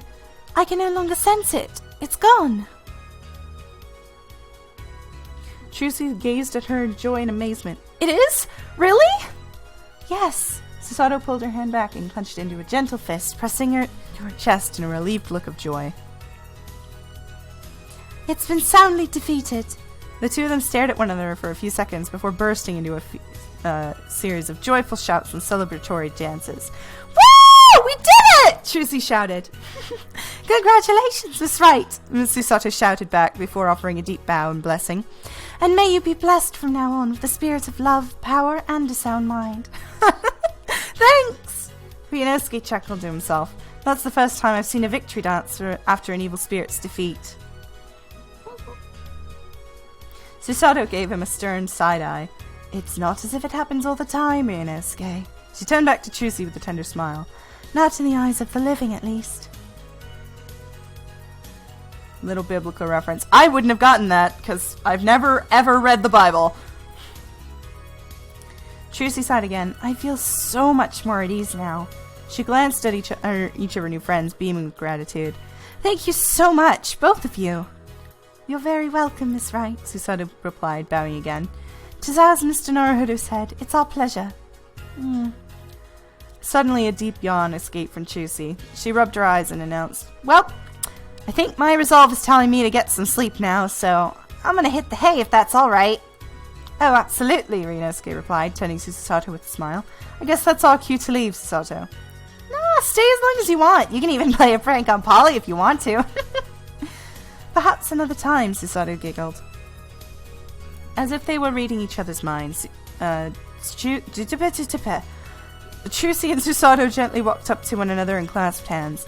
I'm glad I got to meet you, Trucy whispered. Susato. I'm very glad as well, Miss Wright. They gave each other one final, energetic hug. I look forward to meeting you again someday. She gently pulled away with another smile before adding, After you've achieved your dreams, of course. Of course. She walked over to Ryunosuke, giving him a tight hug as well. He froze for a moment, then calmly hugged her back. Thank you so much for helping me, she whispered. He sighed and answered, Of course.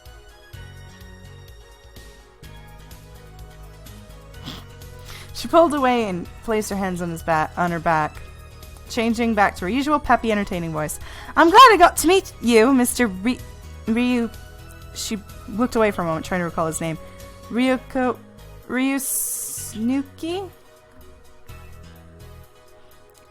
He slouched over again and moaned. You can pronounce Susato's name, but not mine. Well, her name only has 3 syllables, and it doesn't have any consonants smashed together like yours does. She does have a point, Ryunosuke.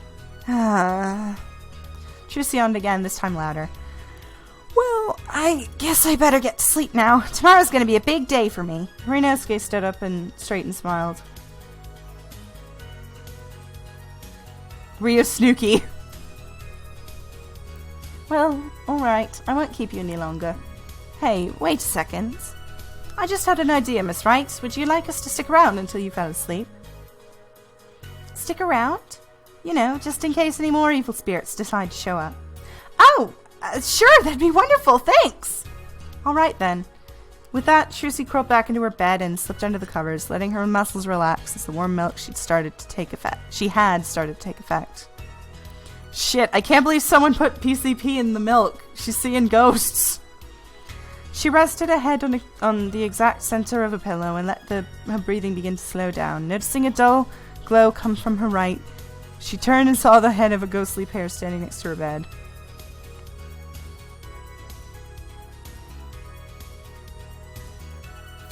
And melatonin. Oh! She suddenly sat up and turned to them. I almost forgot. You said you were looking for something here, didn't you? What was it you were looking for? Ah! Ryunosuke shouted.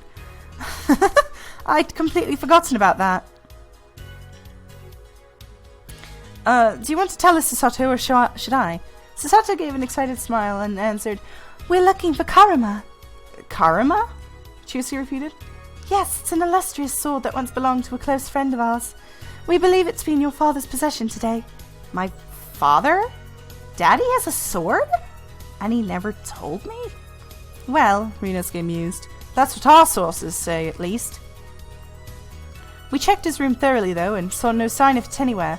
Perhaps they were mistaken? Susato turned to him. I don't think so, Ryunosuke. The evidence points to the Ryuichi-chan being its owner today. She took to cheek and wondered out loud. Perhaps he keeps it in another location. She seemed... Well, feel free to check again if you want. I'm sure Polly won't mind. Perhaps. Wait, I've got it! Susato shouted gleefully, pounding her fist against her palm. It must be somewhere in his office. I'd forgotten that he often did his work in a location from his living quarters. Oh, of course! Ryunosuke shouted back. I can't believe I didn't think of that. Trucy giggled and remarked, I bet the two of you made an awesome legal duo. Ryunosuke laughed. Well, it didn't take long for history to forget about us. I guess you could say we made our mark on the legal world.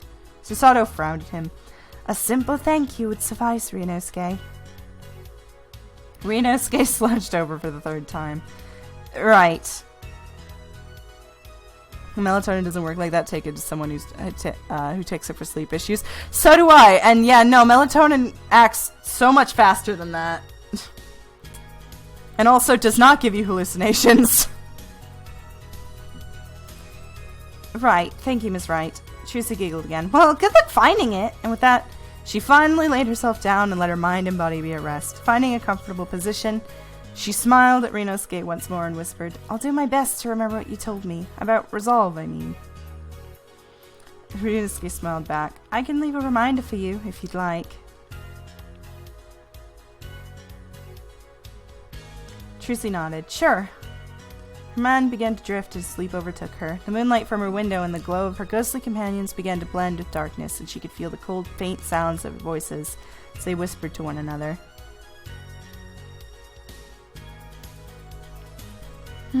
She has a very good memory, doesn't she? She sure does.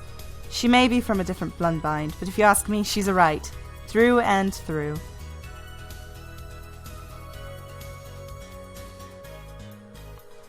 Trucy, are you in there? Trucy's eyes shot open as she sat up gently, rubbing her eyes. She sat up gently, rubbing the sleepy from her eyes. Coming! She shoved her slippers on and opened the door to a concerned-looking Polly. His usually neat hair was a mess, and even the long sprig hair had come down and was frazzled. She couldn't help laughing to herself. It was the first time she'd ever seen him that way. Is everything all right? He shouted. You're usually the one waking me up by now. Sure, I'm fine. Yeah, melatonin usually takes a while to take effect. Yeah, sure, I'm fine, she answered, stretching her arms out. Just needed a little extra sleep is all. That's weird. Didn't your alarm go off? Uh-oh. She tensed as she looked at her clock. What time is it? Just a little after 8. She collapsed in relief. That was close. Polly crossed his arms and grinned. I knew you couldn't have forgotten all about your rehearsal today. I was afraid you might be sick or something. Sorry, I didn't mean to make you worry. No, it's fine. Shall I get some I'll get some breakfast started, alright? Great. Thanks, Polly. Filled with a renewed sense of adventure, Tracy began preparing herself for her troup's next rehearsal as she went down for her morning routine. She went through with the ideas she'd written down in her mind while brushing her teeth and practicing the enunciation in the shower, and took extra care of her hair, outfit, scarf, cape, gloves, and earrings looked perfect. After finishing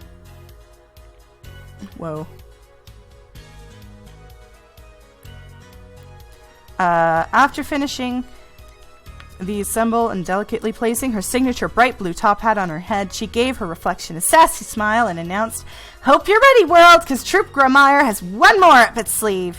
I can't fucking read." Bringing the empty class from last night and her granddaddy's black notebook with her, she made her way to the kitchen, where she was greeted by the appetizing smell of pancakes and bacon. Polly wasn't exactly a gourmet chef, but pancakes and bacon were two of her favorite things in life, regardless of their quality. "Hey, good timing!" Apollo shouted, attempting to flip over 3 slices of bacon at once. "It's almost finished." He'd already slipped on his usual red and white lawyer suit, and was doing his best not to get any grease on it. "No hurry," Tracy shouted back. "I've got to go over my notes again." After a few moments leafing through her notebook, Tracy heard a noise on the table in front of her. She put her notebook down to see a plate of hot food and a tall glass of orange juice. Ew. She happily grabbed her fork and started going to town while Apollo sat down at across from the table. He started eating and listened quietly as she told him all the fascinating things that happened to her last night.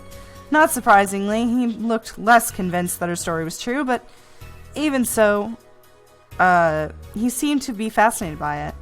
"Ghosts, huh?" he said, taking a sip of juice. "I've had some weird dreams before, but I don't think I've ever had one involving ghosts." "Dreams?" Tracy placed her palms on the table and stood up abruptly. "That wasn't a dream! Weren't you listening? That all really happened outside my room!" He gave her a blank stare. "What's the matter?" she said with a smirk. "Don't you believe in ghosts?"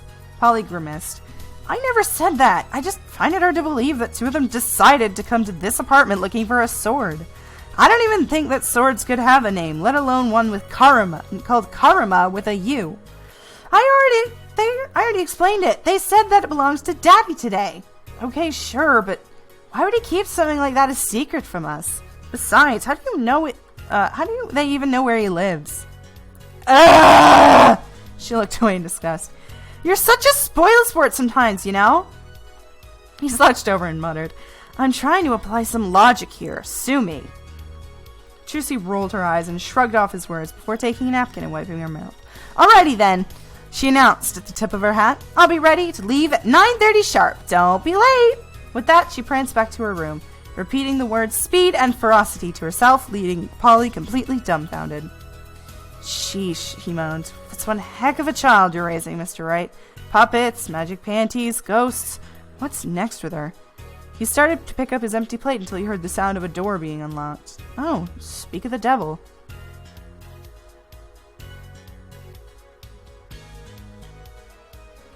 Sorry.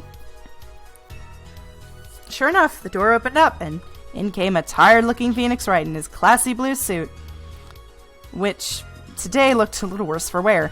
His hair spikes were drooping, his back was slumped, and his face looked like it needed to be glued back onto his skull. He carried a heavy-looking suitcase in his left hand and a strange-looking object in his right. "Welcome home, Mr. Wright," Apollo greeted him. Did you find everything all right?"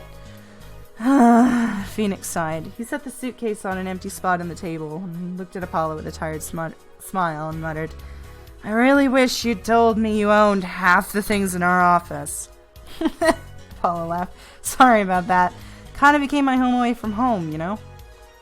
Yeah, that's kind of how I see it too, actually. Looking at the suitcase, he continued. That should be all your paper possessions, mostly manga. You sure collected a wide variety of that stuff, you see? I can't argue with you there, I guess. Apollo gave a playful grin. So what's that in your other... His grin disappeared as he noticed what Phoenix was holding. Looked like a fancy sword sheath. Oh, Phoenix held it up so both of them could see it clearly. I found it in the back corner of our closet. It actually belonged to an ancestor of mine, believe it or not. Rinosuke Naruhodo was his name.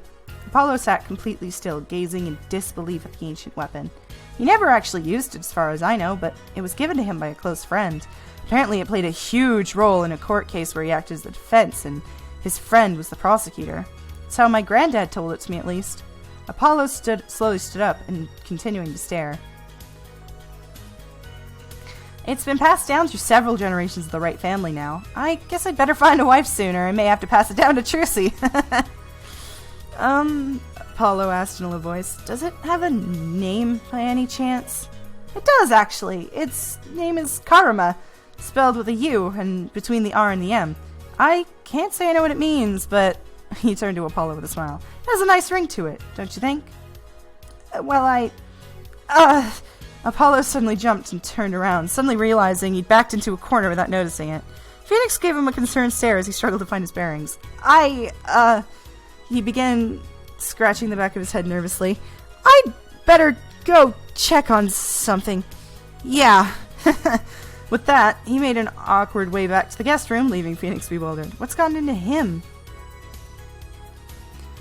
While he pondered this, he noticed something next to Trucy's plate. Whoops, he thought. Looks like Trucy left her notebook on the table. Bet she'll need that. He gently laid the sword next to the suitcase and snatched up the notebook, accidentally grabbing the front cover and letting it hang open. Moving his other hand to close it, he suddenly noticed something written on the first page. Bringing it closer to his face, he stared bizarrely at the bizarre, ornately written letters for a few seconds. When did she learn to write in Japanese? The end. A big thank you to Chief Maud Edgeworth.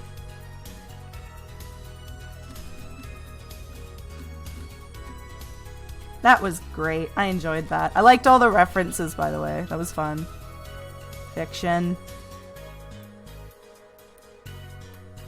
That was great. I enjoyed that a lot. I'm glad I finally got to frickin' reading it, because I did actually like that.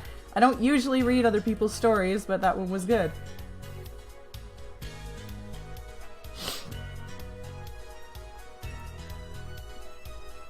I'm also still jamming to this theme. It's really good. It's my favorite objection theme. Na na na na na na na na na na na. Na na na na na na na na na na na na na na na na na na na.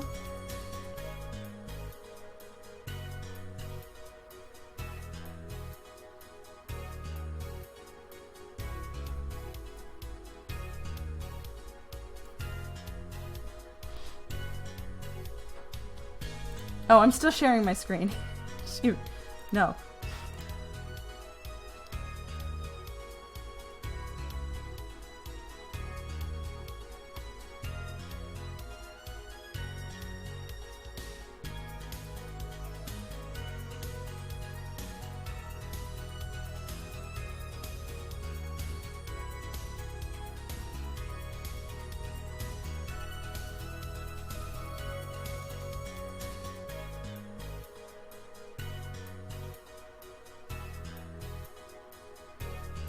I have an idea for a couple of Ace Attorney fanfics I want to write now.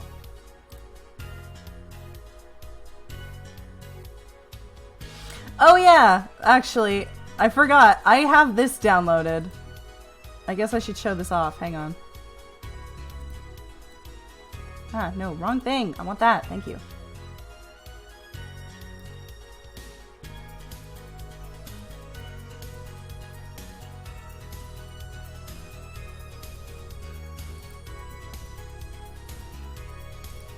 Display capture, boop. Hello. There's a bigger me now. I'm gonna display capture at the bottom.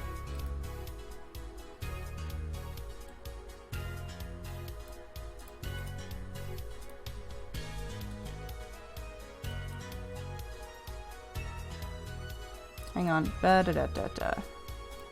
Where is it? This. There is an ultimate breeder behind me. Oh, no. Wrong ghost! I don't want this one! Screw you, Gaster! Where is he? Where is the bastard?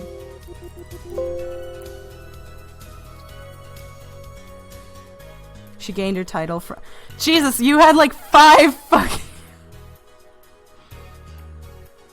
I thought all humans went to sleep at... It's 8 o'clock! Calm down, Gaster. Anyways, change ghost to 221B Baker Street.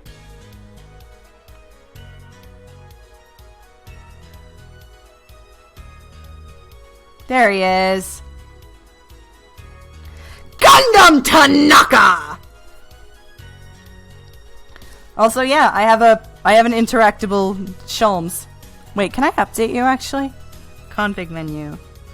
No, back to menu. Update! Certainly. Let me get up to date.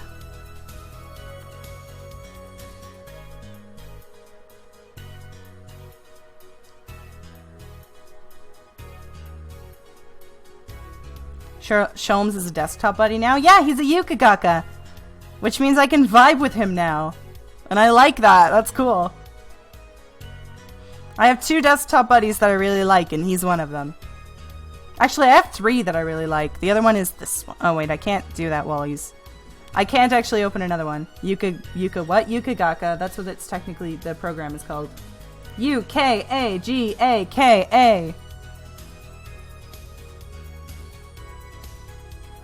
I like how Zarla reblogged it and said, he's this beautiful idiot.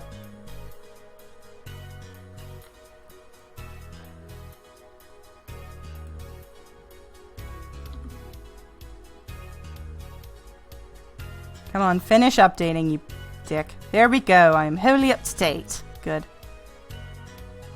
I wonder what is up on the date. Anyways, Call Ghost. I have this one as well. Don't spawn on him.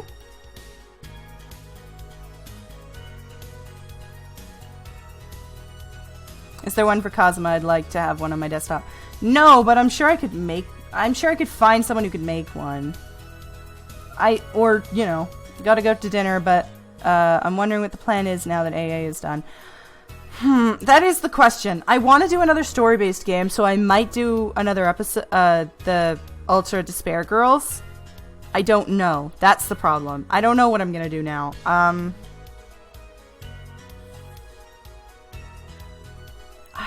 There's not much... Here's the problem. There's not many games I have that I can stream.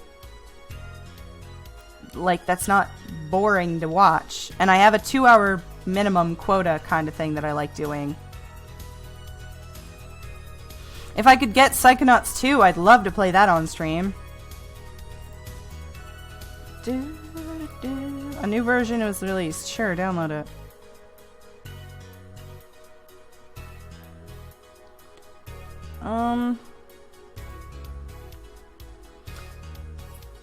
Crosscode's a pretty fun game. You'll love I love Ultra Despair Girls. Well, that's good. I definitely want to play that. But I'm not sure I want to play it now. Just because... Well, obviously I'm not going to play it today. Because I've been streaming for 6 hours and I don't want to start up a new game now. But I am going to play Ultra Despair Girls. I've heard that it's kind of hit or miss. That's what I could do! I could stream the Thief games! I haven't played those yet! That's what I could... Yeah.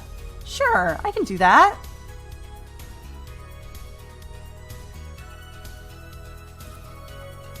Yeah, sure, I could... Yeah, I'd be down.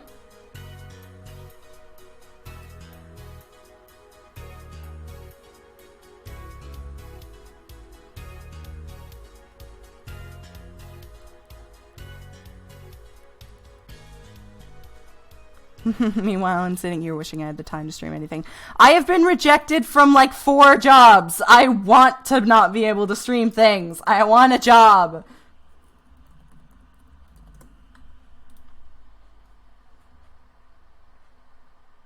God, that was awesome, though. That game was so good. It had no business being that good.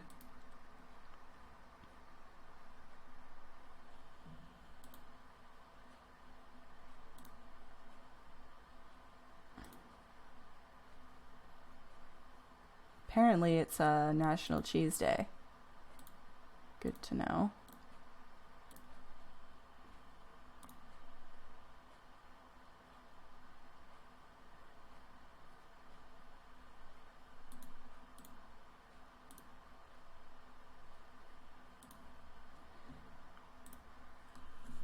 Sonic Adventure games are on Steam. Yeah, they are.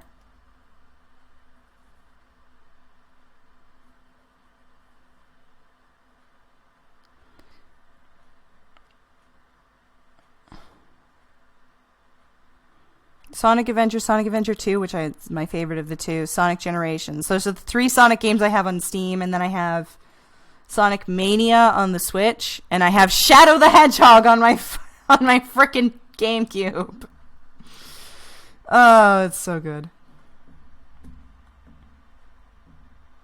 Yeah. Oh, you know what? I never did finish playing Yakuza, but I didn't really like Yakuza. That's the problem. I guess I should finish Like a Dragon, but I really didn't enjoy it. Way too much dialogue.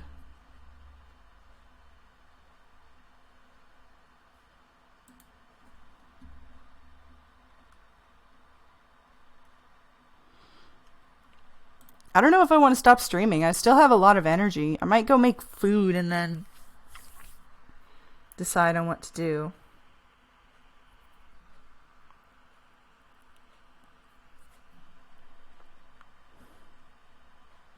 Never played Yakuza?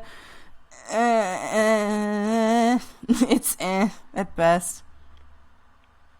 Oh my god, I forgot that Dream Daddy was in my favorites. Therion Only Octopath? I'd love to do Therion Only Octopath, but I need a capture card. If I ever do get time to stream, I'm definitely doing the Ace Attorney series from beginning to end. The only problem with streaming a game, like the other Ace Attorney games, if you know the solutions, there is no point in playing it again, because most people play it to see people figure it out. I mean, most people watch streams to see people figure it out. What I want to do, though, akin to that, actually, James, something that I want to do when I'm better at Japanese, is I want to replay Danganronpa Trigger Tappy Havoc that I have memorized. I want to replay that. But I want to play it in Japanese to see how I can play, despite not knowing the language fluently.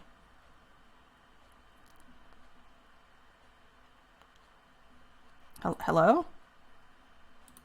VC Face is freaking the hell out. I think my boys here may have broken VC Face, so give me a sec.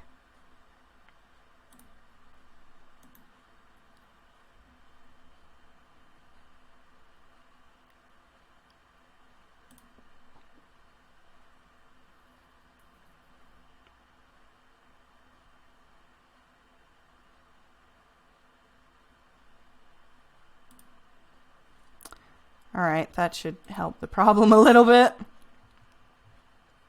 Have you ever played the Tyrion Cuthbert, Attorney of the Arcane? Isn't that the game that Insane in the Rain is working on?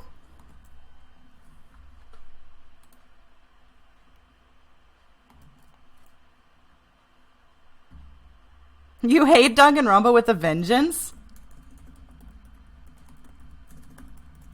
I don't hate the series. I mostly just hate the third game. The third game is dead to me, except for Gonta. Gonta is the only good thing that came out of it. Tyrion Cuthbert, Attorney of the Arcane on Steam.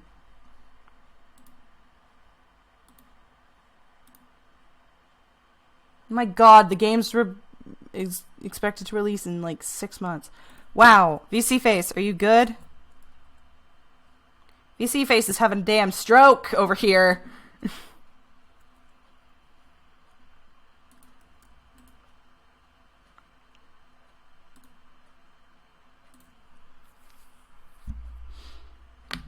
I love the characters, the music, the mechanic, but the story is awful. Story is in, like, kids being forced to murder each other, or story is in apocalypse? Because I love the apocalypse angle. I accidentally opened up Discord.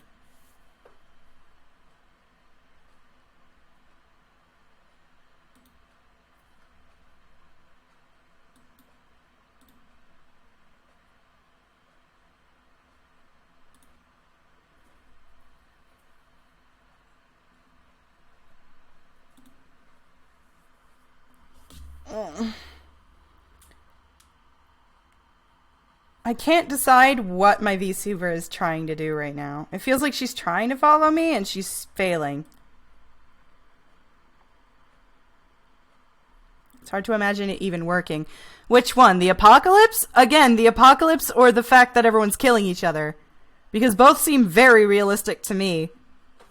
In a certain way. There's a certain point where I stop believing in the apocalypse angle, but you know. I don't mind it because it's not supposed to be taken seriously. I hesitate to give it that pass of it's not supposed to be taken seriously. Because I don't know. It's not a comedic game. It's not supposed to be comedic at any point, and it's not supposed to not be taken seriously. So, by giving them the pass of it's not supposed to be, it's like, well, you don't put a thing like an apocalypse or murder in a game without it being taken at least a little seriously. Especially murder of children on other children.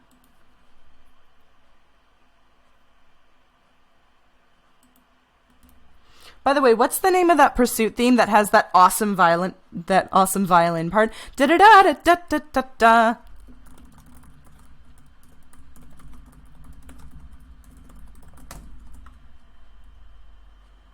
I didn't even buy the game and I want my money back. The world almost came to an end because a teenager got bored one day. The world almost came to an end because a homeless teenager who was abused by everyone around her, including potentially her parents, decided that hope shouldn't be given to anyone if it's not given to the people who are the least fortunate and need it the most.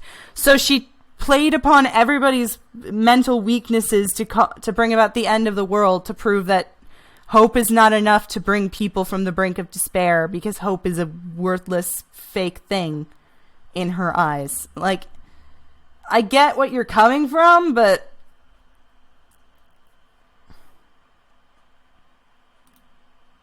is it this one? So she does have a backstory? Why didn't anyone tell me? Yeah, Junko has a huge backstory, and you have to go through Mukuro to get it, because they're twins. Yeah, she's heartbroken and depressed and damaged, and that's why she's unstable. Yeah, sure, she causes... That is not the right one. I don't want that one.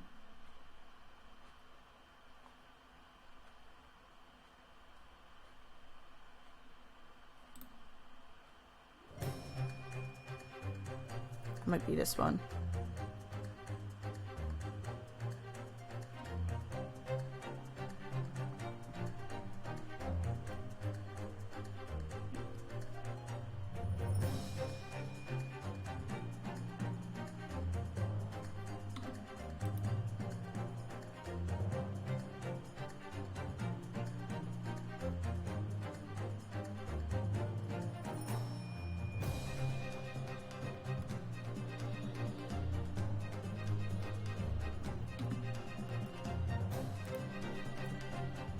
No, this isn't it either. Fuck you! You know what? 2 hours of Daigyakuken Saiban music. That should be enough for an intermission while I go make dinner and stuff. Like, some things are, but the idea of a teenage girl running a terrorist organization is something I can't help but smirk at. I actually, See, you smirking at it is exactly why it works, because you think it's impossible. But no, technically anybody could be a terrorist. I could talk all about Danganronpa all night, honestly. It gives me kind of bad feelings, but I still couldn't stop watching. Oh yeah, that's what Danganronpa was literally designed to do. It was designed to make you not want to stop playing. No, you don't. What are you talking about, young bounty girl? You literally just have to do Mukuro's friendship events. Mukuro has the exact same backstory. They're twins and raised together. The only difference is that Mukuro eventually went off and became a soldier.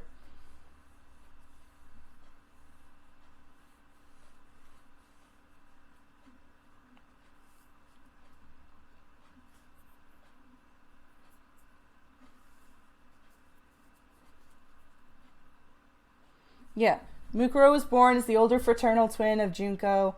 Since their early childhood, Junko influenced and manipulated Mukuro, whatever. Where is it? Yeah. Mukuro alluded to her early life being on the streets and like a war zone. However, due to conflicting stories about Mukuro, it's unknown if it should be taken literally or figuratively. Regardless, that's traumatizing. And then she goes off. Like, both of them are tortured. Her least favorite day is... I mean, there is a manga about Junko. It is. Did you want to do Dishonored? Again, the problem with doing Dishonored is I've played it 1,000 times. I have 3 hours and over half the achievements. I guess I could... maybe. Grover, what the fuck are you doing? That's not even Grover. That's just some random person.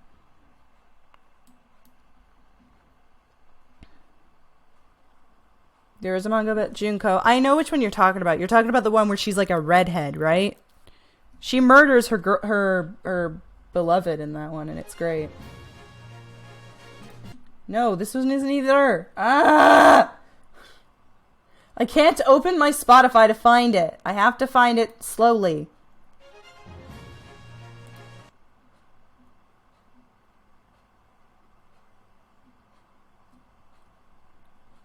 Have it.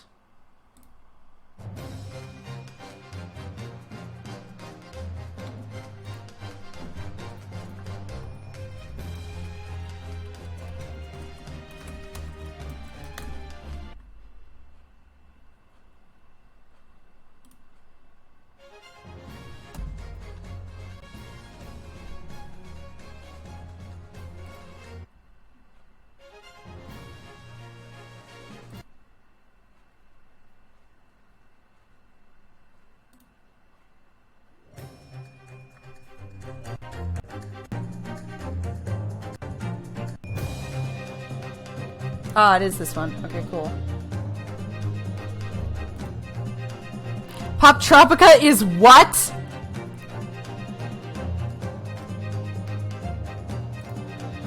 Yeah, I never said I hated, like, completely. If you can do Amnesia in a cool way, it's great. That's the best part of that song, is that fucking violin. That violin makes me want to learn how to play the violin!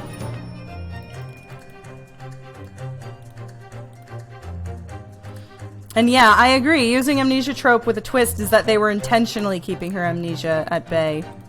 They were trying to keep her from regaining everything because, hey, guess what? If you remember everything, you're gonna kill everyone.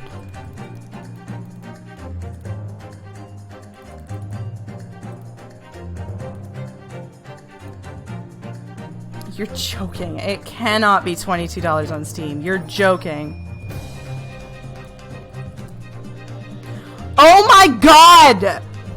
Are you fucking joking? I'm not paying $22 for a game I can play free. Christ, no wonder the reviews are mixed.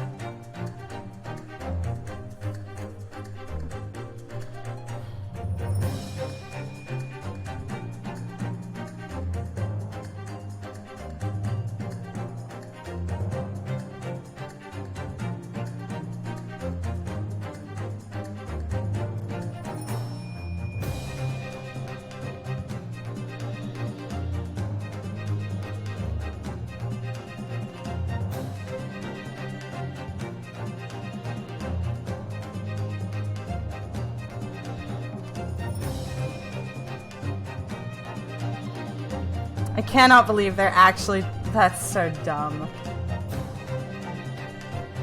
That's so stupid.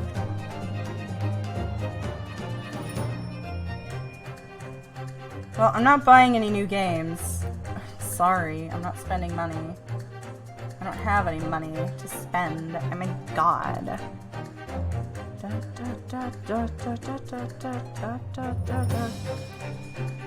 at them.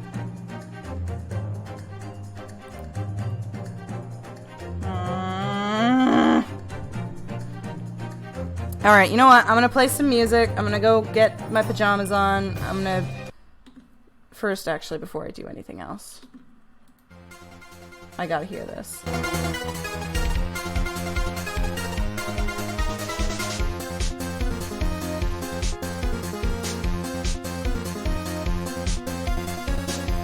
Good memes.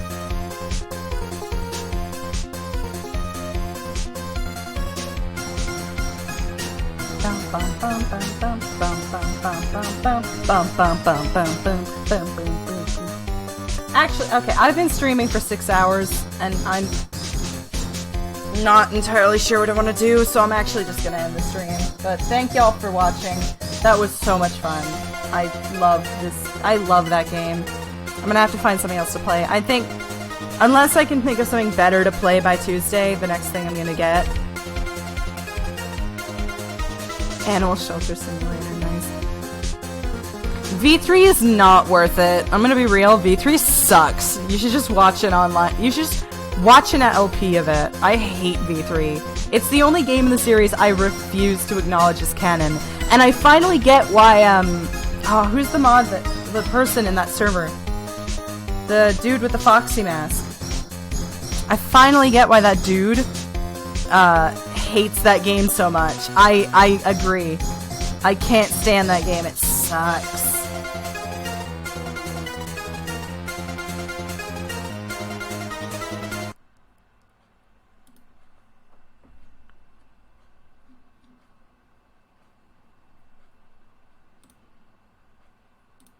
I already watched it online. Well, then why would you buy it again?